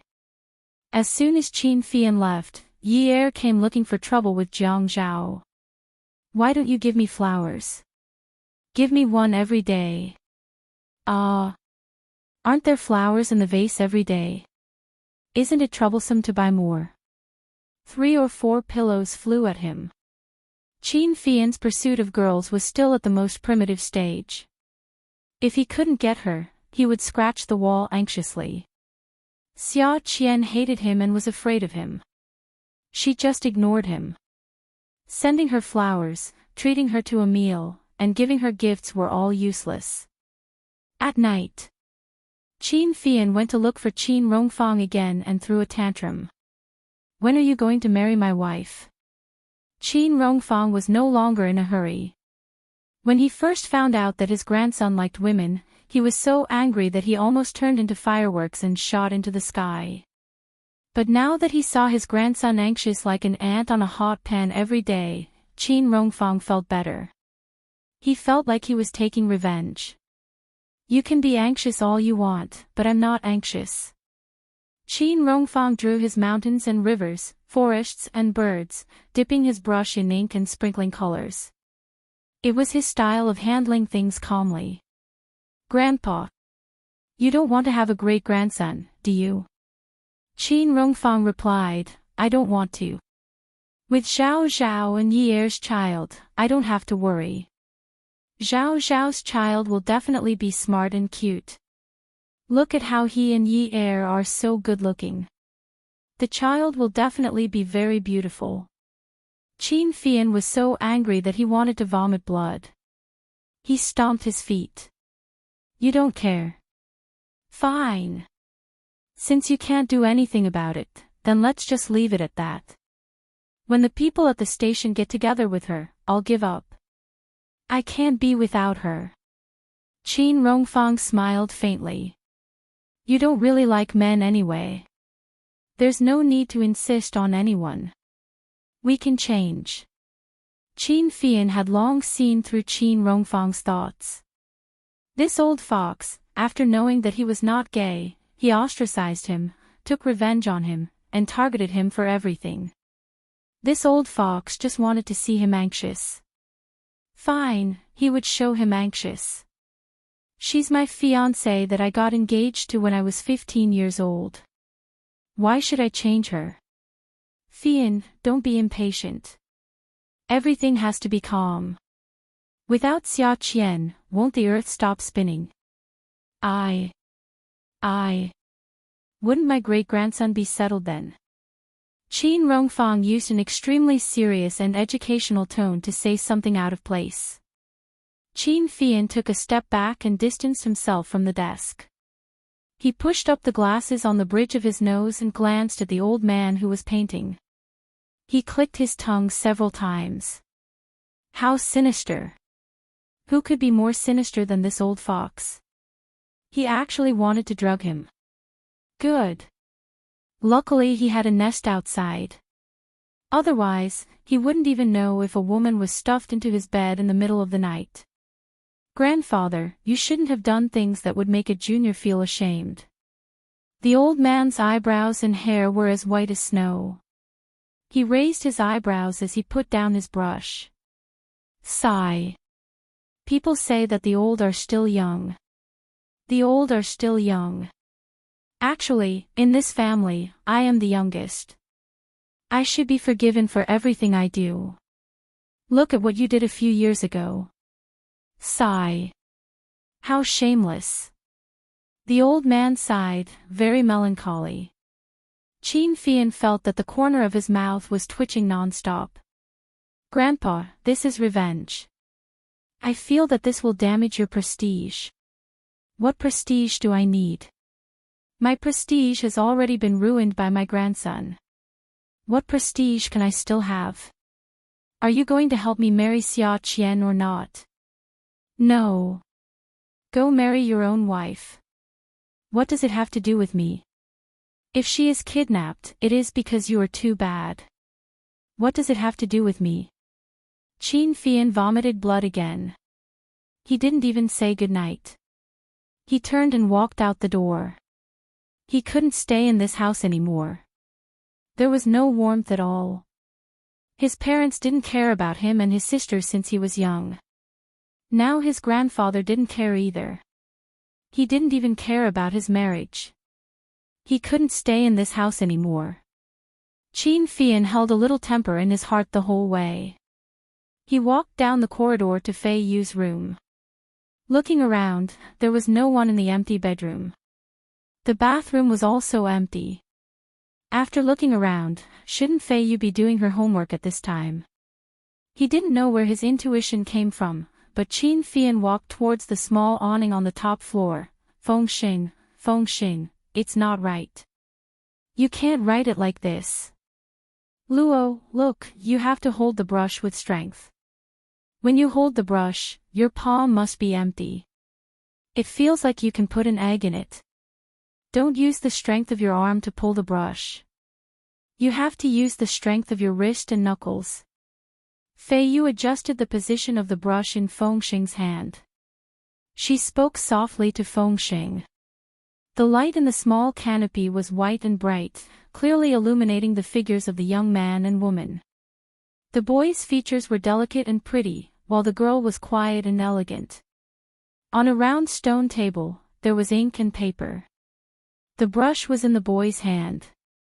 Fei Yu's hand was on the boy's, teaching him patiently. After Fengxing finished writing a word, he glanced at Fei Yu. His writing was getting smoother and smoother. Fei Yu clapped her hands in praise. Fengxing, you are amazing. You write so well. You haven't been learning for long. I've been practicing calligraphy for so many years. Fengxing looked at Fei Yu and saw that she had stopped. After a while, the atmosphere became awkward. Fengxing's face heated up. He shyly lowered his head and continued to write.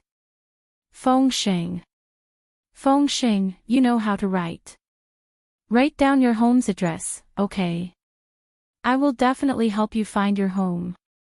A heavy blob of ink was printed on the snow-white paper. Fengxing's brush instantly lost control of itself and the tip of the brush split open. Fei Yu was startled. She looked at the youth's hand holding the brush. Under the light, the knuckles were pale and blue. Fengxing lifted the brush and dipped it in ink. On the snow-white paper, the charcoal black handwriting appeared. Under the light, it was wet. You want to chase me away? No. Facing the boy's silent but powerful questioning, Fei Yu hurriedly waved her hand. Today, her hair was tied back with a white string. Her beautiful face was exposed and it was hard to hide her panic. Fengxing, I'm just afraid that you will miss home. You will miss your father, your mother, and maybe your grandfather. Fengxing, I didn't chase you away. But in our house, I can't make the decision. You are a servant in our house every day and can't go to school with me. It's so hard. If you go back, your life will be easier. You should go to school. Fei Yu lowered her head. Her shoulders were slightly trembling. When she raised her face again, she looked at the boy with clear tears in her eyes. Today, I told grandfather to let you go to school, but grandfather didn't agree. Fengxing, you should go to school. Go to university, take the postgraduate entrance exam, and more. You are so smart. The soft tip of the brush could write with the strength of a knife. You despise me for not going to university. No. Fei Yu stomped her foot. This stomp shook off the water droplets on her eyelashes. Fengxing. How can you look at me like that? I don't have a home. Where do you want me to go? Fei Yu bit her lip. I won't talk about this in the future. Qin Fian clapped his hands. Fei Yu was startled, but Fengxing was much calmer. Qin Fian walked over and glanced at the handwriting on the stone table. He clapped even louder. He smiled and said, Fengxing, my sister's teacher is not bad, right? Your handwriting has improved a lot. Fengxing looked at Qin Fian, then at Fei Yu. He smiled and nodded. Fei Yu wanted to hide the handwriting on the table, but it was too late. Qin Fian had already finished reading. Looking at his sister's tear-stained face, the beautiful boy next to her was much calmer. He suddenly thought of someone. Xianwu. He didn't seem like it. Although Fengxing was as beautiful as Yunwu gave people the impression of being harmless and pure. He was very polite. Those older than him would politely call him brother. When he smiled, it was as if spring had come. Fengxing's personality was much colder. He didn't speak and rarely smiled. Although he was young, his handwriting and questions revealed a sense of dominance. Why did she refuse to leave the Qin family? Qin Fian took out a handkerchief from his pocket and rubbed Fei Yu's eyes, wiping away her tears. He gently and lovingly reprimanded her. Fei Yu, don't you know you should sleep early? Grandpa even said to set the rules for you in the next few years, so that when you marry into the Pei family, you won't mess around and be hard to control. How can being someone else's daughter-in-law be as comfortable as being Miss? Fei Yu glanced at Fengxing, then turned to glare at Qin Fian. Brother. She was so anxious that her face turned red. Qin Fian looked over from the corner of his eye. He saw the hand holding the brush trembling slightly. Crack. The priceless ink jade brush broke in the boy's hand. Qin Fian smiled faintly. He picked up the paper on the table and looked at the handwriting on it seriously. His silly sister, did she think that she was a good teacher? She didn't know how deep her foundation was. Qin Fian thought about the things in his grandfather's study. Nowadays, very few young people learned calligraphy, but many of them learned piano. But it was inevitable that some parents would choose interest classes for their children. That was one possibility. Another possibility was that it was someone like Grandpa. He forced the children in the family to learn. They had to learn. He was still holding Fengxing's handwriting in his hand. Fengxing's control of his strokes was really good. From a weak start to a strong finish, each row of words changed little by little, progressing step by step without the slightest bit of impatience. This Fengxing in front of him had been in the Qin family for many days. At such a young age, he never complained. Other than not speaking, there was almost no flaw to be found. Add.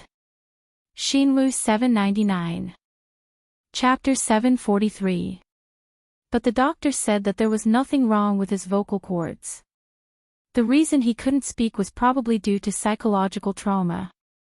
Qin Fian's eyes landed steadily on Fengxing. He sized him up and finally looked into his eyes. When Qin Fian's gaze landed on Fengxing, he didn't avoid Qin Fian's scrutinizing gaze. After a moment, he lowered his head, pretending to be afraid. But he didn't relax his grip on the ink jade pen. The weather was a little cold now, but these two people actually had the leisure to come to the top floor of Fei Yu's residence to write. Really, Qin Fian blew at the ink on the paper in his hand and said lightly, Fengxing, you're still young. You should go to school. I've found a school for you. Fengxing raised his head and looked at Qin Fian blankly. It's in Jiang district, an elite school. Don't worry, the Jiang family and our family are in-laws. When you go to school in Jiang district, you will be well taken care of. Fei Yu was stunned. Jiang district. She looked at Fengxing again. Fengxing's lips were trembling a little. The hand that was holding the ink jade brush was also trembling a little. Fian pulled Qin Fian's wrist. Brother, why do we have to go to Jiangzhou to study? Isn't there a good school in High City? Fei Yu, this is my decision. You know that you can't make decisions in this family, so since some things have already been decided, then let it be. You don't have to object.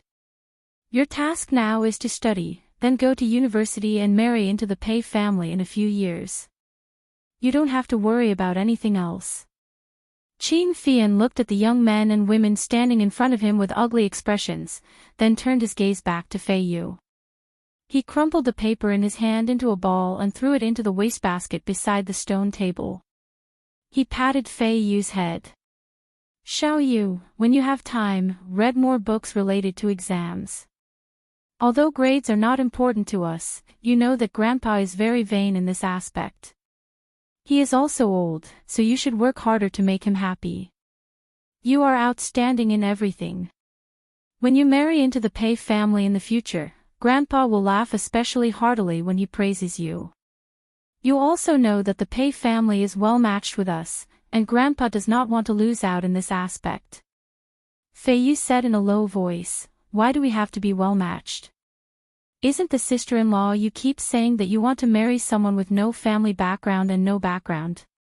The conversation naturally ended on a sour note. The matter ended with Fei Yu dragging Fengxing to bandage the wound on her hand. Qin Fian took off his spectacles and reached out to pinch the bridge of his nose. This little girl. It seemed that it would be a little difficult to send Fengxing out of the family. Fei Yu wasn't someone who was so insistent on everything, but for some things, once there were signs, shouldn't they be put out? If things continued like this, what if something happened? Qin Fian looked at his watch. The surface of the crack was still very clear, but what could he do? That was his sister's doing. He could only endure it. Fortunately, he could still force himself to look at the time. At this time, she should be riding her bicycle. His cheeks puffed out and he let out a breath. He straightened the collar of his jacket. Now, he liked to change into casual clothes immediately after work. Because Zhou Xian had scolded him, saying that when he wore a shirt and suit, he was a beast in human clothing. That wouldn't do. She was always so dissatisfied with him, always scolding him. Her impression of him would only worsen. Yesterday, he had failed. Today, he continued to stride forward with high morale and began a new round of chasing girls. Right now, he didn't have the energy to care about his sister's matters. His sister would still need a few years to marry into the Pei family. After all, she was still young. But it was different for him. His marriage was imminent. In a few years, Zhou Qian's child would definitely be able to play around. Of course, if her child was able to play around in a few years, then the child would definitely have the surname Qin. Qin Fian went downstairs happily. He walked through the corridor and went to get his car. He really couldn't think of any other methods that he hadn't used on Zhou Qian. When this woman saw him, it was as if she had seen the plague. She ran away immediately. He couldn't let her run away today. The advertisement in the car slowly stopped. Then, it was the talk show. Welcome back. Let's continue the topic we talked about today. What's wrong with women these days? The atmosphere of the show was quite cheerful. The host used a more humorous way to narrate. The man said, let's continue the topic we talked about just now. Just now, we were talking about the weird things in women's brains. I don't know what women these days think. If you're handsome, she says you don't feel safe. If you're ugly, she says you'll lose face if she brings you out. The female host retorted, aren't you men the same? If you find a beautiful wife, you're always worried about whether she's having an affair. If you find an ugly one, you leave her at home and don't even dare to bring her friends home for dinner. Isn't that the case? Hey, aren't we talking about women today? Men and women depend on each other. Haha, yes, yes, yes. Let me tell you a story. I heard from a friend that he had a girlfriend. In less than a month, they broke up. In the beginning, the two of them got along quite well. They also had chemistry. Then why did they break up? He said that on the last day of their breakup, after they had a candle at dinner, he held the girl's face and looked at her with deep affection. How good, how romantic, how right the rhythm was. For a long time, the girl's eyes blinked and blinked. He was dazed. In the end, he asked, "Can I kiss you?" The girl shyly said, "Annoying, why do you only think about these things?" Then, he let go of the girl and sent her home. That was the last time they spent together. The female host laughed. If it were you, what would you do? What would I do? What's there to ask? Kiss her. If you kiss her, you'll become one of us. If you don't, you'll get a slap on the face at most, right? It's like trading in the stock market. There are risks, but there are also rewards. God, do you have to be so violent? This isn't violence. This is fighting. When you can't be sure whether it's abuse or abuse, just accept it with a masochistic attitude. Who knows, there might be a surprise. So, Xianxia concluded that what happened that night was caused by listening to the unhealthy radio program. Xianxia followed the road that Zhou Xian rode on every day. He drove slowly, looking for her shadow. Zhou Xian was drenched in sweat as she rode forward on her bicycle. The lights of the city spread out and she ran back. Life is about movement. So, if you want to live long, you have to exercise. Xianxia's car followed Zhou Xian. He was thinking about how to put the words he said on the radio into action. He felt that he was a smart person. It was easy for him to draw inferences about other things. Everything could slowly become clear through his brain. Following the guidance and instructions of the radio host, Xianxia analyzed Zhou Xian.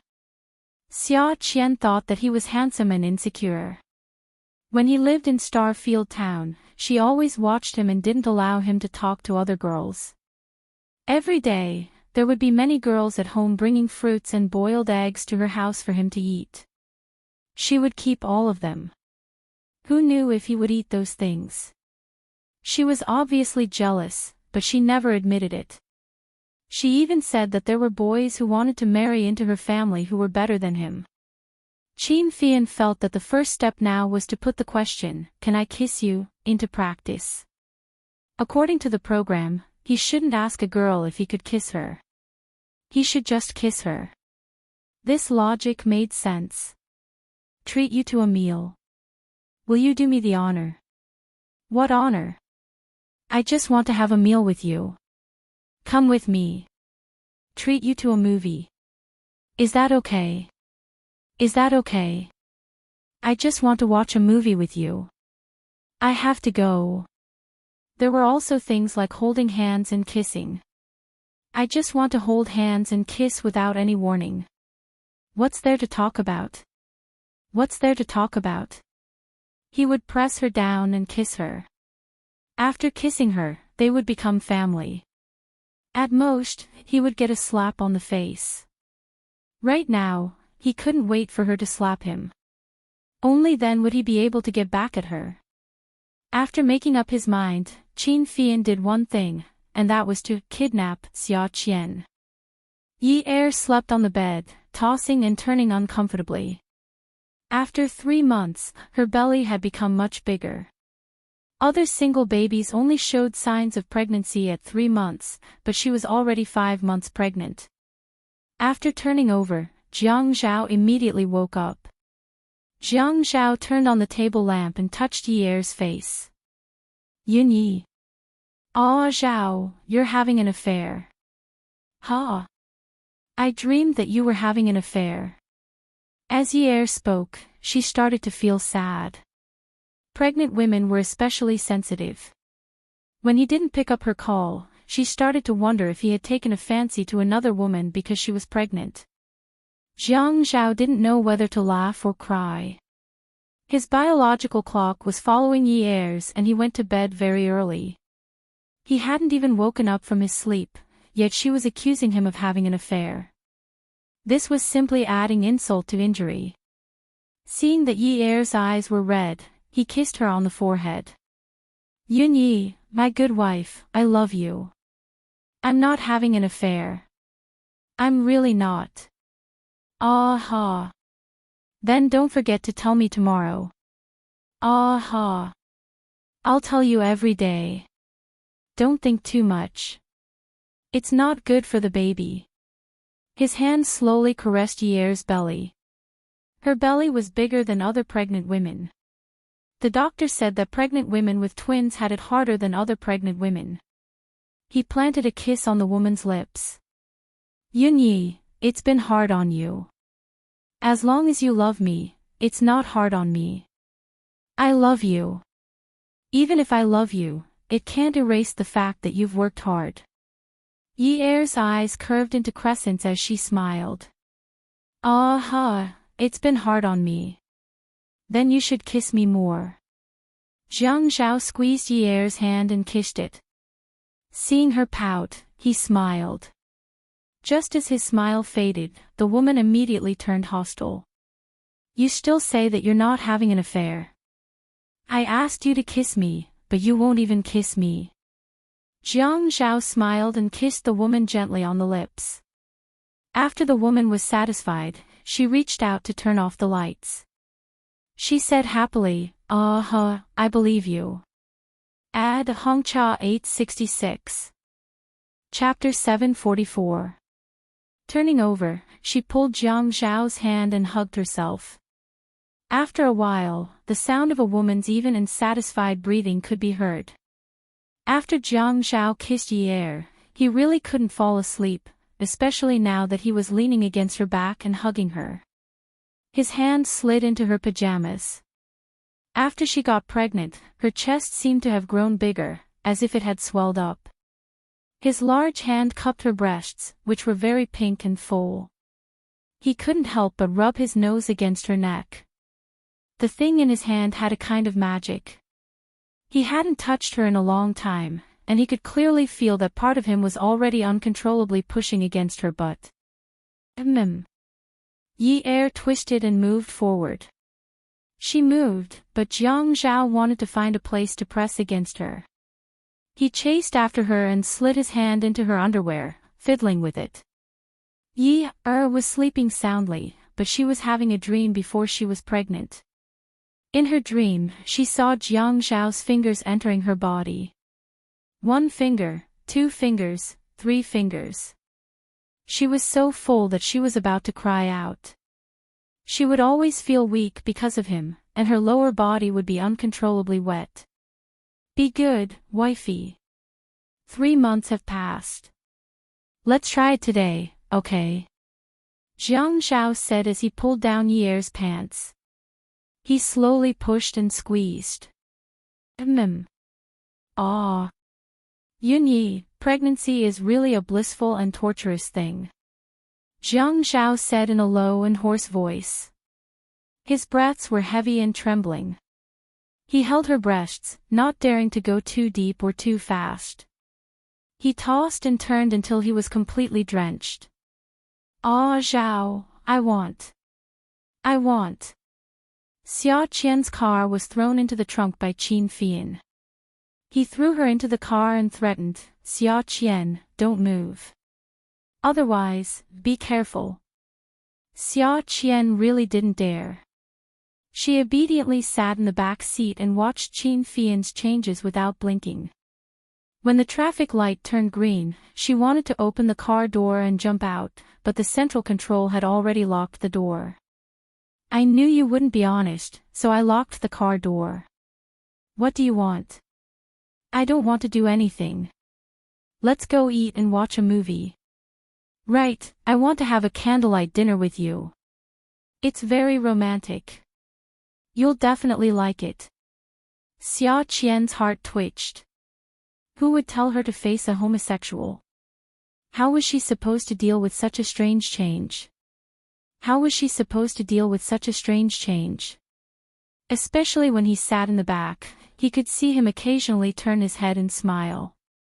This smile was beautiful, but it was too scary because he had never smiled at him like this before. Xiaoqian was increasingly suspicious of Qin Fian's purpose. Confession of Xiaoqian, God, everyone says that I'm an idiot. Please give me some pointers. How can I destroy a man like Qin Fian? Why did he ask me to go instead of having dinner and watching a movie with his boyfriend? Did he get some voodoo from Miaojiang and put it in my food? I haven't cured my terminal illness yet. What should I do if he gets another voodoo? What kind of voodoo does he want to put in me? Will he control me and make me commit murder and arson? I don't eat. How can that be? You have to eat. Qin Fian deeply understood the words on the radio. No matter what you do, you don't have to ask for a woman's opinion. If you do it by force, you'll just be slapped in the face or two. A romantic candlelight dinner. No, to be exact, it was a candlelight supper. Qin Fian booked the entire second floor of the Western restaurant. He took Xia Qian's hand and went upstairs. Then he put his arm around her shoulder.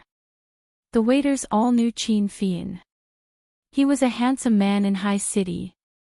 At this time, a homosexual came to the restaurant with a woman in his arms.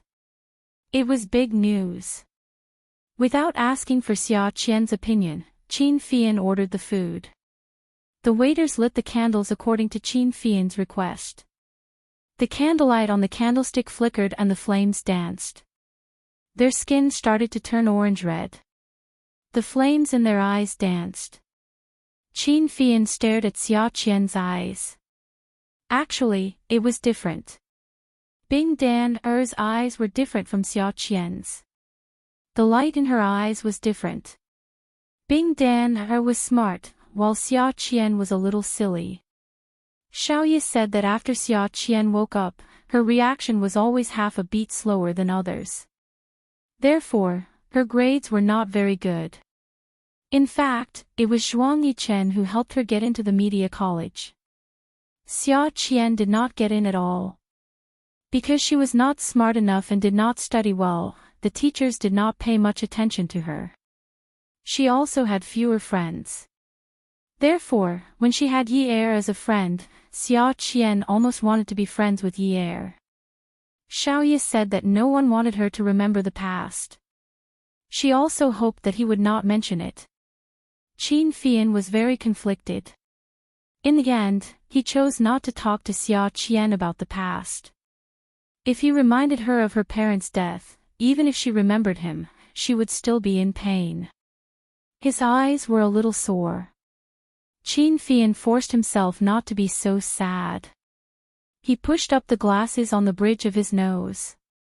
He pushed up his glasses and poured some red wine for Xia Qian. Xia Qian was afraid of Qin Fian for a while. After a while, she would be stupid again. How could she drink the food when she knew it was poisoned? She would not fall for his trick. Qin Fian, let me tell you, don't forget. Have you forgotten? Have you forgotten that you were raped by me? I'm very fierce. I'm very powerful. When Qin Fian heard Xia Qian's words, he remembered his favorite saying in the past. We love very rich.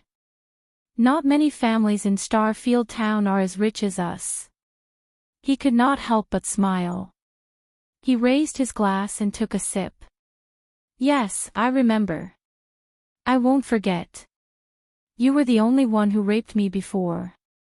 Then how dare you provoke me? I didn't provoke you. I want you to marry me. Xia Qian was speechless. Could this man not say anything else? Did he think that she would be interested in him just because he was good-looking, even if he was gay? Was she that kind of person? How could she be that kind of person? She was just good-looking and had a good figure. She could play with that place. Wow! It was huge. Forget it. She did not want to think about it anymore. Her nose was burning. She felt that she was close to death again. She said contemptuously, "Were you dumped by your boyfriend?" Qin Fian cut the steak seriously. He cut it into small cubes. After cutting a whole piece, he stood up and placed the portion in front of Xia Qian in front of him. He sat down in front of Xia Qian and continued cutting. I don't have a boyfriend. Xia Qian shook her head in disbelief. Don't be like this. Although I'm also a media person, I'm not a reporter. I won't expose you. Qin Fian used to think that it was good to tell others that he was gay. The women in the company wouldn't crawl into his arms, and the daughters of rich families wouldn't hug his neck and kiss him hard at the cocktail party. He had promised Bing Dan that he would never kiss a woman other than his wife. This was fate. His lips had only kissed Xianxia, so Xianxia had to be his wife. But now it was troublesome. No one believed that he really wanted to pursue her. She didn't remember the past. It didn't matter if she didn't remember. He had to marry her. The two of them chatted as they ate. In the end, Qin Fian walked up to Xianxia, pulled her up, and said on the radio with a loving look. Qin Fian thought that his gaze must be affectionate because his Bing Dan had grown up. He reached out and pinched Xiaoqian's chin, pulling her in front of him. Xiaoqian was shocked, especially by the way Qin Fian looked at her. Why was it so strange? Did he think that she was his boyfriend? Did he really get dumped by his boyfriend? Qin Fian saw that Xiaoqian couldn't get into the situation at all and was a little annoyed. He pinched her chin and said domineeringly, "Xiaoqian, close your eyes. I'm going to kiss you." Qin Fian felt that this was the right rhythm. He didn't need to ask if she was willing. Just say that he wanted to kiss her. As they kissed, she would become one of them. When Xiaoqian's lips were sealed by Qin Fian, she was dumbfounded. She pushed Qin Fian away and said disdainfully, "Why are your kissing skills so bad?" It was like being bitten by a dog. She must have never read a romance novel, right? Qin Fian didn't blush and his heart didn't skip a beat. "If you're good at kissing, then kiss me." At this moment, Qin Fian's IQ had dropped. He actually gave such an order. It was really meaningless. Xiaoqian naturally ignored him. It was okay if she ignored him. Qin Fian was thick-skinned now. If she didn't kiss him, he could still kiss her. Anyway, she didn't slap him. Maybe she would become one of them soon. Xiaoqian trained every day. However, compared to Qin Fian who also trained every day, her strength was not just a little bit weaker. There wasn't even a waiter in the Western restaurant on the second floor. According to Qin Fian's request, all the lights were turned off. There was only a candlestick on their table.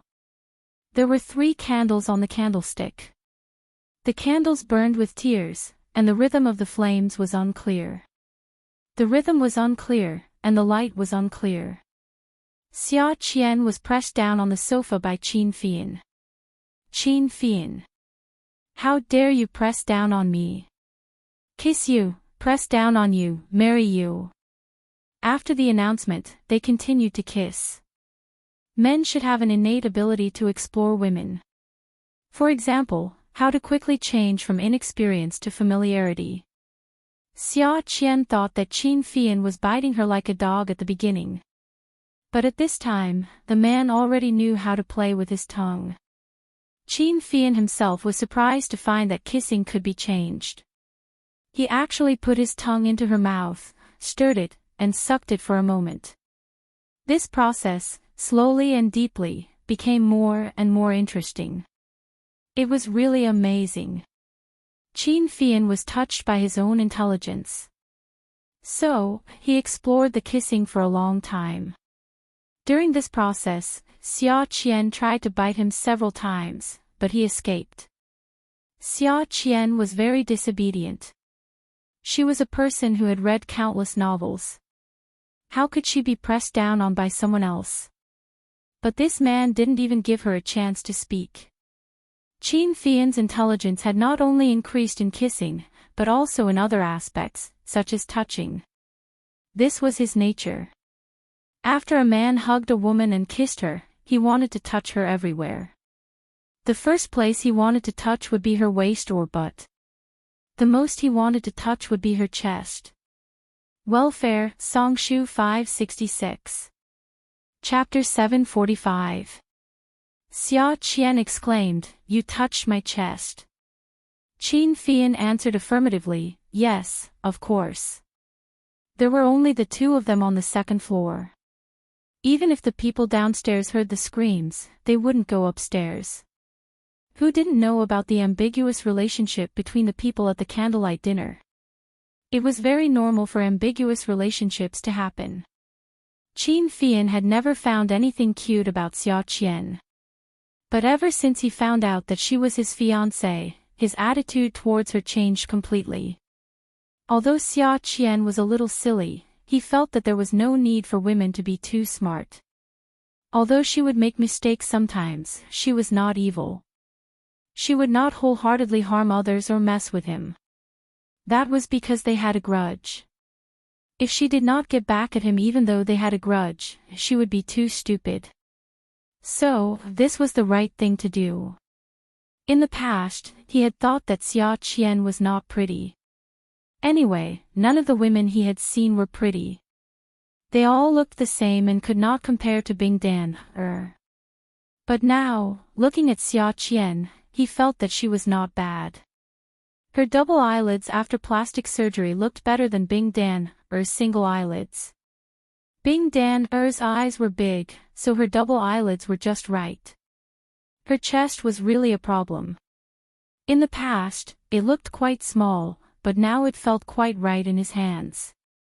When he pinched it, it was very springy. As he pinched it, he realized that his breathing was not quite right. Qin Fian. You pervert, I'm going to sue you. Zhou Xian was so anxious that her face was red and her heart was racing. Qin Fian was being a pervert. He did it on purpose. A homosexual actually touched her chest. Her chest. Not only did he see it, but he also touched it. Qin Fian held Zhou Xian tightly. It was winter now, and the air conditioner was on upstairs. She took off her jacket. She was neither fat nor thin. After struggling, there were small beads of sweat on the tip of her nose. She really looked like Bing Dan. Bing Dan loved to sweat on the tip of her nose. After understanding the essence of kissing, he stuck out his tongue and licked her lips gently. His lips curved into a smile. What's the point of suing me? If you have the ability, let me marry you. That's the challenge. Why are you marrying me? Qin Fian held Zhou Qian's hand. It was as if he was living in the dark, looking at the wooden planks. Sunlight and sound seeped through the cracks. He was talking to the girl outside the wooden planks. He pinched her hand, placed it on his left cheek, and rubbed it. His voice suddenly became very slow. Qian, marry me. I don't want much. You can give me 3 cows as dowry and $1. It doesn't matter if it's fake, as long as it looks expensive. After I marry you, I promise I won't kiss other girls like in the movies. I promise I won't divorce my wife like Father Nyo on the slope. Zhou Qian was in a daze. She stared at Qin Fian with widened eyes. His words were getting slower and slower, and he was getting choked up. But why was he telling her all this? Qin Fian, are you crazy? Who raises cows? Only someone like you would wear a fake watch, right? Who was Father Nyo on the slope? Do you have a fever? Did you become confused after being dumped by your boyfriend? Qin Fian thought about it. He might as well steal Zhou Qian's household register and get married to her at the Civil Affairs Bureau. What was there to chase after? It was too troublesome to chase after her. They had been kissing for so long, and she wasn't even one of them. Xianxia had advised him before, Fian, you can't treat gratitude as feelings. Maybe when you were 15 years old, you were very grateful to Bing Dan for rescuing you from the cellar. You stayed at Bing Dan's house every day and received her family's kindness. Our family values relationships very much, so you wanted to know how to repay them. However, you can't use your marriage as an act of gratitude. You can live with her for a lifetime. If you don't like her, everyone will suffer in the future. Now that she doesn't remember you, you can find a woman you like and live with her.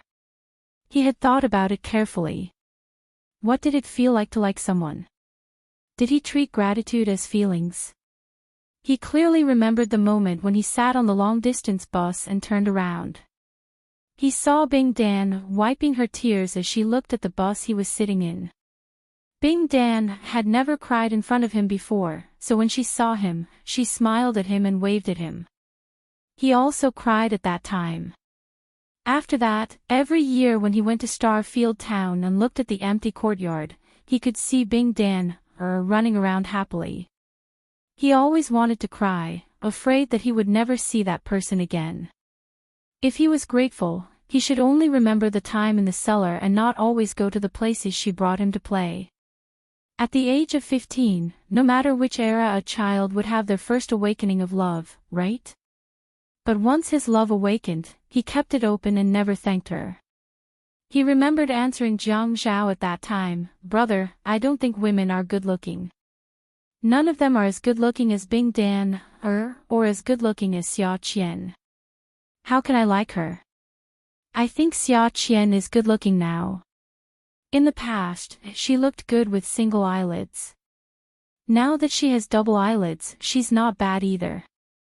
Xianxia was speechless. "You're marrying her because you promised to marry her. Shouldn't I marry her if I promised to marry her? Isn't that going back on my word? But she doesn't want to marry you. But I want to marry her. She has to marry me even if she doesn't want to. Brother, you said that I don't like her. Then tell me, what does it feel like to like someone?" Xianxia looked into the distance and said with a smile, "You often think about her and think that she has a lot of good points. In the end, as you think about it, her flaws become her strengths. Even if she's not perfect, she's very pleasing to the eye. You don't think of her burdens as burdens. You feel that it's your duty to help her solve those burdens and make her feel more relaxed. You feel very satisfied to be able to see her lying by your side every day. If you give birth to a pair of children, that's the happiest thing." Qin Fei rolled his eyes at Xianxia. "Then I definitely like her. Needless to say, she's pleasing to the eye now. I used to think that she was stupid, but now I think that she's cute. I want her to give birth to children for me in the future. How can one pair be enough? Give birth to 10 children." Xianxia snorted. "Do you think she's a pig?" "I'm exaggerating. Didn't you learn Chinese well in primary school? I'm using exaggerated words to express my love for her. What do you know?" Qin Fian came back to his senses. Zhou Xian was still trying to break free from his control. He looked at her seriously. "Zhou Xian, think about it. I really like you. I like you, so I want to marry you. But I don't like you. Feelings can be cultivated. The soil has already become saline alkali soil. How can you cultivate it? What kind of thing can he cultivate? Then let's improve the soil. But, don't say, but, Xian. Let me kiss you again." Qin Fian had never hugged and kissed a woman like this before. The feelings in his heart came out again. His dependence on Zhou Xian grew with each passing second. This kind of feeling was like pouring oil on a small flame. With a bang, the flame was pulled up high. When his mouth was dry, he pulled Zhou Qian's clothes. Zhou Qian glared at Qin Fian fiercely. "Don't you dare touch me again. Don't you dare touch me again." As she spoke, she stuttered. In the end, she said, "If you touch me again, I'll sleep with you." As soon as she said it, Zhou Qian regretted it. Qin Fian was not the Qin Fian from before. Her words would not scare him at all. Qin Fian was speechless. Yes, sleep with her. If he slept with her, she would become one of his people. He suddenly realized that Zhou Qian needed to be provoked. She hated him, so she wanted to go against him. In the past, he hated being touched by women, so she wanted to touch him. Qin Fian propped himself up and quickly left Zhou Qian's body. He walked back to his seat and sat down. He straightened his thin pink and purple sweater, picked up the wine glass, and took a sip. He immediately said contemptuously, "You want to sleep with me?"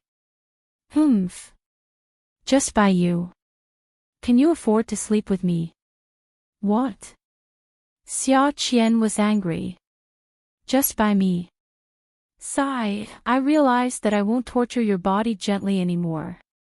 I'll use this method to scare you. Look at how scared you have been recently. Are you scared out of your wits? Although you used to scare me, compared to how I'm scaring you now, what you did to me in the past was child's play." Ha! Xianxia laughed proudly. It was the kind of arrogance that came after a scheme had succeeded. How could Zhou Xian take this kind of provocation? She had been played by this man from the beginning. He had used this kind of method to scare her. What did he mean? Had she lost? Well, this homosexual was indeed insidious. Xianxia observed Zhou Xian's eyes. They kept rolling, and he didn't know what she was thinking. However, she didn't seem to be afraid of him now. He had a feeling that he wanted to go all out with her. That was good. She was not afraid of him. "Zhou Xian, I'm warning you. I can only play with you like this. But between us, I'm definitely the one playing with you. When I kissed you just now, you must have thought that I would sleep with you, right? Ha, how could that be? You're not even as good-looking as my boyfriend. God, forget it. I can't bear to hurt you." Xianxia finished this mouthful of wine and unilaterally ended this candlelight supper. Zhou Xian recalled that during this period, she had been avoiding Xianxia's pursuit like a cat. She was scared to death, but this guy was having fun. He said that he would not torture her body gently anymore and use this kind of method to scare her. This despicable guy. When Xianxia came down the stairs, he clearly heard Zhou Xian's roar. "Xianxia, I won't let you off." The man leisurely walked away, humming a song, and took Zhou Xian's bicycle with him. Zhou Xian's belongings were robbed. She beat her chest and stomped her feet in the parking lot. She swore that she would destroy Xianxia, that homosexual. Xianxia returned to his residence and called Jiang Zhao. Jiang Zhao had just finished showering and came out of the bathroom. After getting into bed, he didn't dare to hug Yi anymore, fearing that he would want to do it again. His work phone vibrated on the table, making a woo-woo sound. He quickly got out of bed and went to the opposite room with the phone. The number on the phone was Xianxia. "What are you doing? Calling my work number in the middle of the night." Awesome novel, Hongcha 866. Chapter 746. Your private number is turned off. What else can I call other than your work number? You know that my phone is turned off, yet you're still calling. Is there something that can't be said tomorrow? No. Just spit it out. Xianxia hesitated for a moment and finally decided to ask his senior. "Brother, let me ask you. How can a girl take the initiative to sleep with you? You want Zhou Xian to sleep with you? Fian, is there something wrong with your brain? Aren't you being too hasty? Tell me about it." Xianxia felt that asking Jiang Zhao about this was more reliable than asking Zhuang Yichen. After all, Jiang Zhao was his blood-related brother, so the element of embarrassment was much less. Jiang Zhao suddenly remembered that there was a time when he had a conflict with Yi Er. He drugged Yi Er, and Yi Er later, of course, he couldn't tell Xianxia the truth. He could only pretend to be deep in thought before discussing. "Why don't you seduce her? You look good anyway." "This won't work," Jiang Zhao said hypocritically. "Then why don't you drug her and make her pounce on you? But this method might not be effective, and it's a little immoral, right? Brother, I think it's too immoral. The way she's treating me now is the most immoral." Xianxia's goal was to make Zhou Xian one of his own. How could it be immoral? After Jiang Zhao hung up the phone, He thought about how immoral he was to Zhou Xian for coming up with such an idea. Zhou Xian suddenly bumped into a telephone pole. After a nosebleed, she collapsed again. Leukemia. Sometimes, it wasn't her imagination that ran wild. Her body had always been weak. Her classmates who stayed in the dormitory every day and didn't exercise had better resistance than her. So when there was something wrong with her body, she would start to think about it. She thought about how Qin Fian actually looked down on her. What did he mean by, you? Can you afford to sleep with me? It wasn't Shang dynasty. Who did Qin Fian think he was? Why couldn't she sleep with him? Looking up at the street lamp, he reached into his pocket and took out a small packet of tissue paper. He took out a piece and used it to wipe the blood from his nose before plugging his nostrils. Zhou Xian immediately set a goal for herself, and that was to sleep with someone she couldn't afford to sleep with before she died. Winter was very warm in the minds of the busy young people. It was getting warmer and warmer day by day. Qin Rongfang listened to the servant's report about how his grandson was chasing after a lady every day, and he gloated. He could finally breathe a sigh of relief. This grandson of his had tortured him for so many years, and he had finally met his nemesis who could avenge him. How delightful. Looking at the wedding invitation from the Pei family on the table, Qin Fian thought that next year, he would be able to send his grandson red and gold wedding invitation everywhere. He was so happy that flowers were blooming everywhere. He called his family members separately and finally called Qin Fian. Fian, arrange work properly. Our family is going to G City. The Pei family is holding a wedding this time, so we have to go there early. Okay, I got it. Will you bring Fei Yu there? Of course she has to go. It's something that our adults have decided, so it's good for her to go take a look. Then I'll go pick her up from school and help her apply for leave. Okay. Qin Fian hung up the phone. After hanging up the phone, the problem he was thinking about was not how to arrange the time, but that they were going to G City, and Zhou Xian was still not one of them. And what made Qin Fian even more worried was that Fei Yu was still fine after school in the afternoon, but when it was time to sleep at night, she began to hold her stomach and scream. She was in so much pain that her whole body was sweating, and her clothes were soaked through. Qin Rongfang was so anxious that he scolded everyone he saw. Fei Yu's face was covered in sweat as if she had been splashed with water. Her face was covered with hair. She curled up into a ball, holding her stomach, and her head had already touched her bent knees. Ah! It hurts. Xiao Yu, tell your brother, what did you eat today? The moment Qin Fian touched Fei Yu, she rolled to the other side of the bed. It hurts, it hurts. Fei Yu screamed, crying as she screamed.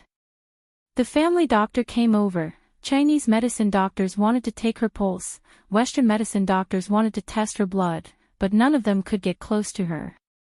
Fei Yu was in so much pain that she kept twitching. Qin Fian wanted to force Fei Yu down, but at this moment, a youth rushed out from the crowd and climbed onto Fei Yu's bed. The housekeeper was about to scold him. Fengxing had already grabbed Fei Yu's hand and hugged her head. He tilted his head and pressed Fei Yu's forehead against his face. Fengxing was still panting heavily, as if he had run very quickly. He looked very nervous. Fei Yu sobbed and reached out to grab Fengxing's arm. She used a lot of strength, but she did not roll away. She just closed her eyes, her eyelashes trembling violently. She cried and said, Fengxing, it hurts, it hurts. Fengxing did not say anything. He just held Fei Yu's back and slowly touched her face.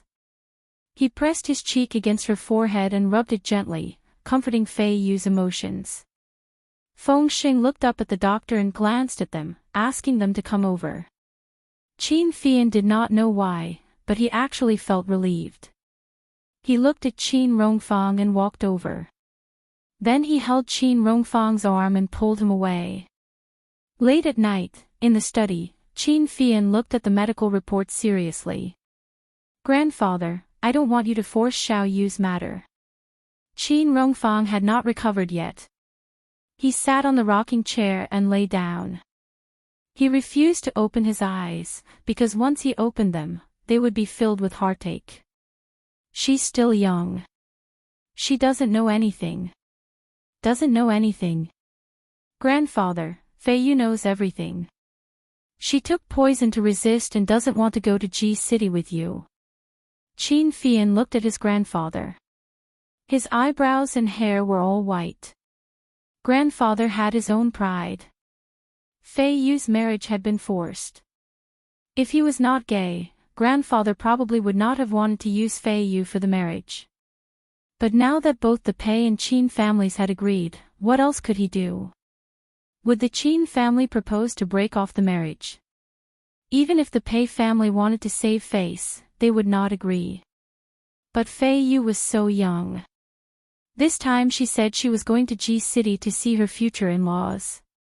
She actually took poison and wanted to use the excuse that she was not feeling well to achieve her purpose of not going to Ji City. If they pushed too far, what would happen in the future?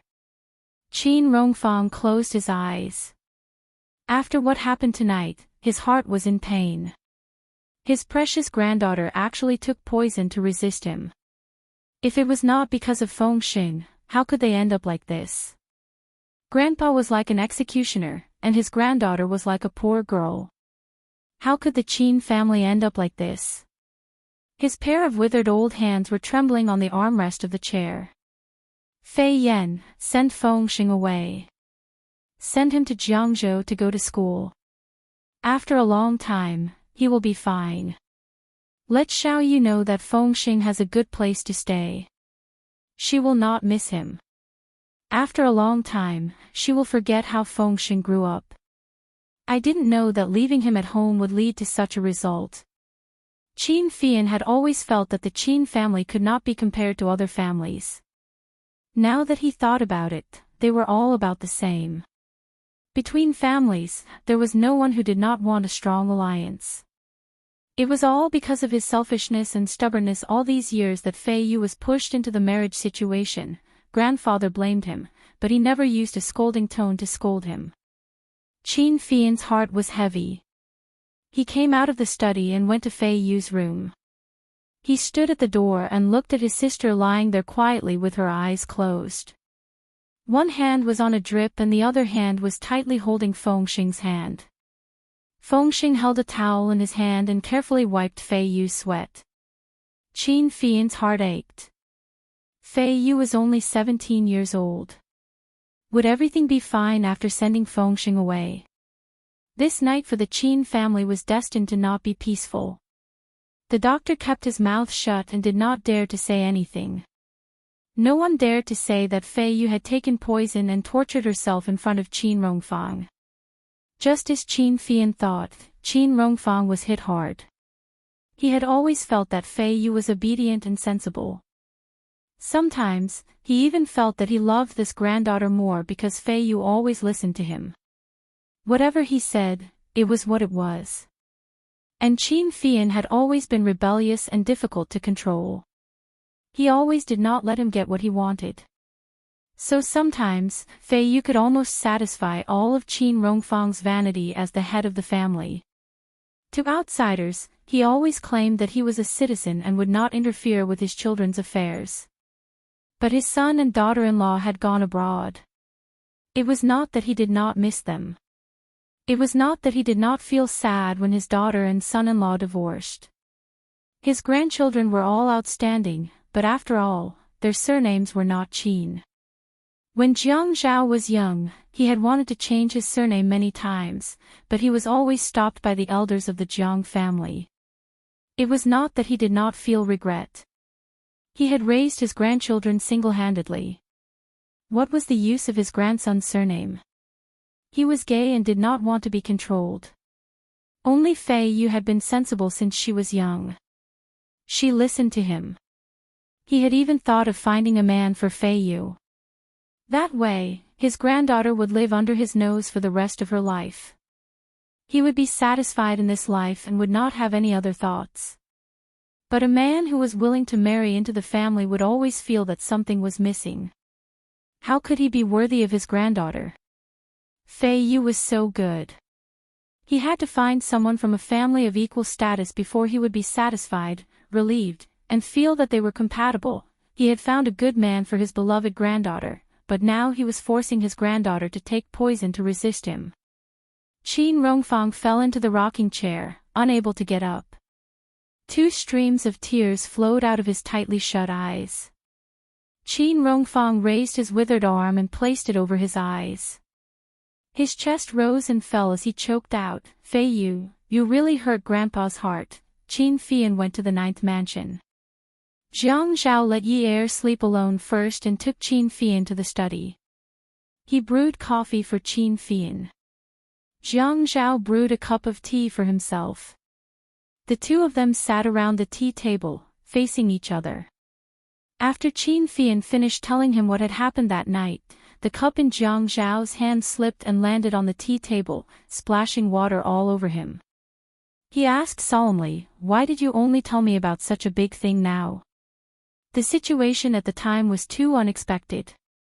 I didn't have time to rush it. I was already too busy looking for doctors. How could I have time to inform anyone? Later, I had a deep talk with Grandpa. He said that it was so late and told me not to disturb you because sister-in-law was pregnant. Qin Fian felt that other than the bitterness of the coffee, there was no other taste. It was bitter in the past, but he always felt that it was fragrant. Jiang Zhao asked again, "How is Fei Yu's condition now?" Qin Fian's brows twitched. He frowned and complained, "Her stomach was pumped and she's out of danger. She just doesn't want to go to City G. If she doesn't want to go, then so be it. She caused such a big thing." Awesome novel, Hongcha 866. Chapter 747. Jiang Zhao was also angry. "Don't you know Fei Yu's personality? Can she tell you?" Grandpa said to send Fengxing away. Actually, I had long realized that this situation was not right. At that time, I told Grandpa to send Fengxing away to Jiangzhou. If Fei Yu was worried, I would say that I found a good school for him, so that Fei Yu would not be worried. But it has already developed to this point. Do you think sending him away now will be of any use? Grandpa said that as time passes, it will fade away. I think this is a bomb. Jiang Zhao sucked in a breath of cold air. He had never thought that Fei Yu would take poison. He was also very worried. You also know that it is a bomb. You were engaged to her when you were 15. Haven't you forgotten about it now? Fei Yu will be difficult to deal with. Then what do we do now? I don't even have the mood to chase my wife anymore. Fei Yu has never been such a bastard in her life. Qin Fian gritted his teeth and held the coffee cup. He could not smell the coffee at all. He felt that his nose was filled with the smell of medicine. When the doctor said that Fei Yu had taken poison, he was stunned. Seeing those tubes inserted into her mouth and seeing her tied up for gastric lavage, he wanted to rush up and slap her. Why couldn't they talk things out? Why did it have to be like this? She did not think that if something happened to her, what would happen to Grandpa? What would happen to him? He only had this one sister. Grandpa was already so old. Qin Fian could only scold Qin Fei Yu again and again. You bastard. It's not that she's a bastard. It's that she finally has flesh and blood, Fei Yu. Brother, what do you think we should do? Grandpa asked our family to go to G City. But with Fei Yu like this, we definitely can't go. If Fei Yu doesn't go, I don't want to go either. I have to stay at home and watch over her. How do we explain to the Pei family? Jiang Zhao thought for a moment. Why don't we bring Fei Yu to my place and separate her from Fengxing? Your sister-in-law's belly is so big now. I don't want her to go to G City. If she doesn't go, I won't go. We can take care of Feiyu. In this way, you and Grandpa will be relieved, right? If Feiyu could come and live here, with her brother and sister-in-law taking care of her, Qin Fian would naturally be relieved. Are you and sister-in-law really not going? Xianxia nodded. I'm not going. She's prone to chest tightness now. Last night, she said that she wanted to eat egg custard, so she went to the kitchen to make egg custard. In the end, her chest tightened and she couldn't breathe properly. She almost fainted in the kitchen. At that time, I was so scared that my legs went weak.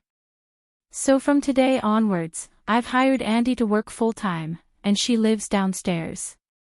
Now that she's going on a long trip, I'm afraid that something will happen to her on the plane. So be it. She's going to give birth in a few months.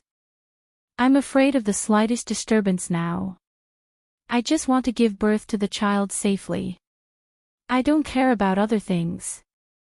Grandfather told me to get one of the old maids in the house to come over and take care of sister-in-law, but you refused. There's no need for that. I'm used to serving Grandpa's taste. I've changed it so many times and I still can't get used to it. It's easier for us. Your sister-in-law's mouth isn't very picky, so it's easier to get her. Alright, then I'll go back and tell Grandfather to send Feiyu over. Arrange for the old maids to come over too. Then go back early. Grandpa sleeps early. Don't disturb his rest. Qin Fian couldn't drink the coffee. He placed the cup on the tea table and stood up. He smiled bitterly.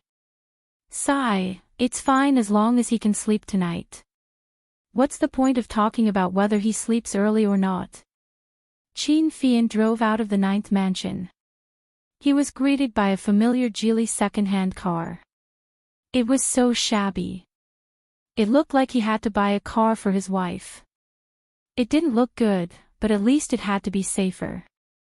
Driving such a car, with her slow reaction speed, was really worrying.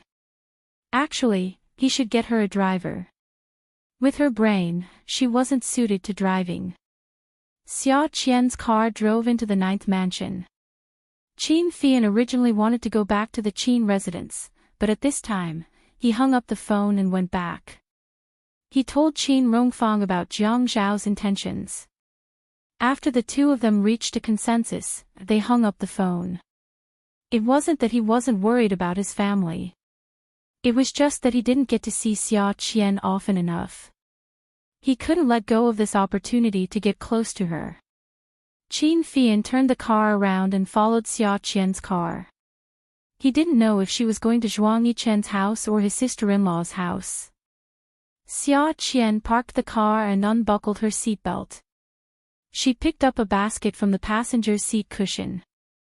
It was filled with a whole basket of eggs. She opened the door and got out of the car. Jiang Zhao was just about to go to bed when the doorbell rang again. Worried that something had happened to the Qin family, he quickly went to open the door. He saw Zhou Xian standing outside with a smile through the peephole. He opened the door. Before Jiang Zhao could say anything, Zhou Xian said, "Jiang Zhao, is Yi Er asleep?" "Oh, Qian, come in and have a seat." Yi Er just fell asleep. Zhou Xian waved her hand. No, I'm just here to deliver some eggs.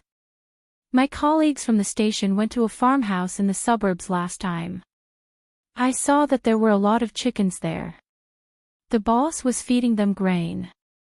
So I discussed with the boss to get her chickens to lay some eggs and sell them to me. No matter how expensive the eggs in High City are, they are all foraged chickens. You can give these eggs to Yi Er. Zhou Xian handed the basket over. Jiang Zhao quickly took the basket. Qian, you're so thoughtful. Come in and have a seat. I'll get you a glass of water. Zhou Xian scratched her head. She was a little embarrassed. I can't drink water. But, my colleagues said that I'm gullible. The eggs they gave me were probably foreign eggs bought from the market. I cracked a few eggs and found that they were all yellow, but I can't be sure if all of them are like that. I can only rely on luck. Xianxia was very touched.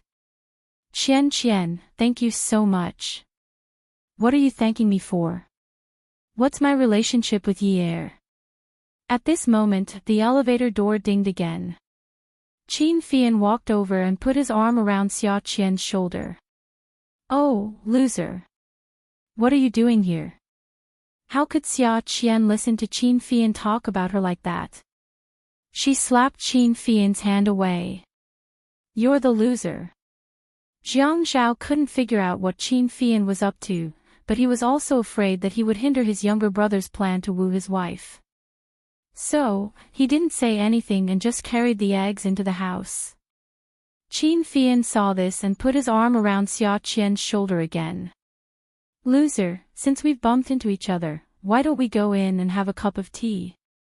He paused and added, you're not afraid of losing to me again, are you? I knew that you're not as strong as me. Ha, how could I dare say that you're not a loser? Let's drink then. Who's afraid of who? As soon as they entered the house, they didn't drink any tea. Xian instigated Xiao to take out the wine in the house and compete with Xian in drinking. Xiao knew that Xian had been tricked, but he didn't say anything. Although Xian was his wife's best friend, Xian was his younger brother. It was the truth to help one's family over reason. Xiao knew that it was easy to get drunk when mixed with wine. So, he took out red, white, and yellow wine. He was a little afraid that the noise downstairs would disturb Yi, so he deliberately asked them to be quiet. He then ran upstairs to take a look. His wife was sleeping like a pig. When Xiao came downstairs, Xian was waiting for him. The three of them were competing in drinking. It was not easy for Xian to discover Xian's scheme. So, the drinking competition ended up with two men shamelessly forcing a woman to drink. Xian only drank red wine, and he liked to drink it. Xiao had no problem drinking white wine. In his social circle, many people drank white wine. His tolerance for white wine was better than red wine. But this way, when Xian drank with Xiao, she had to drink white wine. When she drank with Xian, she had to drink red wine. The wine bottles were emptied one by one. Xian was so drunk that she didn't wake up. Xiao bowed to Xian's corpse. Xian, don't blame me. I didn't mean it. Xian looked at Xian's corpse and smiled. Brother, you did mean it. Xiao rolled his eyes at Xian. You're not doing your job. After that, he turned to go upstairs. I'm going upstairs to sleep. No one came today. He went upstairs and looked at Xian. When Xian bent down to pick up Xian, Xiao shook his head helplessly and said sympathetically, Qian, I'm sorry for the basket of eggs you gave Yi. I feel guilty. Then, he put away his sad expression and went upstairs as if nothing had happened. When he returned to his room, he quickly brushed his teeth and rinsed his mouth. He was afraid that his wife would dislike him for smelling too much alcohol. After throwing the drunk Xian into the car, Xian was exhausted. Xian drove very slowly. He was afraid that the woman in the back seat would be thrown out. Xian hummed a tune as he drove. The most comfortable life was to take his wife to a hotel. That's right, he was going to get a room. But Xian wasn't a jerk. He wouldn't force a woman. He just wanted to create the illusion that they had slept together. On the large bed with white sheets, Xian put Xian on the bed and took off her clothes one by one. When she was only left with her underwear, Xian, who originally didn't think he was a jerk, couldn't stay calm. Why did he look at Xian now? Why did she look so pleasing to the eye? He lowered his head to look at her eyelids. They had really been done. The line was not like a normal double eyelid. It wasn't a crease mark, but a scar. This was the legendary plastic surgery. Plastic surgery was pretty good. When she opened her eyes, they were big. Her nose was also pretty good. Although it wasn't very tall, it was as tall as Xiaoya's nose. It looked a little too strong. He didn't like seductive women like that. Someone like Zhou Xian was better. Soft and tender.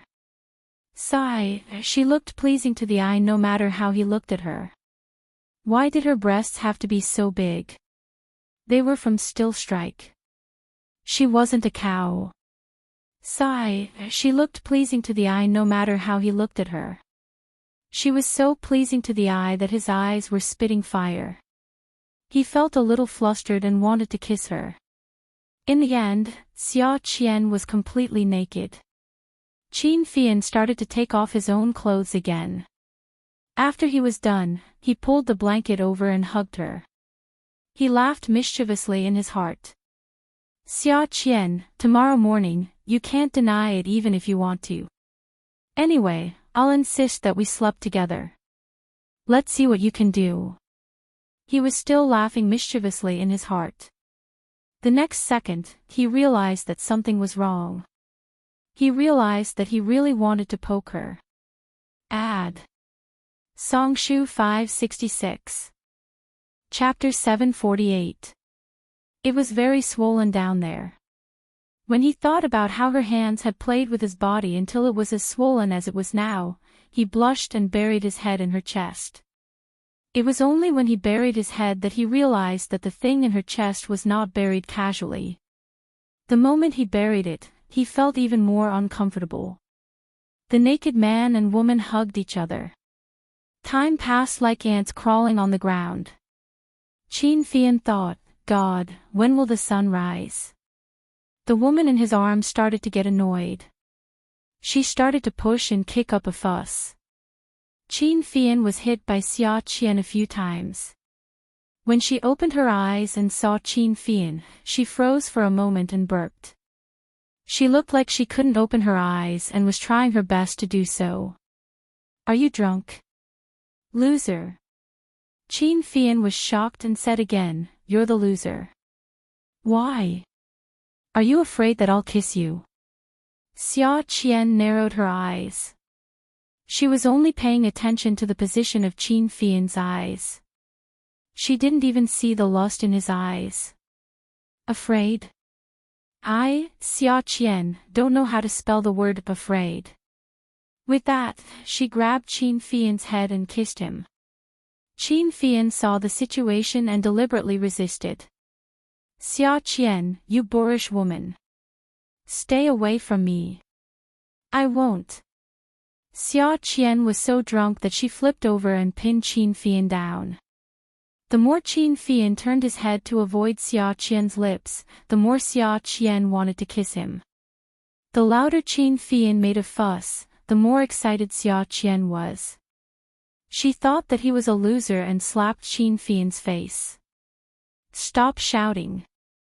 If you shout again, I'll sleep with you. Xianxia's face was red and his heart was beating fast. His lower body was like a piece of iron that had just been poured out of a furnace. It was hard and hot.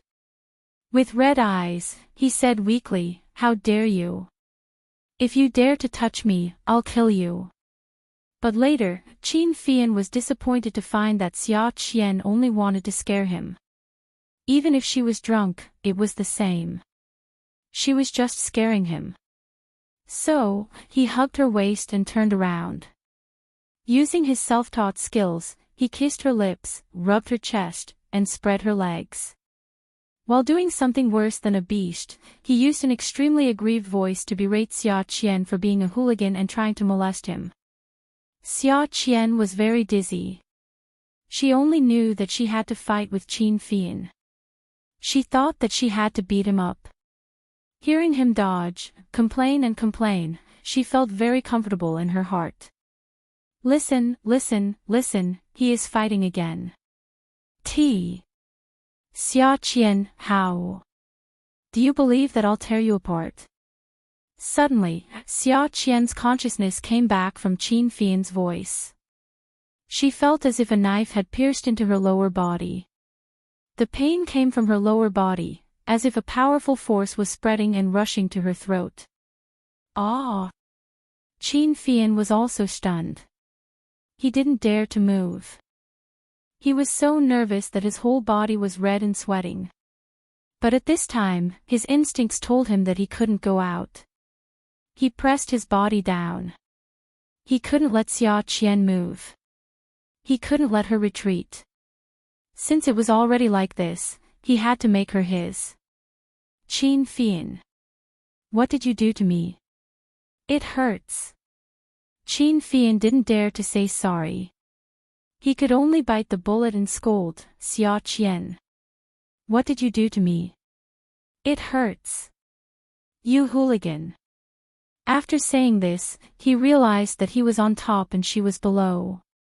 So he hugged her waist, turned around, and put her on top of him again. But he still held the woman's hips tightly, not allowing her to escape.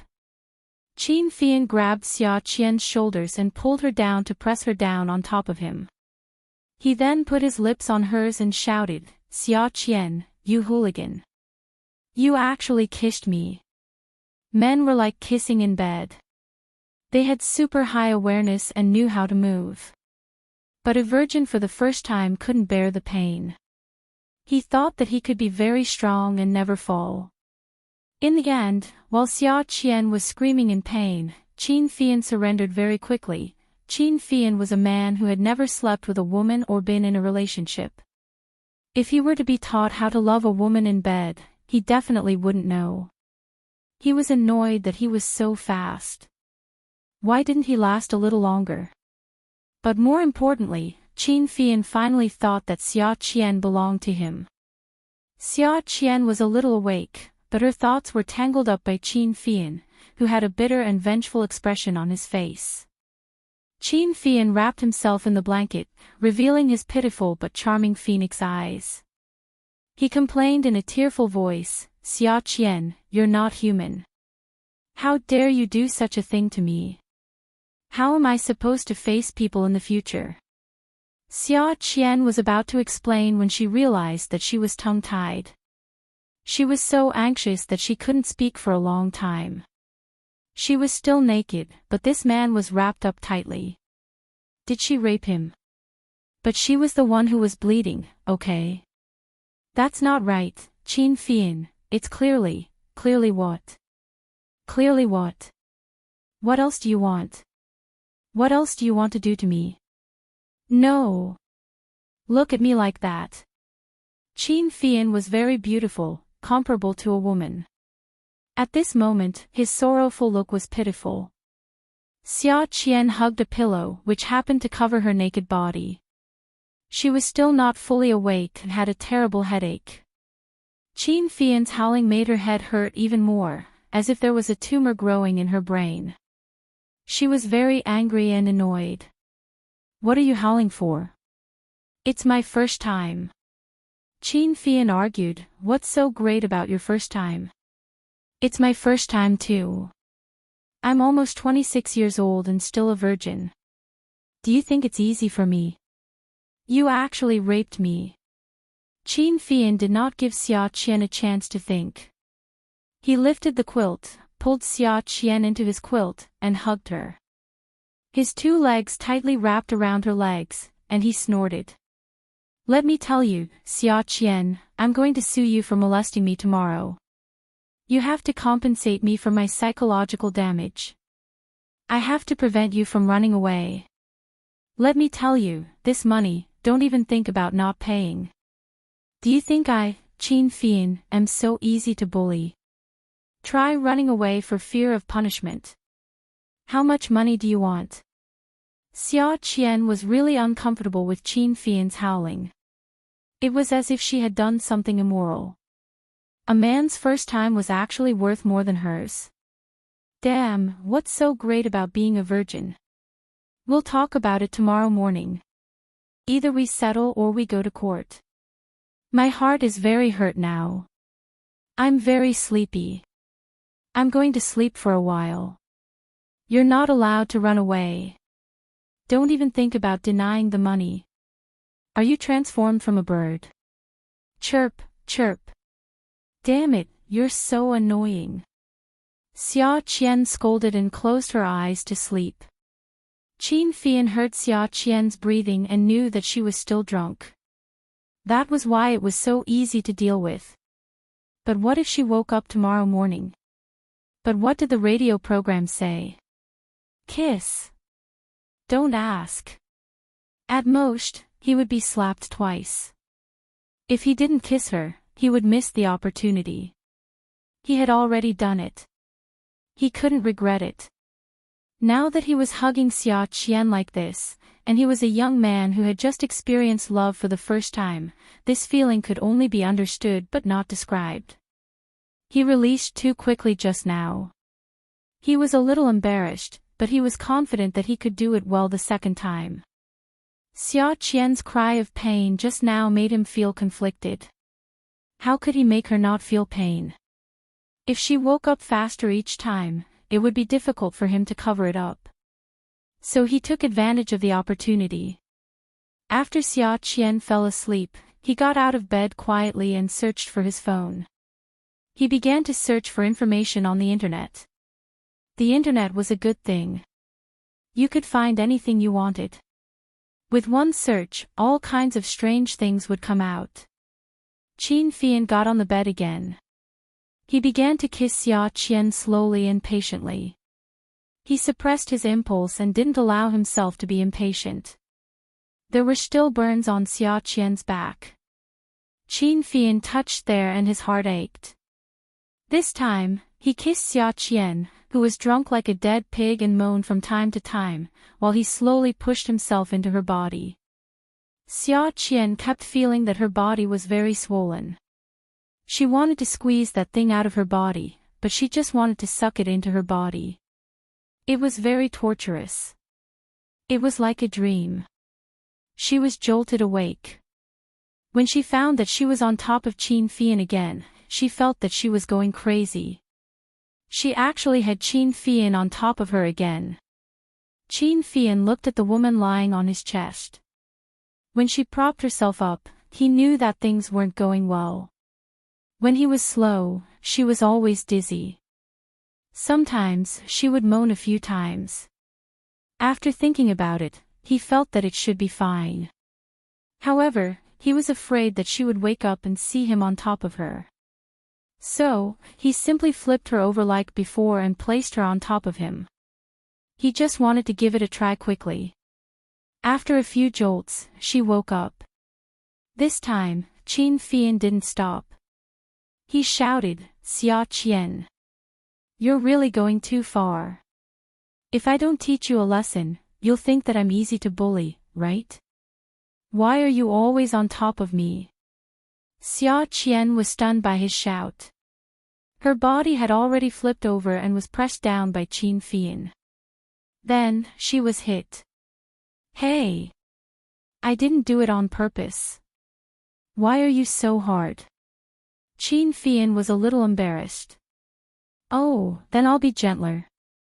For the entire night, Qin Fian used revenge as an excuse and took Zhou Qian apart again and again.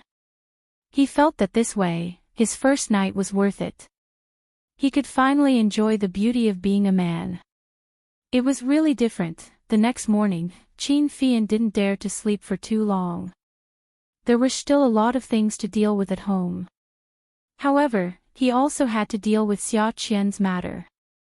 Especially after what happened last night, this matter couldn't be delayed. Seeing that she was exhausted, Qin Fian carefully got out of bed. He took a shower under the shower. What happened last night still felt like a dream. He felt that last night was like a night of sex. Qin Fian's skin was fair. After the hot shower, there was a layer of pink on his skin. He raised his head and let the water wash over his skin. He had to be 120% alert. Otherwise, it would be difficult for him to get through today. Now, he was a little thankful that Zhou Xian would act like an idiot from time to time. Otherwise, he wouldn't be so easily fooled. What a headache.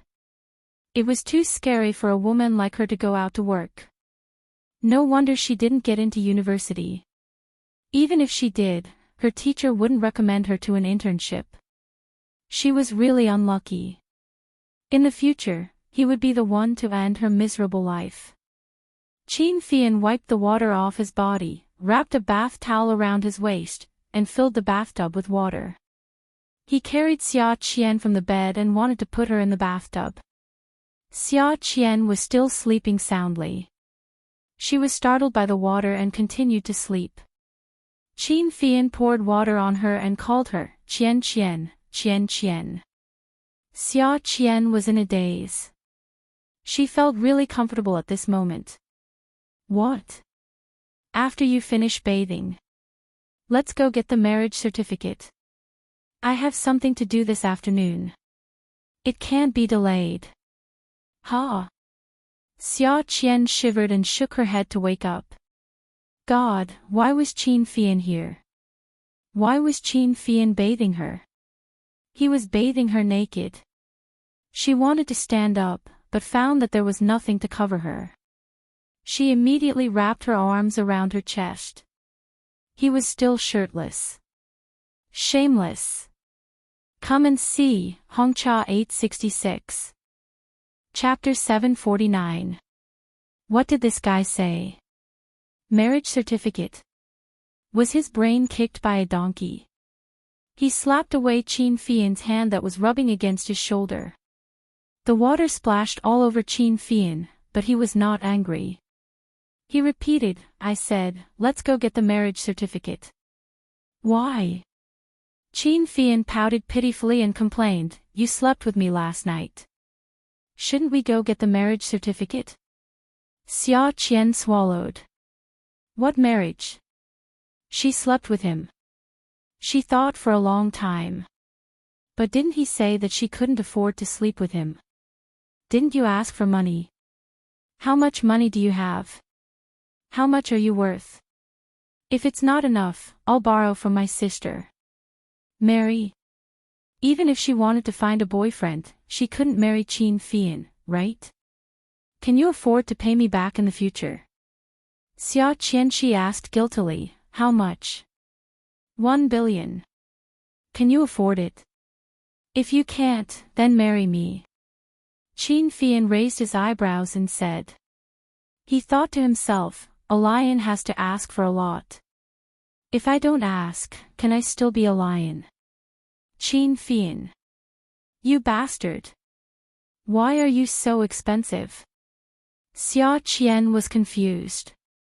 She was confused 10,000 times. God, this is too much. F*ck, I really can't afford to sleep with him. Xianxia, I want to put it on credit. Xianxia choked. He looked at the girl whose face was steaming from the hot water. She looked serious. Put it on credit. What did she mean? Zhou Xian was very anxious. Such an expensive man. God, she never thought that she would sleep with a man with such a high price. There was such a person. She wanted to get married if he didn't pay. Other than looking good and having a good figure, Xianxia didn't fit her description of a future partner at all. Although she was a little stupid, when it came to marriage, she should at least find a reliable man, right? She couldn't see through other people's personalities, but she should be able to tell if they were reliable or not, right? Xianxia was not a reliable person at all. If she had those unparalleled martial arts skills in Wuxia novels, she would definitely get rid of evil for the people and bring peace to the people. Zhou Xian didn't think that she would be able to walk out of the shadow of losing her virginity so quickly. She was convinced. Could it be that sleeping with a good-looking virgin could make her feel better? She slapped herself in her heart, but it was useless. What she cared about the most now was the billion, not her life. She thought for a moment. Why did Xianxia quote such a high price? She tilted her head and asked, Qin Fian, this is my first time too. Why do I have to pay you back? I can also be worth 1.5 billion. Qin Fian smiled. He stood up and squeezed some shampoo from the wall dispenser. He squatted down and mixed some water, then applied it on Xianxia's head and washed her hair. Xianxia, you can't quote a sky-high price for this money. Why does a person have to have a status? It's so that they can estimate the value when they suffer a loss. He mixed some water again and brushed the corners of her hair to the top of her head, creating a large ball of bubbles. Qin Fian squatted outside the bathtub with a towel wrapped around his waist, as if he had washed someone's hair countless times. At that time, he was 15 years old and lived in her house. Many girls liked to run to her house because they saw that he was pretty and wanted to get close to him. Every time she wanted to show everyone that he was hers, she would bring a basin of water to the dam outside the courtyard and sit on a small stool to let him wash her hair. He would even dry clean it, just like the hairdressers in the city. Children in the countryside didn't wash their hair every day. Not only did she wash it every day, sometimes twice a day. Now that she was in the bubbles, the shampoo had changed, but the texture of her hair didn't seem to have changed. Her hair was thin, not thick, and not black. Qin Fian sighed. He felt that Xianxia wasn't the kind of person who liked to be sad, so the corners of his mouth twitched again. He said leisurely, Xianxia, think about it. If the two of us went out at the same time and got scratched by a car, how much would you ask them to pay? Think about it. How much would I ask them to pay? Scratched? Scratched by a car. Not a bicycle. Yes, a car. Qin Fian saw that Xianxia was enjoying him washing her hair. Seeing that she was serious, he sat on the edge of the bathtub and sat behind her. This way, he could brush all the hair and bubbles back. Let's talk about a car. Let's estimate it at 1 million. Xianxia wanted to talk to Qin Fian, but he was already behind her. But this was good. She watered herself and bathed. Such an expensive car. No matter what, I have to ask him to pay 5 or 10,000 yuan. I can't let him get away with it. I have to buy some tonics to nourish my body. What's wrong with scratching the skin? Even scratching the skin is still flesh and blood, right? After Xianxia finished speaking, she pretended to frown and clenched her fists. Qin Fian clasped his hands together and brushed his hair back along his hairline, creating a big bunch of bubbles. He then stood up and threw the bubbles into the toilet bowl. Yes, even scratching the skin is still flesh and blood. But if I were to be scratched by a car like this, I would ask him to pay me 1 million yuan. Xianxia trembled and spat. 1 million yuan. Qin Fian, are you shameless? It's just a scratch. 1 million yuan is considered a small amount. If I were to be scratched, I would have to go to the hospital to clean up the wound, delay my time, delay a contract, and possibly lose hundreds of millions. 1 million yuan is considered letting him off easy. If he angers me, I will think of ways to make his career go down the drain.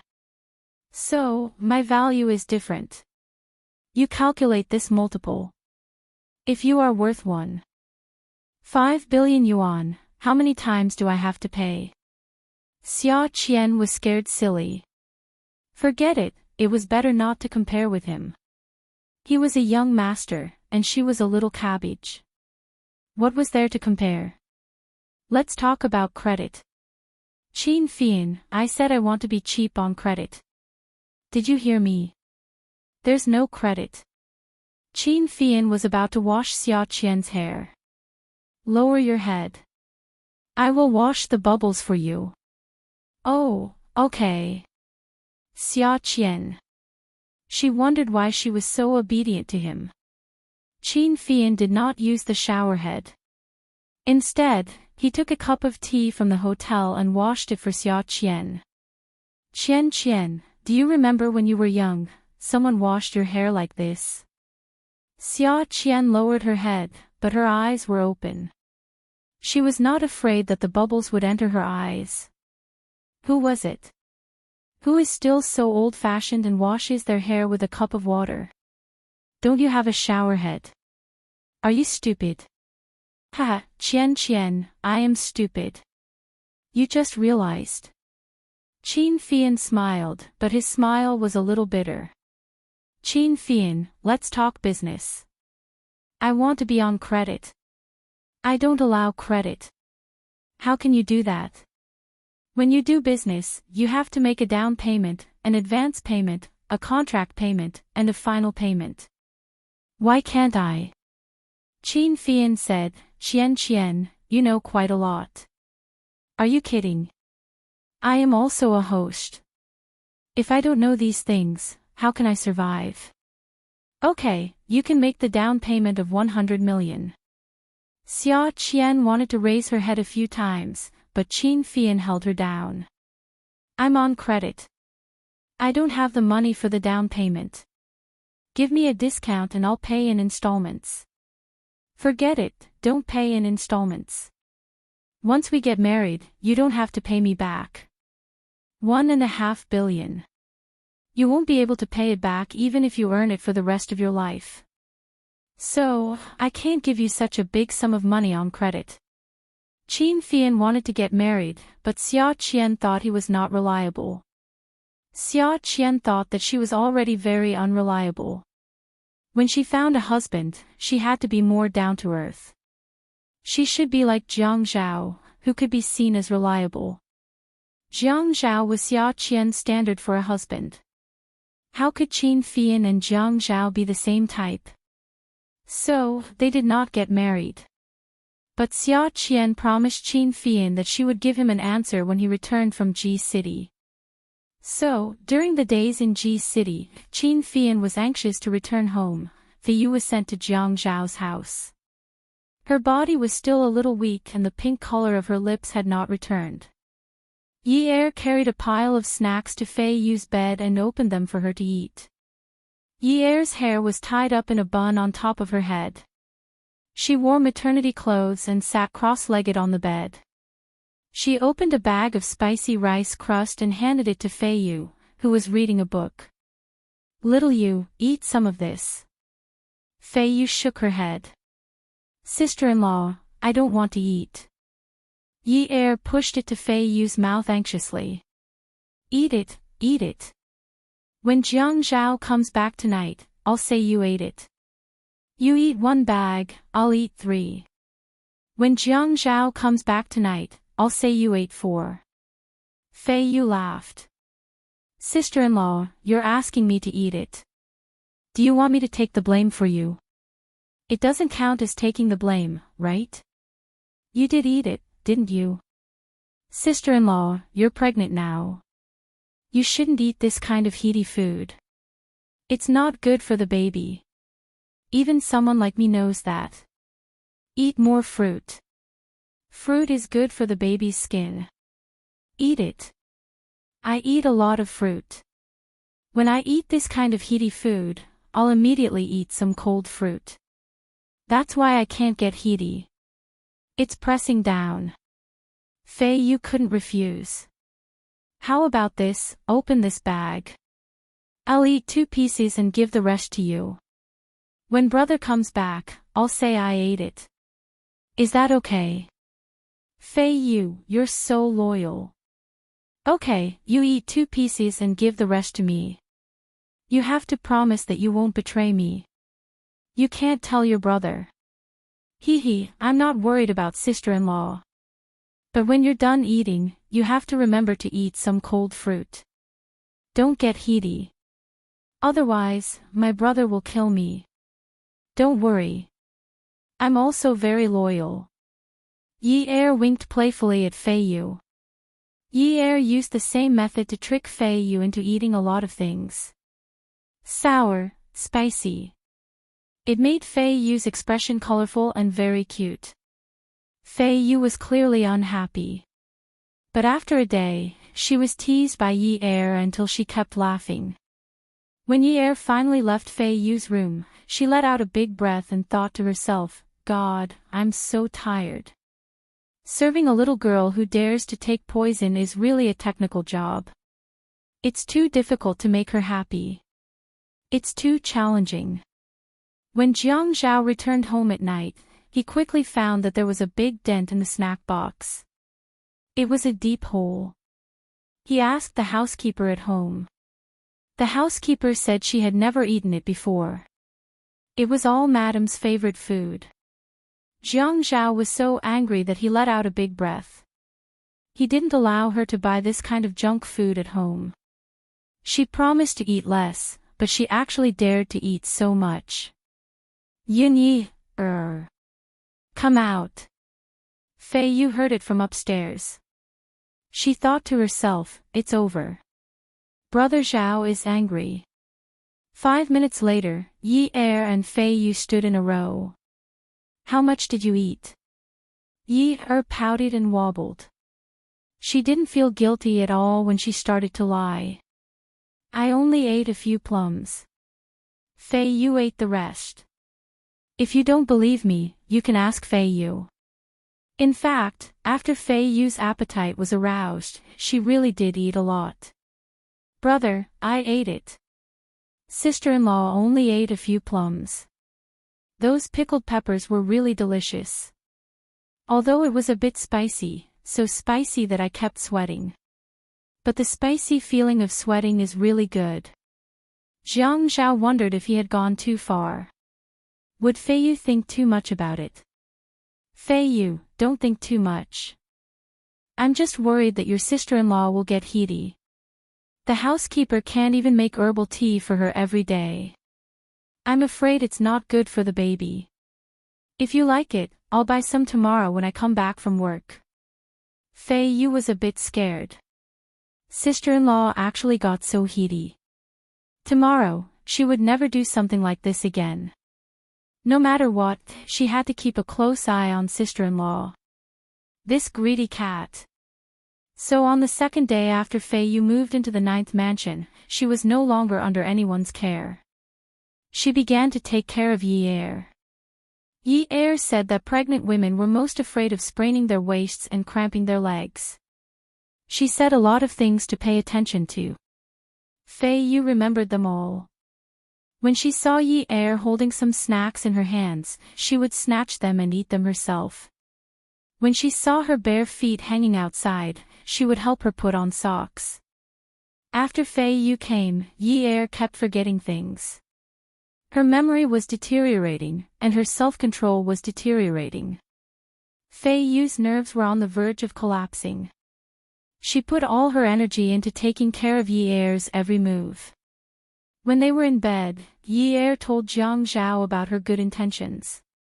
The little girl can't be idle at this time. She has to have something to do.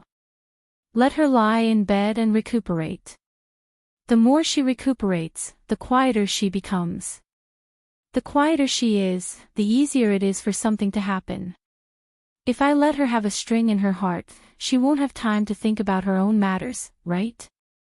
If she doesn't have time to think, she won't be depressed and unhappy all day. If she can't figure it out, she has to think about the pregnant woman at home. Fei Yu, this child, is still very responsible.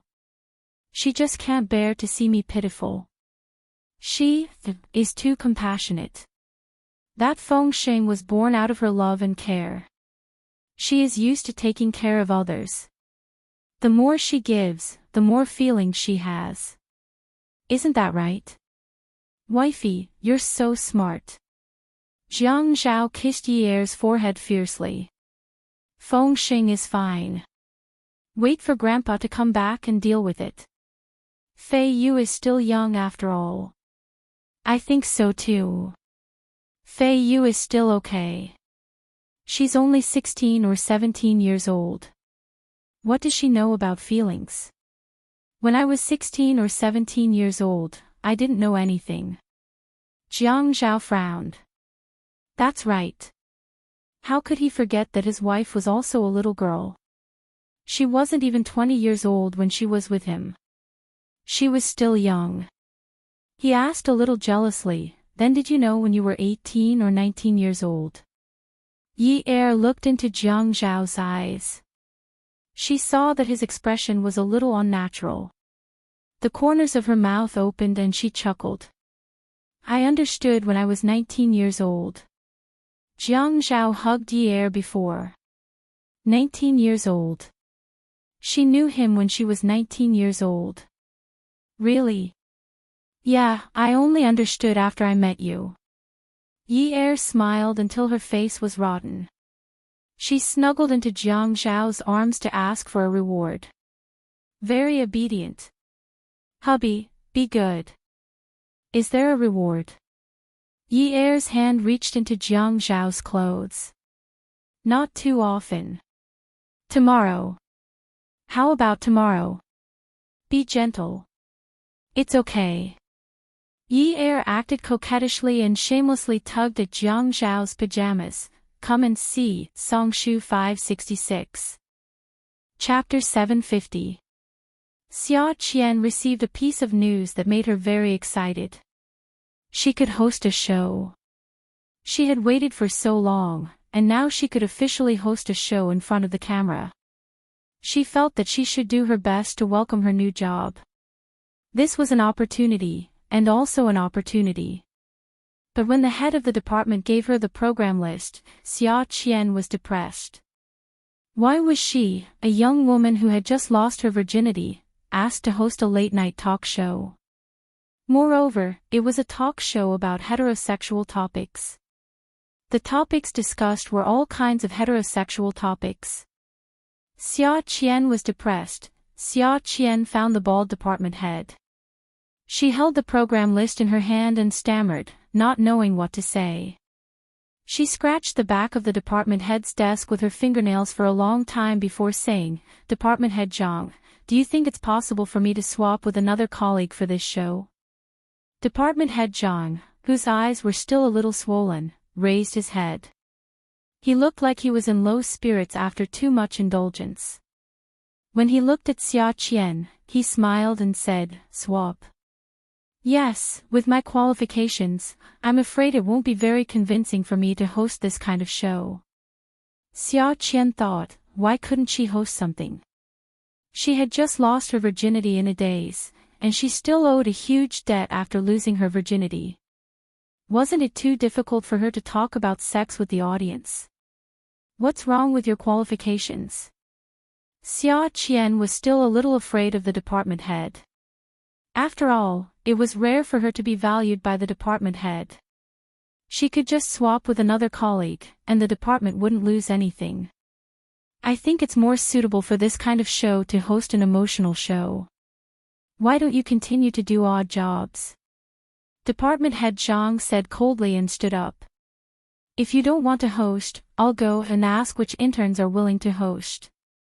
This program has a high viewership rating in our station, and several hosts became famous because of this program. When Zhou Xian heard that she would do odd jobs, she immediately extinguished the fire. Okay. I'll host. The reason why this show was so popular even when it was broadcast at 12:30 p.m. was because the topics discussed were very broad. Menstruation, leukorrhea, orgasm, erection, impotence, one-night stands. Sex equals hunger, affairs, third party, etc. They talked about all the topics about the right and wrong views of the world. The female host's style of dress required a short skirt. Even if she wore a high-collared top, she had to wear a short skirt or hot pants. Once, there was a female host who wore a sexy high-waisted dress that exposed her navel and chest. She was on the front page of the newspaper the next day and became famous overnight. Zhou Xian actually didn't feel that there was anything that couldn't be talked about. When they were in the university dormitory, there was nothing that girls didn't dare to talk about when they were together. Whether it was men, women, women, or their positions, there was nothing that they hadn't studied before. But in front of the camera, he felt a little embarrassed. After all, he didn't have much experience. Zhou Xian put on her makeup and changed her clothes. She didn't even dare to look at herself in the mirror. The TV station had prepared a short denim skirt that exposed her midriff. They said that at her age, she would look sexy in such a dress. Qin Fian's daily call came. Xianxia, what are you doing? Zhou Xian felt that Qin Fian was her creditor now, so she had to be a little more polite to him. After all, every time she wanted to hang up on him, he would say that it was a creditor's call. So expensive. As soon as she saw Qin Fian's call flash, Zhou Xian saw a screen full of money. She could only think of one word: so expensive. Why did she sleep with such an expensive man? So expensive that she couldn't afford to sleep with other men for the rest of her life. The most tragic thing was that before you could taste anything, he would tell you to pay up. You've already eaten everything. How wronged. I'm preparing to go on the show, Zhou Xian answered perfunctorily. She sat on the stool and looked at the A4 paper in her hand. Some of the content for the show was written on it. Today's topic was, have we now entered the era of love and sexual independence? Zhou Xian frowned.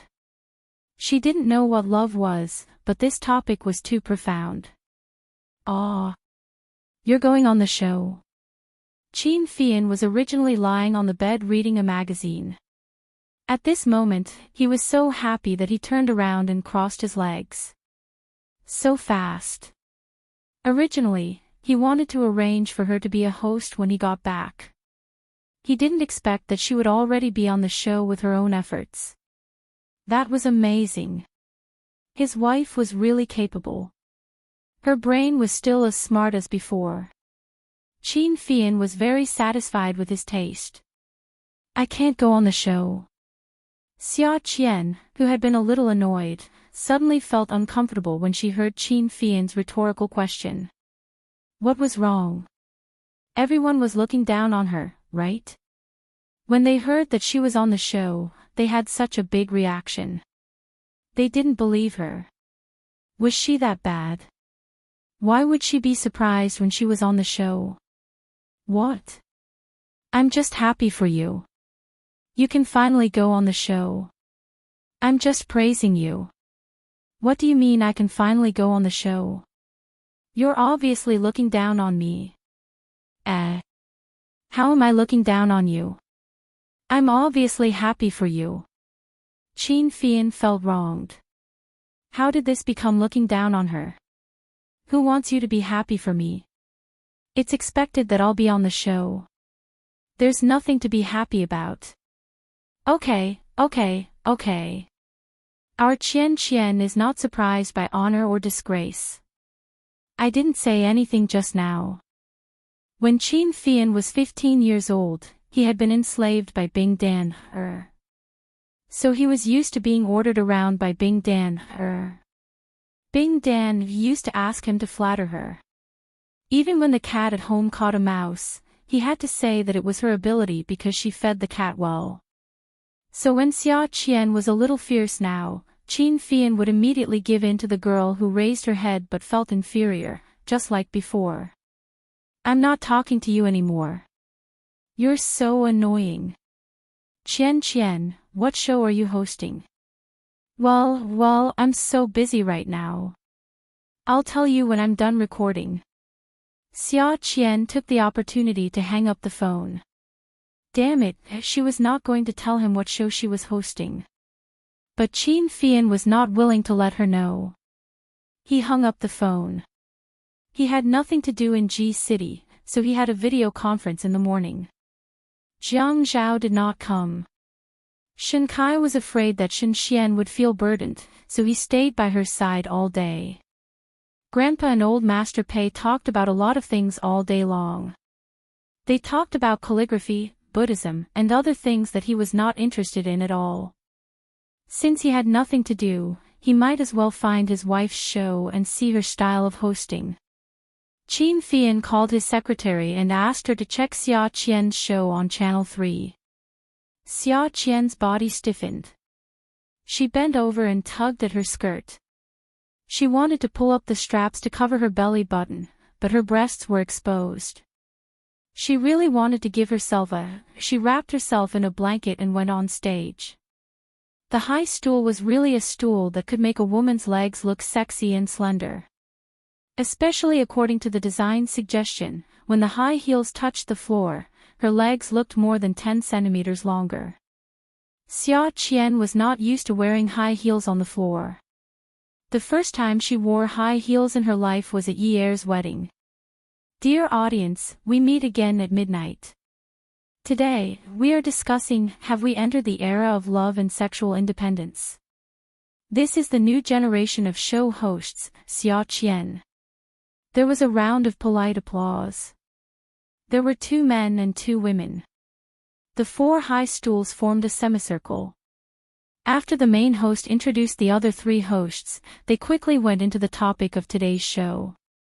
Xianxia heard his secretary report that the show hosted by Zhou Xian was called The Era of Sex.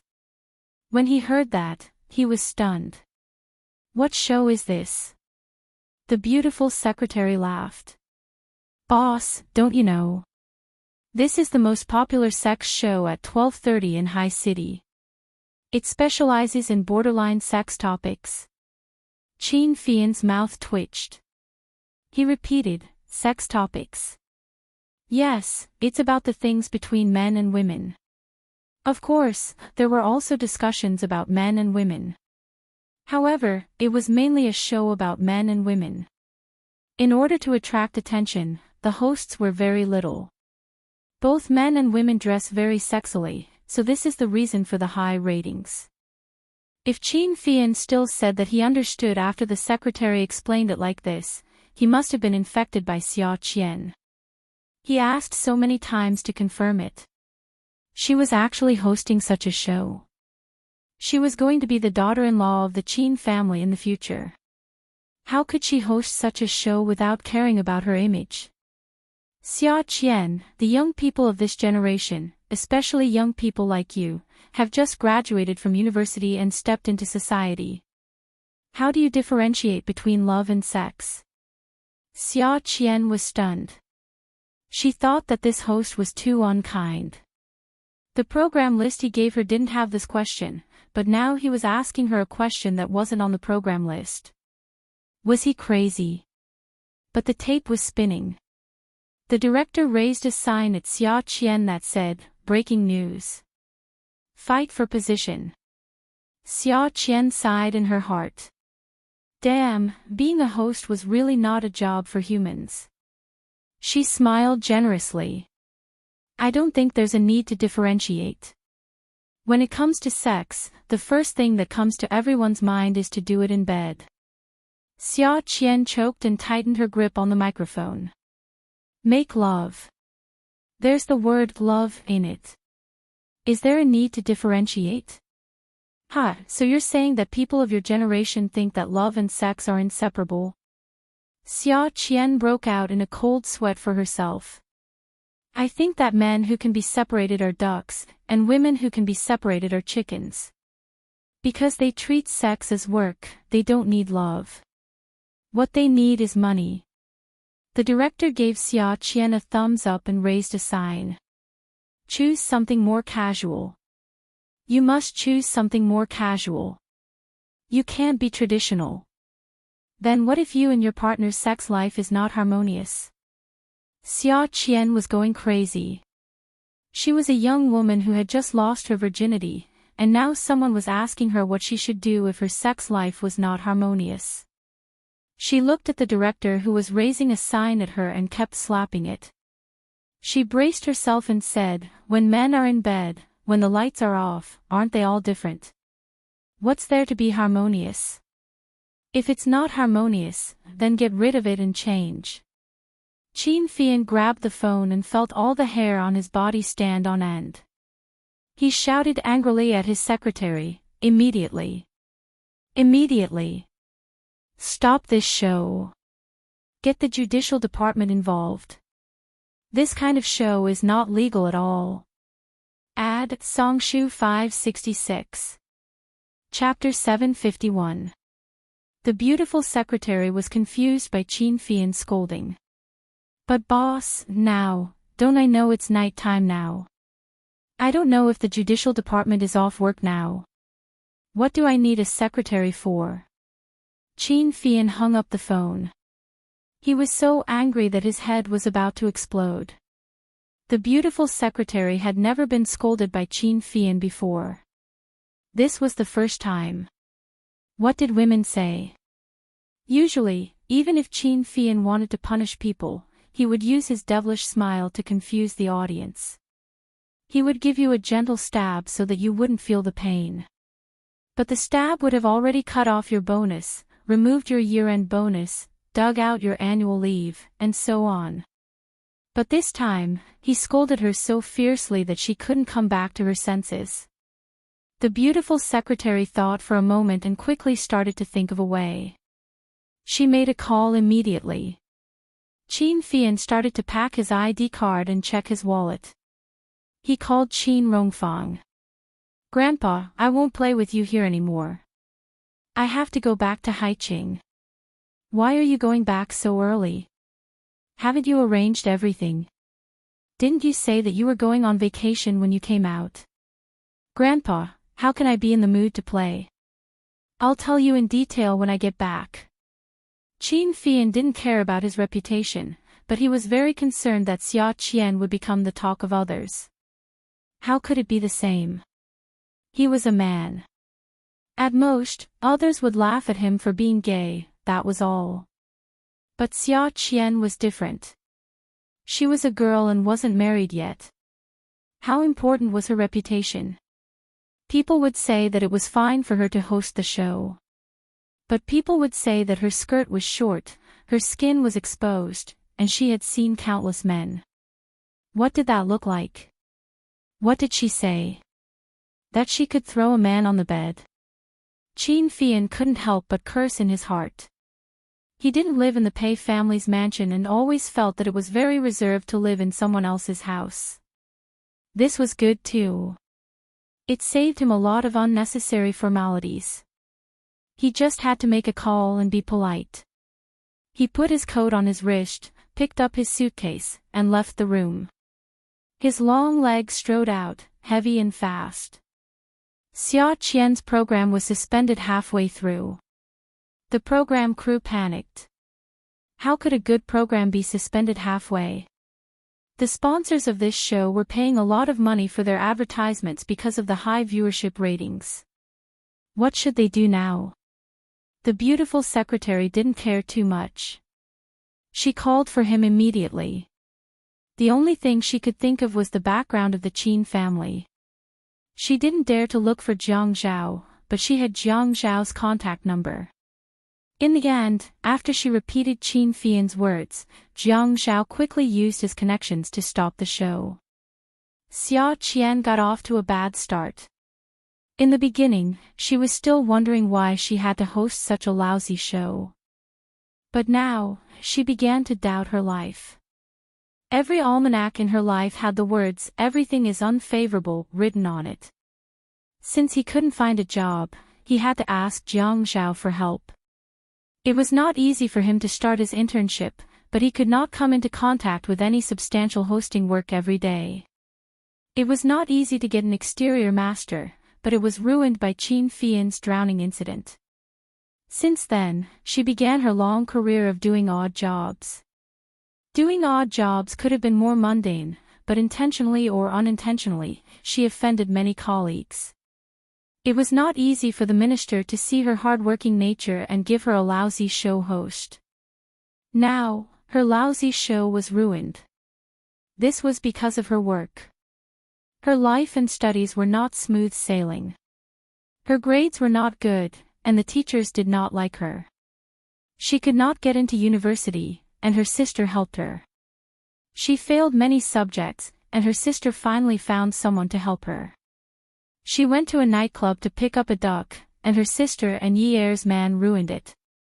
She attended Yi Er's wedding, and wanted to take back the bridesmaid's dress to make a formal dress, but Qin Fian tore it. She took revenge on Qin Fian, and he smeared chili all over her body. Now, she felt her whole body burning when she saw chili. She did not dare to eat chili anymore. After drinking, she slept with Qin Fian.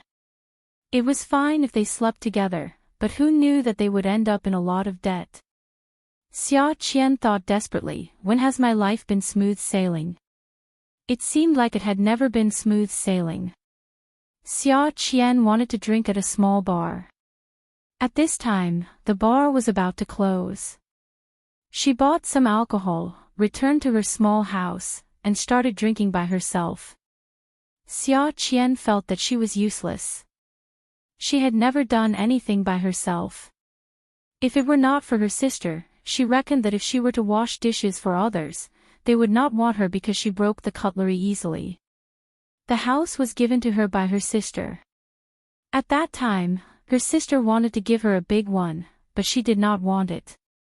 In the end, she could only compromise and get a small one-bedroom apartment of less than 40 square meters. Actually, deep down, she still wanted to buy a house with her own ability. But now she realized that this was just a luxurious dream.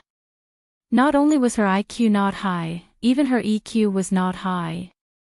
Thinking about this made her feel very depressed. Zhou Qian was very drunk. She took the remote control and used it as a microphone. Facing the television, she said very seriously, "Good evening, ladies and gentlemen. We are now broadcasting the first piece of news. Today, at 12:30 a.m., a show was suddenly stopped. Everyone is speculating about the reason for the sudden stop. There are different opinions.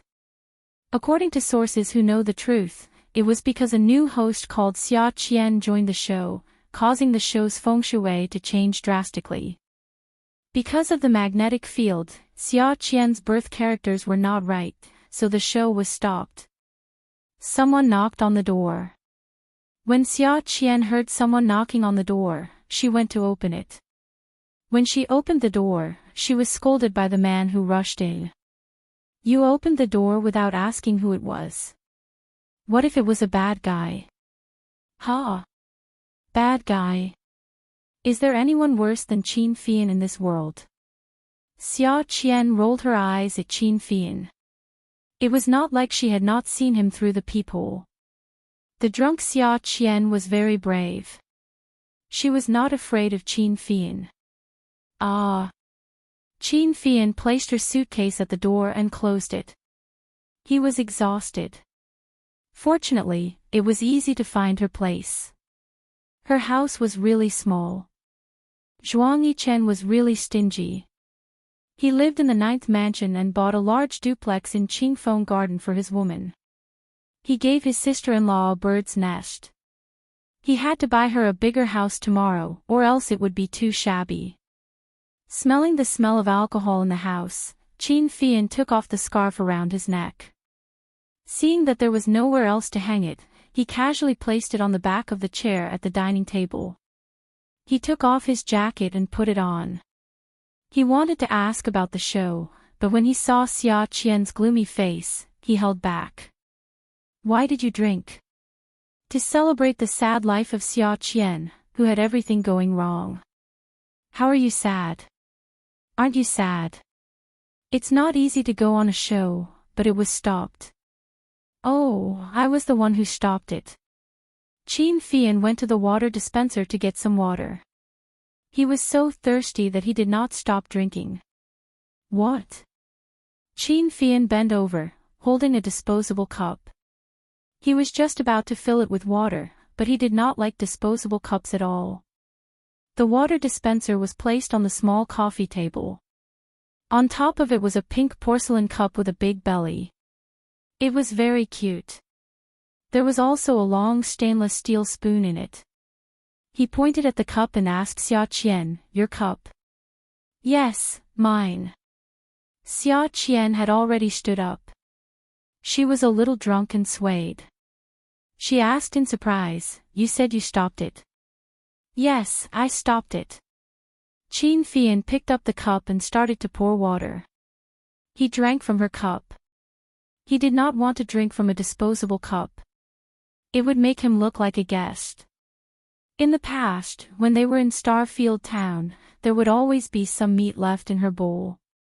In the end, she would always ask him to finish it for her.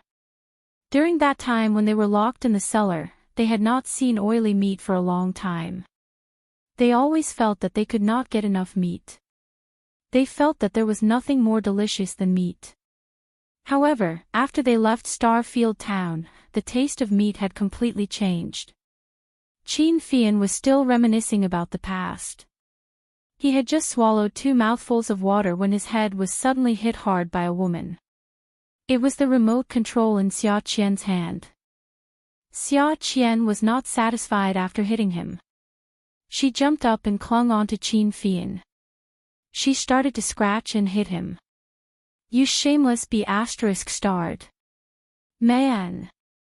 Who told you to stop my show? Who told you to stop it?" She was indeed a jinx. She had even stopped such a popular show in the station. This Xianxia was the ultimate scumbag. Xianxia spilled the water in his hand. Although it was a wooden floor, the decoration was obviously not bad. The floor was made of raw wood with bright wax. When the water stained the floor and Xianxia was grabbed by Zhou Xian, he lost his balance and fell to the ground. The spoon and the cup fell to the ground. The two of them were entangled on the ground. Zhou Xian really wanted to scratch this man until his face was disfigured. However, she could not hit his face every time. She was anxious and angry. She said angrily, "You scumbag." Xianxia had been rushing non-stop all the way. He was exhausted. Now that Zhou Xian was grabbing and hitting him, he was annoyed. He grabbed her hand. The beauty's face darkened. He coldly reprimanded, "You shrew." Zhou Xian lowered her head to bite Xianxia's hand. Once her hand was free, she took advantage of the situation. The after effects of the alcohol were strong. She immediately rode on Xianxia. "I was just hosting a show. What right do you have to stop it? What right do you have? You be ****. Xianxia lay on the ground and looked at Zhou Xian's pear blossom hair. She lowered her head to look at him. Her hair covered both sides of her face. Her face was small and her face was red. She looked like an ice egg that had been tired from running. His heart softened and he tried to persuade her. "How can a woman host a show like that? How do you want people to talk about you in the future? I'm doing this for your own good." Zhou Xian could not bear to hear his argument. Since when was it his turn to worry about her matters? What did he say? A woman can't host a show like that. There were many women who became popular on that show. She was not convinced. Looking at Xianxia's beautiful face, she wanted to destroy him. She was so anxious that she clenched her fists. She made up her mind and raised her fist in the air to hit him. "What do you know? A good woman can hold up half the sky. She can host any show." Xianxia caught the woman's fist firmly. With a nimble flip, he turned her around and pressed her on top of him. He pulled her small fist to his lips and kissed it. Looking at the woman's angry face, he said in a low voice, "Then do you know that there's a saying, a good man will never be pressed on top of someone?" As soon as he finished speaking, he kissed the woman's lips. Awesome novel, Xinwu 799.